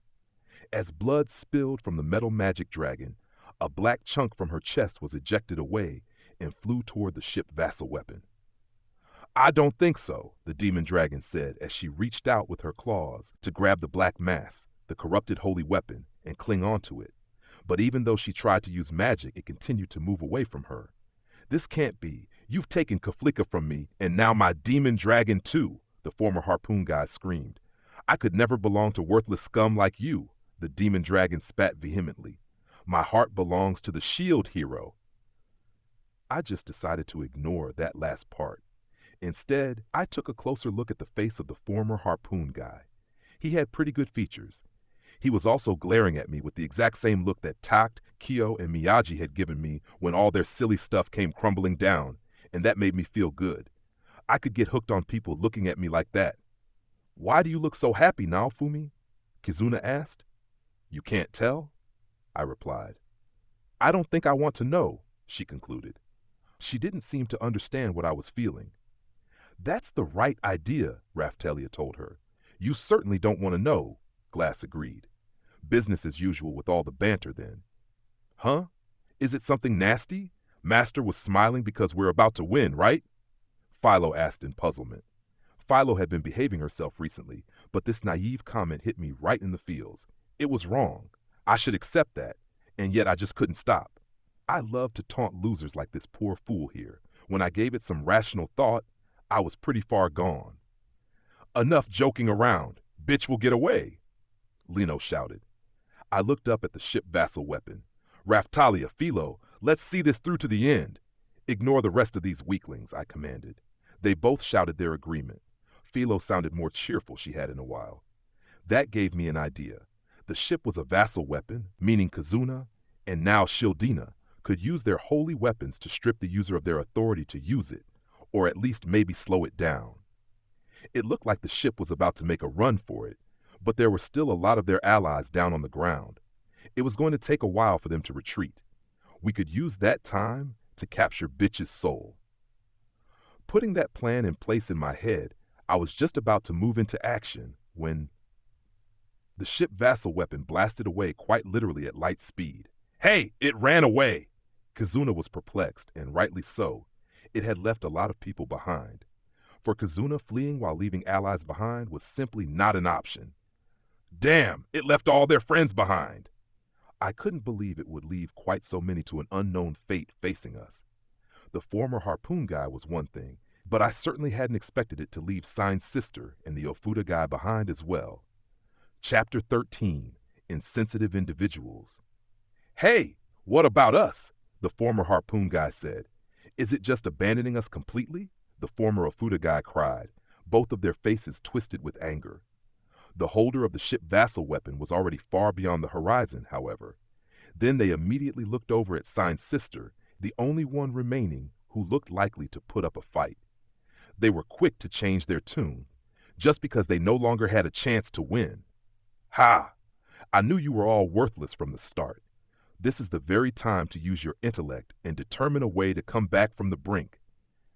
But instead, you simply turn to those you see stronger than yourselves, the demon dragon spat, abandoning the corpse of the metal magic dragon and chewing out the former harpoon vassal weapon holder and former Ofuda holy weapon holder. Based on your own rules of survival of the fittest, I shall punish you. You should have won, the demon dragon taunted. Ha! If you think you can do it, then bring it on. You won't take us down so easily, the former harpoon vassal weapon holder squawked, his face pale. He knew exactly how much trouble he was in. That much was clear. Hey, give me that chain. I can use it better than you anyway. Oh, I really doubt that, I quipped. There was no way he could handle that thing better than Sign's sister, or at least he'd better not be able to. I wondered where that idea came from, that he could do better with it. He had been drubbed soundly by Sadina when using the harpoon himself. If he thought he could just pick up a random weapon and win, he was underestimating real combat. Well, well, well. Sign's sister gave a sigh. She was clearly pretty pissed off, because even her annoying catchphrase didn't have its normal spark of energy. I warned you plenty of times. Putting together an operation that underestimated your opponents would lead to your downfall. Rather than try and get Kuflika's power back, you should have transferred power to her from somewhere else and at least kept her alive, Sign's sister said. Don't tell me what I should have done. At least Malti lent me her power. Why are you cold and mean? The fact we are about to lose here is all your fault anyway, the former harpoon guy said. That's right. The responsibility for this lies completely with you. the former Ofuda guy said. Now they were completely shifting the blame. Seen's sister had clearly been against this plan, but had tagged along to help out anyway. She'd helped to pin down Sign, fighting her the whole time to keep her occupied. She was a much more dangerous enemy than these others who did nothing but try to take away our weapons and make us weaker. They had come for the demon dragon, but found her both strengthened by my influence and skilled at magic. Their means of nullifying enhancement magic had been taken away, and Sedina had proven to be technically superior with the harpoon. Then our spy, Leno, had dealt with their accessories, which were meant to prevent the weapons being stolen. The collaborator who actually had their backs, Bitch, had been tricked by Leno too. Bitch had been attacked by surprise and killed, escaping as just a soul. The string of unexpected events had continued with the Ofuda holy weapon choosing a new owner, and then the harpoon too. Blaming all of that on Sign's sister? That was a bit of a stretch. Fight on then, if you must, I thought. We would take them down one at a time. Well, have you considered the possibility I might leave you here too? Sign's sister said. What? Do you have any idea what will happen if we don't return? The former harpoon guy said. You are joking. You will only purchase the wrath of one far greater than yourself, the former Ofuda guy said. He certainly had the hots for someone. I'll purchase nothing, I assure you. You must understand. You seem to feel some obligation, but to our great leader, you are nothing but an insignificant little bonus. You are not truly a part of the Third Army, Seen's sister said. No, that's not possible. The former harpoon guy clearly didn't want to believe it, but there was also something on his face suggesting that he did. I had some like that among my forces too, I was sure. Some of Motoyasu's Philolials, for example, had perished during the battle with the Phoenixes. But I'd hardly had any contact with them and had only felt a shallow kind of sadness. I had needed to grieve for them and wanted to avenge them, but I'd been so full of thoughts of Atla at the time. It was true. Many who hadn't needed to die had died during that battle. It was so arrogant to feel this now, but my sadness for them and my rage at Tact welled up again. The floating mirror responsible for the shield of compassion grew in strength a little. It was dependent on my mental state. That much was becoming clear. Whatever these guys felt about the one they followed anyway was of little consequence. They were so removed that their leader would feel nothing when they perished. Their deaths might not even be reported. Don't get all full of yourselves just because the technical department gave you a holy weapon. I doubt our leader will even be told of your death, Seen's sister said. You lie! You can't trick us like that, the former harpoon guy shouted.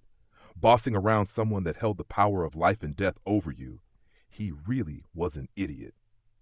Maybe I can help you to resolve this disagreement, the demon dragon said, stepping in on the side of Sign's sister. These hangers-on are going to be getting in the way of our continued battle, clearly. Demon dragon, I'm not going to allow you to pull anything like yesterday, Kazuna warned. She was clearly talking about the whole fresh zombies thing. The demon dragon made a noise as she was pondering something for a moment. Very well. I'm in a good mood today. As you wish, hunting hero, I shall restrain myself, the demon dragon said. Kazuna and Glass looked relieved for a moment, and then, faster than either of the girls could move, the demon dragon rushed down the former harpoon guy, his party, and the former Ofuda guy, and chomped into them, crunching them into bloody pieces amid screams and protests that were abruptly cut short. She was eating them while there was fire in her mouth to make sure that none of them would survive. The demon dragon was buffed not only by enhancement magic, but also transformed into the wrath dragon by my rage. Now these guys had lost their holy weapon and vassal weapon and only had middling levels. They were just chaff before the demon dragon's flail.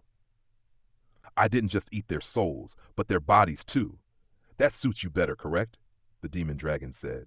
That's not what I meant, Kazuna said. I can't believe this, Naofumi, Glass protested. This is my fault? We're going to get into the same kind of pass-the-buck bickering our enemies were just mired into, I said. I wanted to prove we were different, not make the same mistakes. Very well, Glass said, but she clearly wasn't pleased. Once this is over, we will circle back around to the topic of how to handle the demon dragon. I agree with that, I told them. She had already hacked my shield and mirror. I did have a tendency to think the ends generally justified the means, but that wasn't everything. Well, well, well. Hasn't today just been full of surprises? Sign's sister said, sighing heavily. And then she swept her chain through the air, wiping out all of Sign's stuffed dolls with a single attack. Sign had clearly thought she was doing better this time and was stunned at suddenly losing all of her familiars. In that case, Iwatani, heroes of this world, it looks like I have to fight you alone. Give me your best shot. You seem pretty confident, I said. I admit I might get in a little hot water if I don't at least take some information back with me. I don't expect you to hold back. Come at me however you like, San's sister said. I wondered for a moment if she seriously thought she could turn the tide of this battle. But of course she did.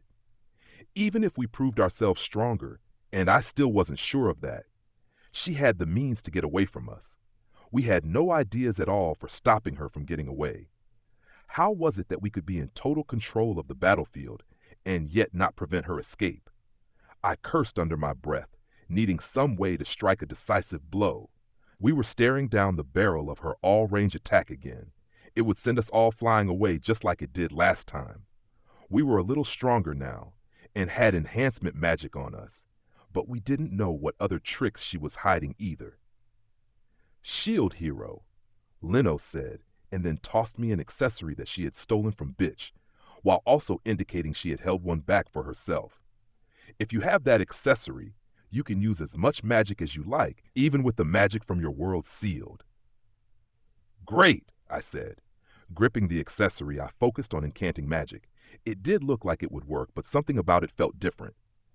Okay, it will work, but I can't hit anything like Liberation class, I said, sensing that it only allowed use up to Drifa class magic. Trying to use anything stronger than that would destroy it completely. It was still highly useful, of course. The applications of even lower class magic were practically infinite. If we could learn the new weapon's power-up methods before Sign's sister attacked, that would help to form a strategy too. Sadina, Shieldina, tell me your weapon's power-up methods. Look at help right away, and fall back a bit too. We don't want those weapons getting stolen again, I said. Oh my, Sadina said. Oh dear, Shieldina added. Both of them followed my orders and started to move away from Sign's sister while checking their status and power-up methods. Let's see. As Sadina and Shieldina puzzled over their menus, light extended from Kazuna's hunting tool and my mirror and hit the gemstone part of the new holy weapon. Ah, found it. It didn't sound like the power-up methods were concealed, like they had been with the claws or staff. But someone might have done that to prevent the enemy from learning of the power-up methods. I'll go first. Using skills and magic repeatedly makes them stronger, Sadina reported. So there was some kind of mastery level system for skills and magic. That was a lot like the weapon mastery system from Kizuna's hunting tool, making frequently used skills easier to use and stronger. I guessed it would make sense that some of these power-up methods would start to overlap. The more important one here was Shieldina, anyway. She had a holy weapon. That meant it had 3 times the power-up methods of a vassal weapon. Okay, I see spending points on magic to enhance it. Then there's raising the rarity of weapons. As soon as I heard her explanation, I wanted to hold my head for a moment while also clenching my fist. Good news. So enhancing the level of magic came from the Ofuda. That did seem suited to the weapon. That was true. The power-up method from the staff 7-star weapon was magic enhancement too. Then there was increasing the rarity of a weapon, one of the sword holy weapon power-up methods that Ren had told us about. I hurriedly started to increase rarity of my mirror. Everyone around me had unfocused eyes too. My weapon started to shine and sparkle. Then Shieldina took a look at the 3rd power-up method. Luckily for us, it was displayed in help, unlike it had been for my shield. It says you can sacrifice levels in order to draw out latent abilities and increase status, she said. Ah, that's the same as this 7-star weapon, Leno said, holding up the whip that she had stolen from Bitch. I'd known that weapons from different worlds could have the same power-up methods, but hadn't expected them to overlap here. It also didn't sound like something that was safe to experiment with in this situation. Magic enhancement was the one we could really use right away. In any case, an understanding of power-up methods could really boost our current skills in magic. Well, well, well, how long do you want to keep me waiting? I'm about to get bored and attack you, Seen's sister said, making a swift swipe with her chain.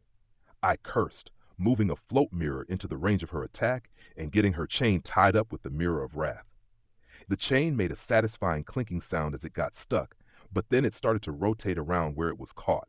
What a pain! I grabbed the chain and tried to subdue it, but an incredible force pulled back at me. It looked so light. I was shocked at the strength of it. Mr. Naofumi! Raftalia shouted. Master! Philo joined her, the two of them rushing to aid me in this new tug of war. Sin wordlessly leapt at her sister, slashing with her scissors. But Sign's sister used the reverse side of the chain to hit Sign in the stomach. That was all it took to send Sign flying off into a wall. She recovered and started to run back toward the action, but she needed a few seconds to do it. Shield hero, the demon dragon said to me. There is another specific reason why I crunched the head of that pitiful copy back there. That is where my fragment was buried. Now I have claimed those memories, which include partial information on the holy weapon power-up methods. Another cause for celebration. The power-up method for the jewel's holy weapon is the same as your shield. Shield hero, trust. The sharing of power-up methods. Well, well, well, we're leaking information like a sinking ship. Handling this scandal could be quite the business, Sign's sister said. It almost sounded like none of this had anything to do with her, and her confidence that all of this leaking out didn't mean anything really pissed me off too.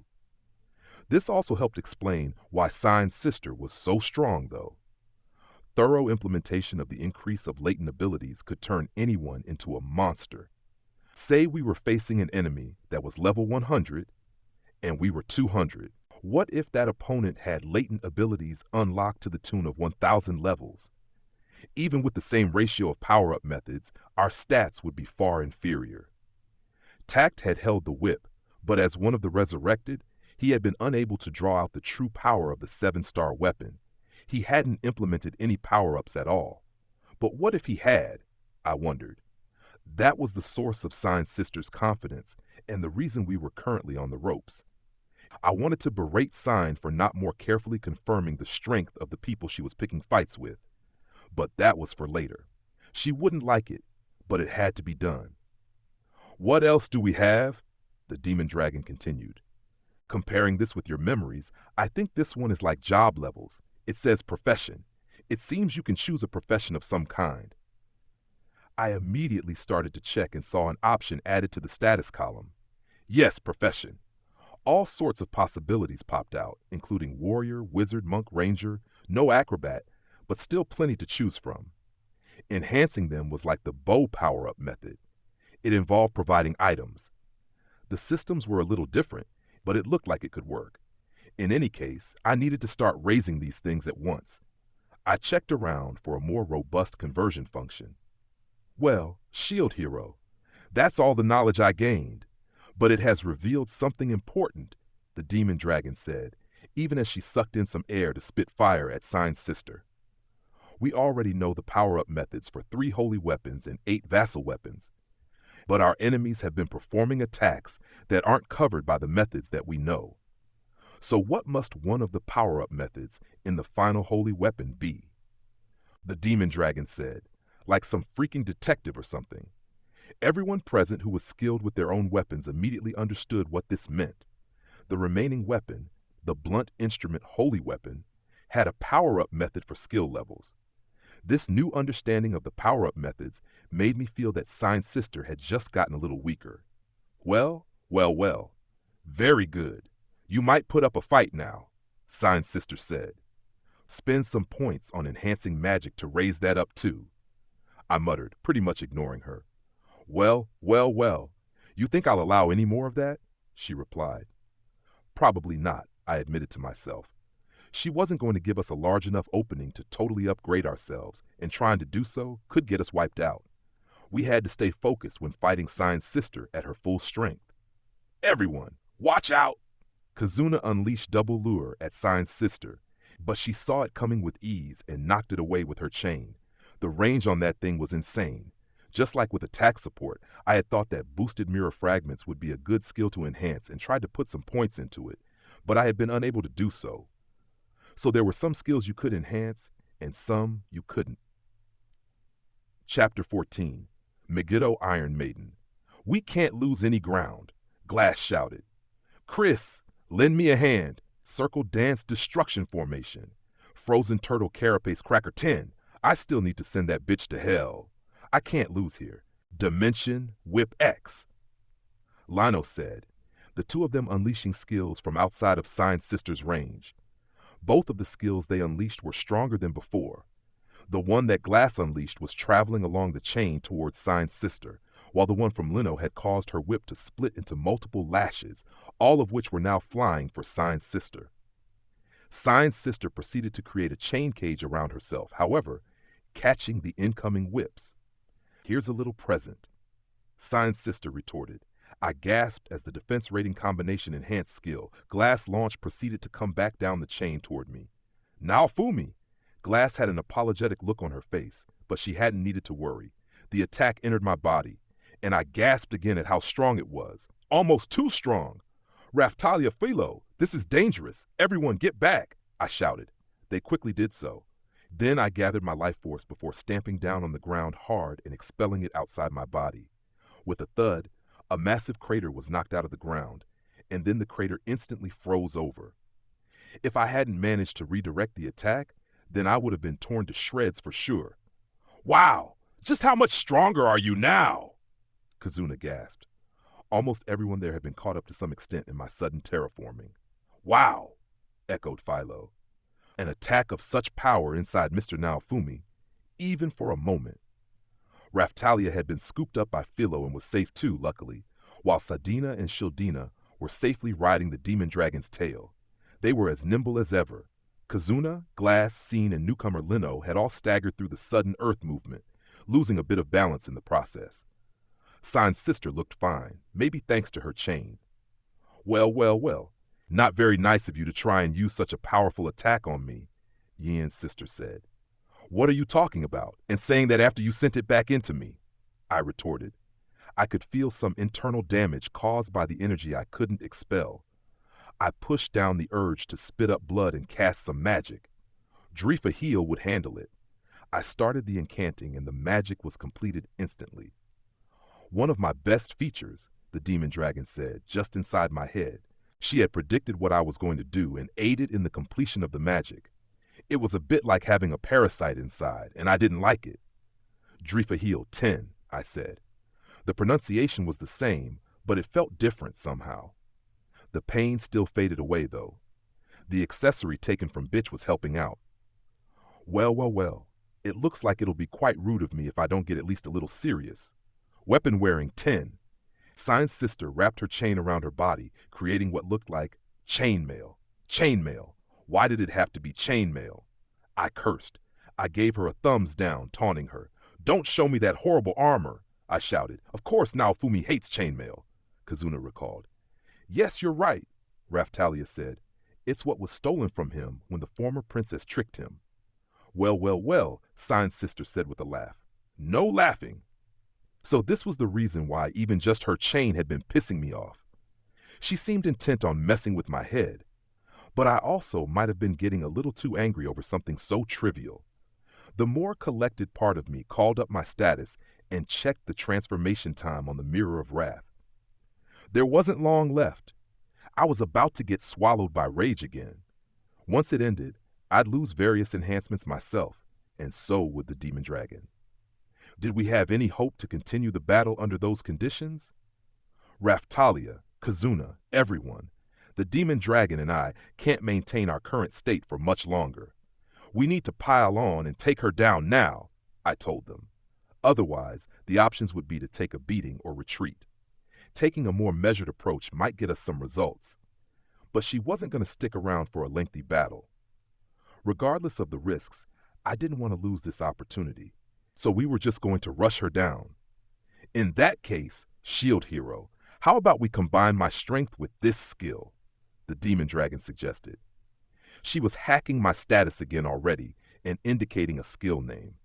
It was one that hadn't been converted for me before now, so I hadn't been able to use it. I wasn't sure if I could use it now because of the Demon Dragon's support or because of the Mirror of Wrath. It didn't matter. I didn't seem to have any other choice. This was the fastest solution.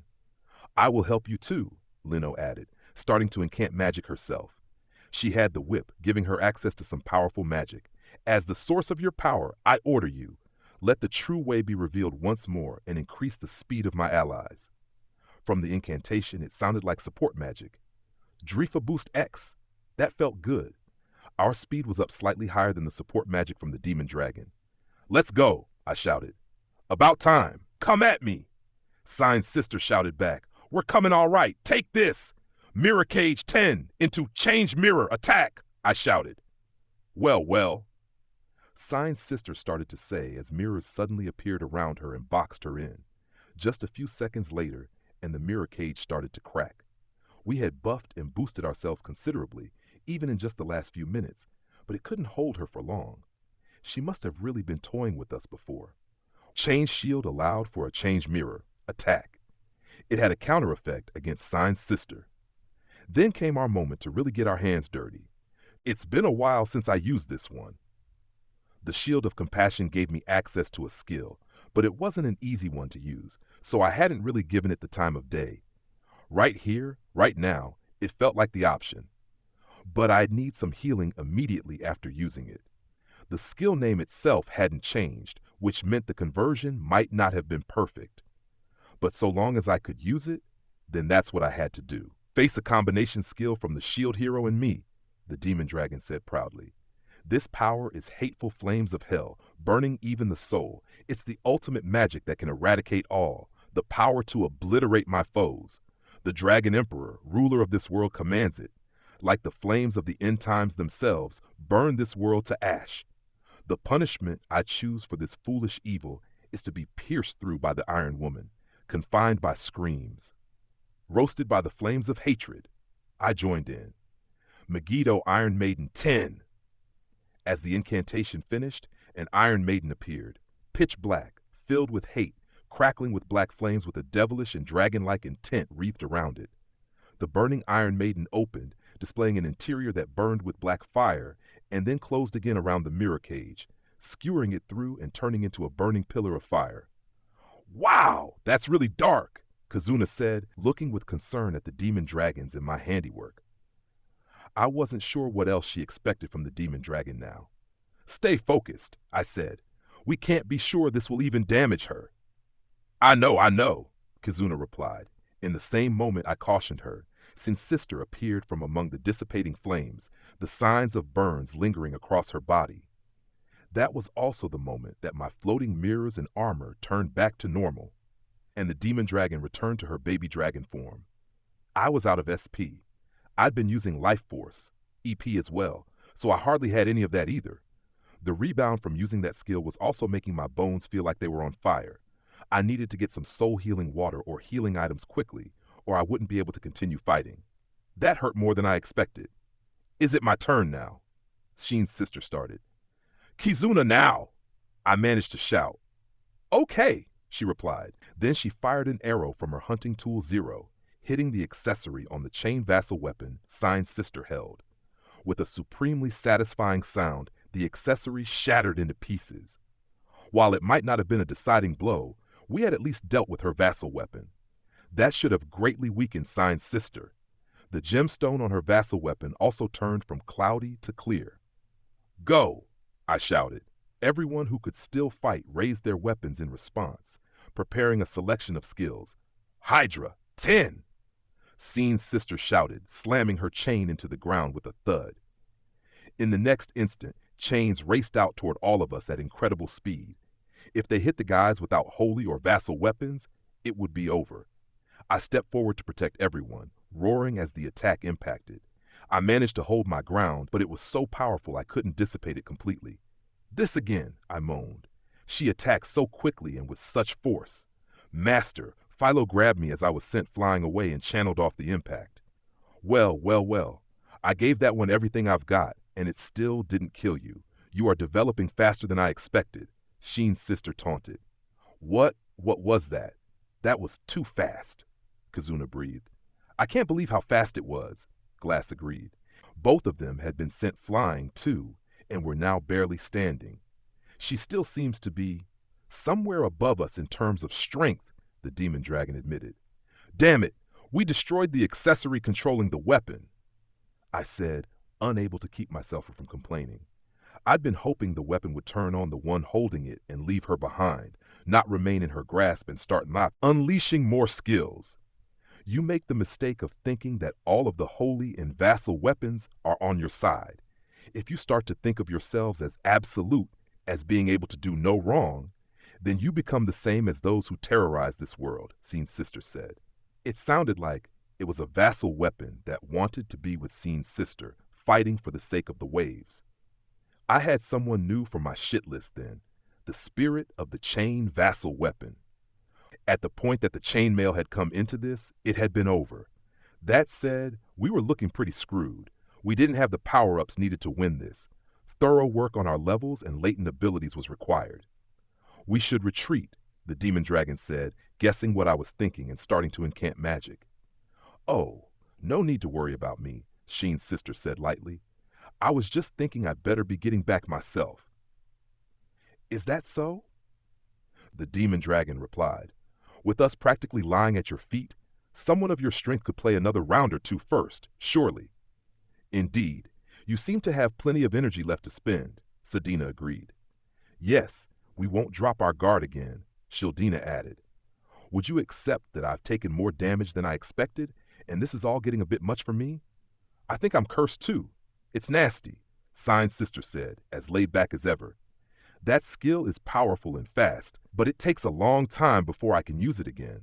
You clearly outnumber me, and I don't want another of your special little surprises coming along and making me lose. For example, who knows what those two back there might do with their new weapons, she went on. She really did talk a lot. I disliked her immensely. The two back there were Sadina and Shildina. They did seem the most likely to come up with some kind of cunning plan. We had taken back both a holy weapon and two vassal weapons, so Sign's sister was right to be wary. You also look like you'll grow into someone who will really provide a challenge. You may even prove more pleasing than the opponents we create, Sign's sister said cryptically. It almost sounded like all this collaboration with Bitch and the others was simply to entertain whoever her boss was. I cursed under my breath, but she continued. On that score, the harpoon guy did look quite promising too. I didn't expect him to do something as foolish as this. What do you mean? I asked, knowing she would tell us. You didn't see it? The ones like him can have strange powers, can't they? In his case, he could place a multiplier on stats when inside his own territory, Sign's sister dutifully explained. He had been weaker than I expected, but this explained it. His primary ability was about base reinforcement. It was all a big coincidence, but you really messed up our plans. With Kuflika about to die, he had left behind his home advantage and decided to play a risky away game in order to save her. That allowed us to fight him in a weakened state. The one you all call Bitch is also a particular favorite of the Great One. You harmed her so badly that if I reported killing you, it would be my neck on the line. I could accept that explanation. Bitch knew how to worm her way into someone's heart. At least having died once, she might stop being so willfully ignorant. This exchange caused Leno's anger to bubble over. Let your superior know something. Bitch is no virgin. Melromark is a country of women, with a queen in command. We boast the best membrane reconstitution technology in the world. It will be hard to spot, I assure you, Leno said. I heard something about membranes and zoned out. I didn't need to hear that about the country I was fighting for. That is a nice nugget of information. I'll be leaving anyway. Seen's sister started spluttering, then looked at the blood on her hand. Well. She waved goodbye. She still oozed confidence, but she had clearly taken some damage. Maybe that was why she was running away. It did feel like we had made some progress at least. Bye-bye now. With that, Sign's sister disappeared. From the sound of it, she had made herself vanish and then ran away at high speed. She can run really fast. Giving chase would be dangerous, Raftalia said, looking in the direction of the retreating noises. How much of that do you think was real? Kazuna asked. Good question. I don't think we can draw a clear line yet, but it feels like we're strong enough to threaten her a little, at least, I said, somewhat hopefully. I wasn't sure we would have won if the battle had continued, but I had to believe our first wave of attacks had been strong enough to at least make her consider retreat. Hey, we need to get back to Lark and the others, Kizuna exclaimed. Right, but first, I turned to look at Lino. She gave me a salute and then a bow. Shield hero, I am Lino, an intelligence operative working under orders from the Queen. I present to you the reclaimed Whip 7-star weapon, she said formally. Thank you. We made it through this one thanks to you, I said. She had pulled a real Deus Ex Machina for us. I accepted the whip and tried to remove the accessory still attached to it. I took a proper look at the weapon itself. It was the whip that Tact had used. It was kind of a strange shape. I tugged at the accessory for a moment, and then it popped right off.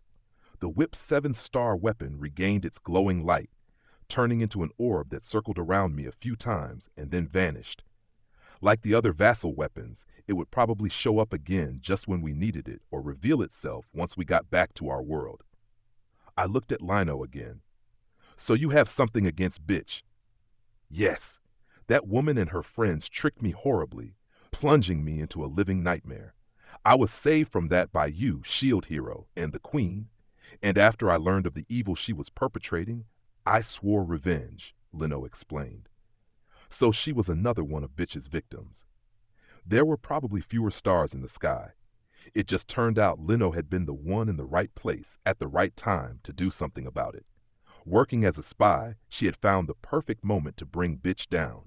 That had been quite the sight. I was going to sleep soundly for a while after seeing that.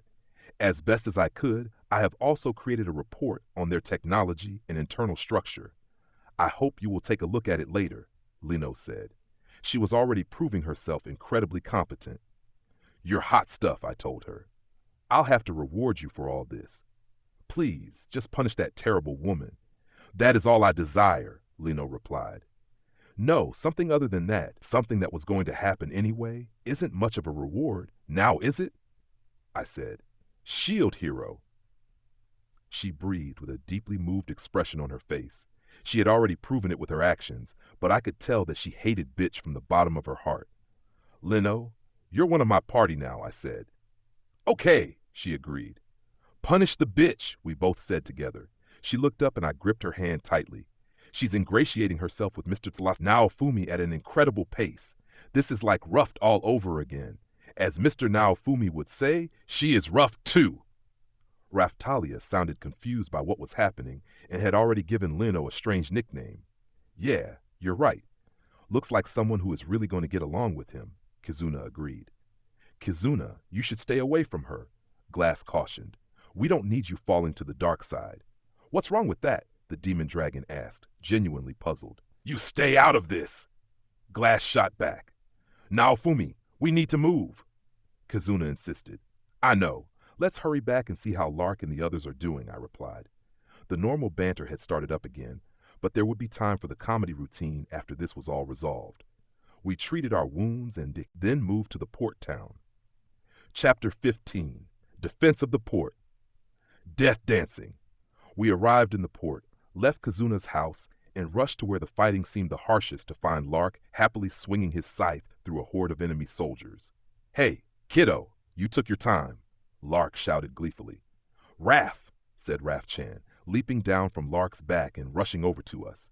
Your Shikigami kept me informed of what was happening with you, but things were bad here too, Lark said. These guys showed up with what looked like unknown vassal weapons. It was crazy. Looks a lot less crazy now, I commented. Yeah, they got the order to retreat just before you showed up, and they all just started running away. The ones left are those I decided should hang around for a bit, Lark joked. Maybe kicking the crap out of Bitch, thanks again to Lino, and making the ship vassal weapon holder retreat had caused them to retreat here too.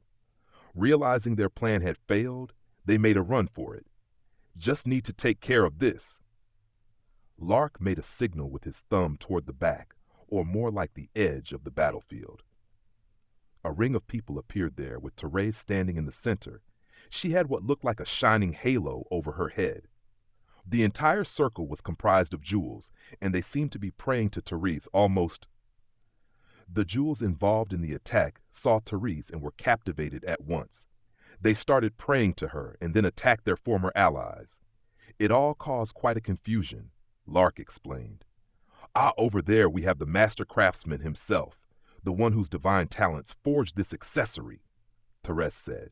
Her ring of onlookers all erupted into cries of wonder and joy. Some of them immediately started begging me to make something similar for them. I popped out Stardust Mirror without a second thought, at a full 10, making sure none of them could get close. Philo, fly, I ordered. Keep them away from me. Okay. Philo turned into her monster form. I climbed onto her back, and we quickly got some distance from the horde of jewels trampling toward me. Raftalia and some others tagged along with me, while Kazuna and Glass would stay with Lark's party to operate with him for a while. I'm not sure what to say, Glass commented. Incredible, isn't it? It just seems like a joke to me, Kazuna replied. Jewels are pretty intense, too. Glass agreed. Both of them had exasperated looks on their faces. Damn it, this is the guy I'm up against? Lark raged. It was not the time for comments like that. Then I felt a massive vibration in the direction of the port.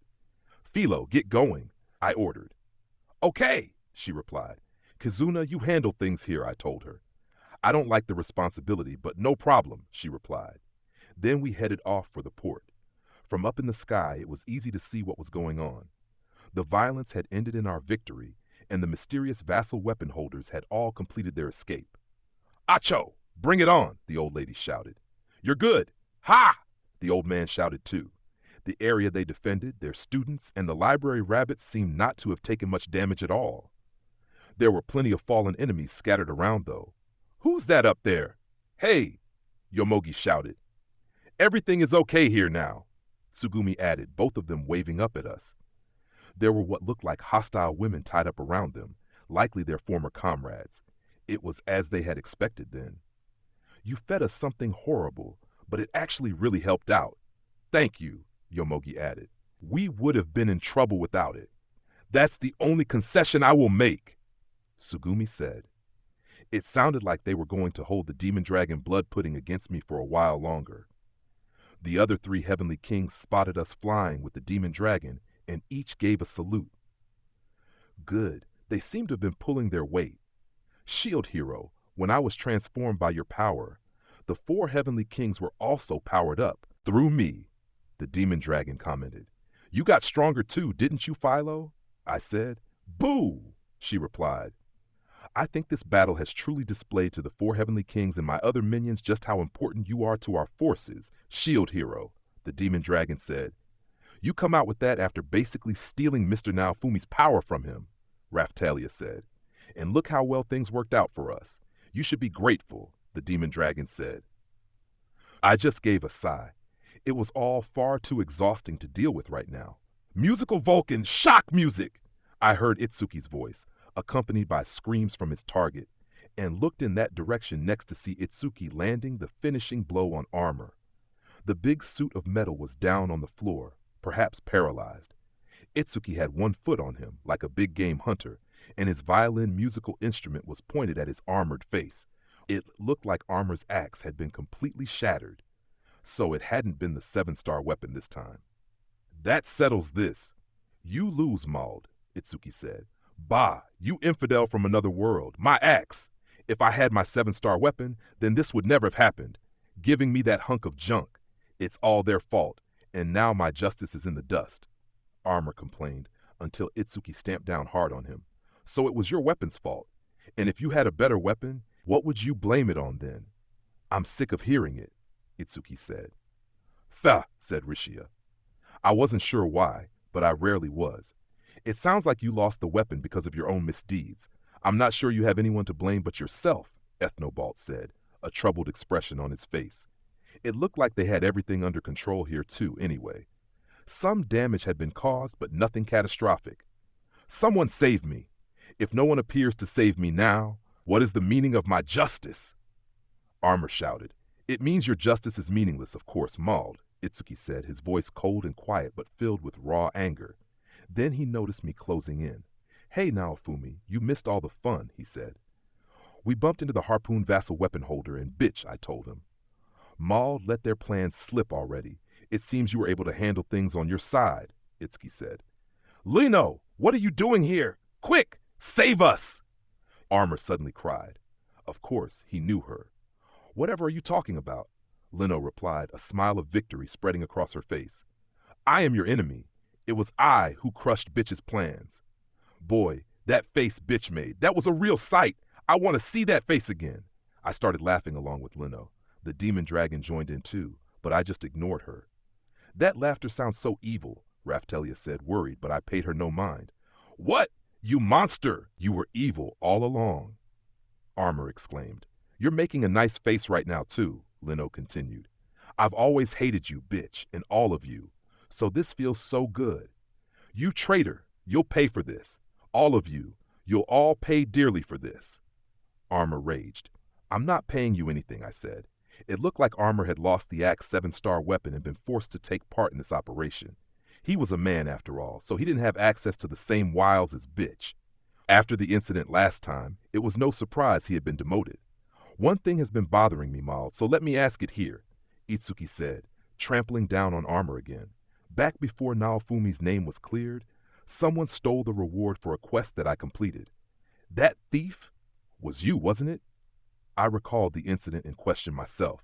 He had accused me of the crime. Itsuki was really going back into the past now.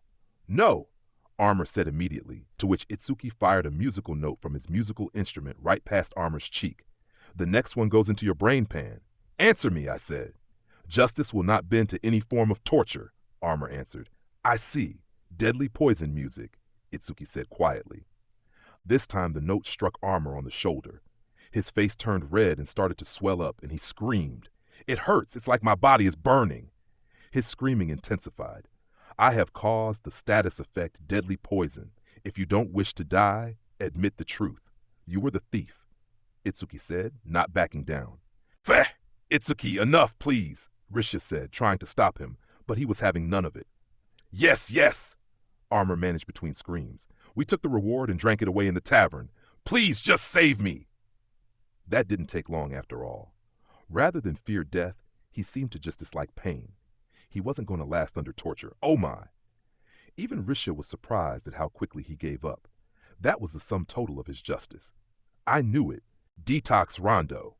Justice promised, but still somewhat grudgingly, Itsuki played a new note and removed the poison from Armor. You are still our prisoner, of course. Ha! Don't get too pleased with yourselves just because you captured me. Justice cannot lose. Rogil will come to save me. When that happens, our justice will prevail. Oh no, I thought. Even when we removed Armor from play, there were still others out there. What a pain.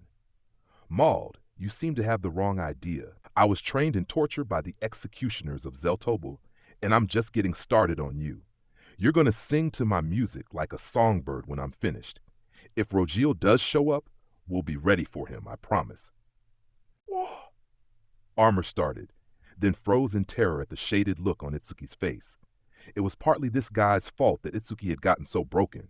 Now he just had to pay the price. Rishia looked pretty terrified too. That said, I don't have the time to deal with you today. Just get some sleep, Itsuki continued, smashing his musical instrument into Armor's stomach and knocking him out. I could only hope that Itsuki wasn't going to awaken to some kind of curse. That seems like the end of the battle, I said. The fighting had died down, and everyone gathered to check on the damage and report the results of their efforts.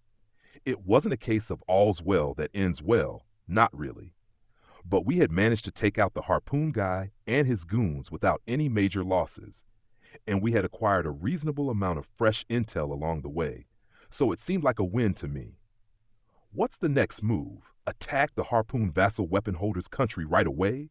Lark asked cheerfully. No, I think Sign's sister and her lot are probably still there. We'll need to prepare more before we attack, I replied. You bet, the king replied. We spent the rest of the day helping put the port town back into order. Once night fell, we threw our classic victory celebration. Everyone shared the joy and how much easier things looked going forward. However, I was also reminded starkly of the need for further training due to the latent abilities power-up method.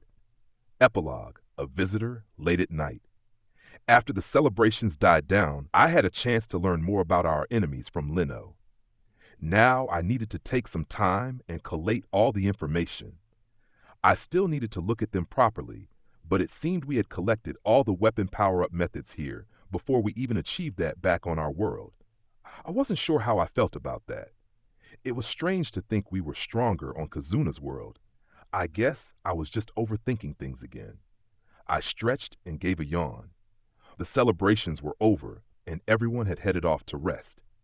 I was preparing breakfast for tomorrow. I could have left this to someone else, tonight of all nights, but I was still a bit hyped up and couldn't get to sleep. I'd made Raphtalia go on and go to bed. Scene was still with me, but she was sleeping in a corner of the dining hall. Today had been a pretty packed one, after all. With that demon dragon blood pudding, I'm pretty sure I would have collapsed myself. I thought as much. She had the adjustments for the energy transfer all wrong.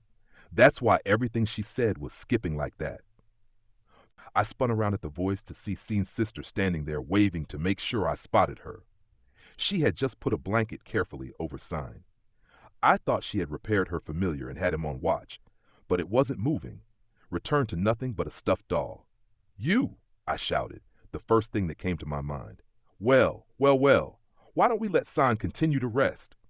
Sign's sister said. "What have you done to her?" I asked.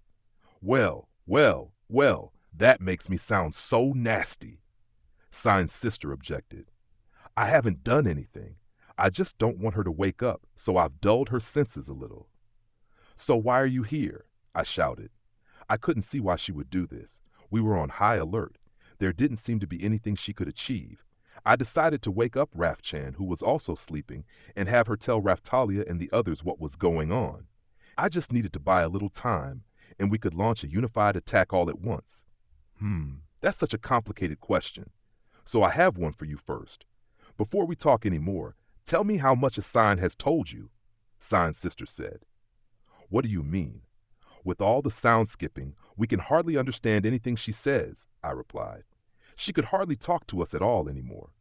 I was starting to think that she might be easier to talk to if her vassal weapon was finally destroyed completely. Well. It isn't only due to the broken vassal weapon," Sign's sister explained. "I think it's also because anyone she has told about herself in the past, well, they all died. It was some kind of jinx that caused anyone she shared such information with to die. If that was the case, her silence had been to protect us." "No, that sounded crazy. First things first, Iwatani. You should really give some thought to exactly why Sign is so fixated on you," Sign's sister said. "To say how much she hates you, maybe you know something about her fixations," I replied. "No need to worry about me," Sign's sister said deprecatingly. "If Sign told you everything and you didn't believe her, it would break her little heart. I'm sure she's worried about you, dying. Worried about me not believing her, and worried about me dying." I gave it some thought, and couldn't really think of anything I had done for Sign that would warrant such devotion from her.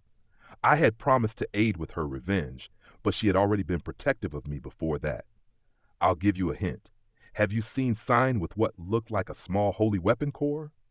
Yes, I have. When I was close to death, she had healed me using an item that looked like that. That is the compressed energy from one of the holy weapon power-up methods in our now destroyed world. It can lend that strength to others. Sign's sister explained. Okay. I wondered why she had been able to heal me using it. More mysteries here to throw them on the pile.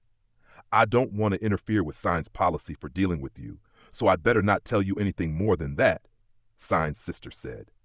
So what do you want to say? There has to be something in this for you, a chatterbox coming all the way here, I said.